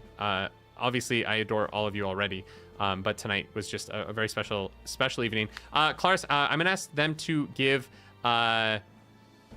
everyone to introduce themselves, tell everybody where they can be followed, do all the things. Dice Stream will return on December 13th, but Clarus is going to give me the last Dispel Dice winner for the evening. And we're going to be here every Wednesday and Friday until that. That's actually, there's only one more Wednesday. But on Friday, we are going to Oworth, the planet where Vecna was born. Our big bad, we might be going to somewhere near and dear to him. Friday night's gonna be very fun. I got Chompy, I got Claire, She-Rage, I got Basic Wit Girl, and I got Alicia Marie. It's an all-lady table, and they are all incredible people that I'm so deeply excited to play with. And then on Wednesday next week, we're going to Avernus to raid Tiamat's Casino in Hell. And that is going to be with Tank Tolman, Don Marshall 72, Nat 20 Wife, and the incredible dice maker Smoking Glue Guns, 4 of my favorite people on the planet. And I'm so jealous that some of you will see them at PAX this weekend, and I won't. But if you're going to PAX, have fun, stay safe, treat others well. Clarus, who won the Dispel Dice giveaway? Bethany. Who? Bethany. Bethany, congratulations! You get a Dispel Dice. Dispel Dice is an incredible company that has sponsored us. They're giving away 32 sets of dice on this charity event. 32, that's crazy. Thank you so much to Dispel for everything you're doing. Remember that if you donate, you are entered into those raffles even if you're not here. And you are also entered into the raffles for our Elderwood Academy Journal, another amazing sponsor that we'll be doing on the finale, and the coffee tea giveaway, which will also be a part of the finale from Many Worlds Tavern. Dice Cream, do you want to start the introductions off? Let the people know where you can be found. Yeah, hello. When I'm not being a sad boy robot, I'm making videos on the internet, on Instagram, TikTok, and Facebook. I also have an actual play that streams on Sundays called War of the Realms that Tank Tolman is also a part of. Mm-hmm. And we have a lot of fun over there. So you can catch those on Sundays at noon, PST time. Otherwise, I post pretty daily. Also going to PAX, which would be super fun. So stay tuned to all shenanigans. We'll taking lots of content over there and seeing friends and doing fun stuff. I got a show, my first PAX and my first show at PAX, coincidentally, with Beetle and Grimm, with a bunch of awesome people as well. So check that out. It's a Saturday night at 7:30, I think. It'll be in the schedule app. But yeah, this was a lot of fun. Thanks for having me. Shao Cat Cosplay, where can the people follow you? Across the entirety of the internet. I mean, I got it all. Instagram, Threads, Blue Sky. Showcat Cosplay is your pathway to them all. I am very excited. My first PAX anything ever. So if you see me, say hi. I want to meet you. I'm a little awkward in person, but like it'll be a good time. I promise. On Saturday, Our Brilliant Ruin will be demoing games through Gehenna Gaming from 3 to 7 p.m. I will be lurking in that area in cosplay along with Danny Reba, the marketing manager, and my husband. And I will have little goodie craft bags that I made of nice things. So if you say hi to me then, you might also get a little goodie bag. I did not know you and Danny were married. That's crazy. That's my hubby. Yeah. If you're like, hey, I don't know if I want to try Our Brilliant Ruin, I'm here to tell you that's dumb. Go give it a try. It is surprisingly fun. For a horror game, we had such a damn good time playing that thing. It's great. Sam, where can the people find you? I'm on Blue Sky, the app formerly known as Twitter, sort of, Instagram, just my name, Sam Mags, SAMGS. You can also find me on TikTok at Sam Writes a Lot, and mostly though, go to my website. It has, or my link, it has all my books, every comic I've ever written. I've written a Star Wars novel with a lot of gay sex in it. I've written Star Trek and Transformers, and I wrote Captain Marvel for a long time, and Harley Quinn, and I've done all sorts of stuff. So if you're into nerd stuff, check my stuff out. And if you are at PAX this weekend, I will not be at PAX this weekend, but a book that I have worked very hard on along with many of my colleagues, and a TRPG out in March called Daggerheart, will be there with a booth on the floor. If you are able to go and check it out, go talk to the Daggerheart folks about the game. We're very excited about it. I'm not here officially representing that in a particular way. Mm-hmm. I'm just saying, as a fan, I wish I too could go, and if you are there, but otherwise, yeah, find me online. And I just I want to do this again so bad. If you guys want to do this again anytime, you call me anytime. This is so fun. I get it now. I'm I see. I get it watching it. Yeah. But doing it, I was always that's so scary. No, I feel like I get it now. Yeah. Well, I Next have. time you're in Canada, we have a set in our basement. You can play in person. I'm so down. I'm live so from down. that set. We're right doing now. it.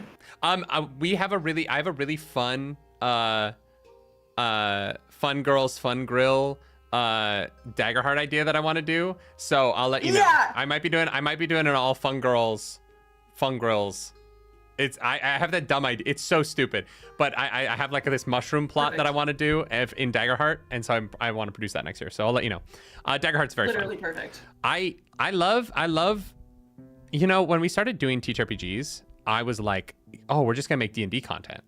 And then this year, we've run 5 different systems on the channel, and I love how many great games there are right now. Our Brilliant Ruin just came out, Daggerheart's about to come out, MCDM's Draw Steel's about to come out, DC 20 by Dungeon Coach is about to come out. Kids with Capes is out. There's so Stormlight. We're in the best age of there's so much new shit to do. I can't wait. Next year's gonna be a blast. Clarus, you're last but certainly not least, because we're married and you're the most important person in my life. So please introduce yourself, even though everyone here Not probably just saying that knows who because you of are. all the failed saving throws. I know, man. I know. I was just playing the long game and wearing them down. This is Good. playing D&D with my wife, though. Her having turns and not being able to do anything on them is sort of par for the course. Yeah, it's I pretty. feel ya. Yeah, there was a spell that I really wanted to use called Abby Dalsum's Horrid Wilting. That literally sucks the moisture from every creature in a 30-foot cube.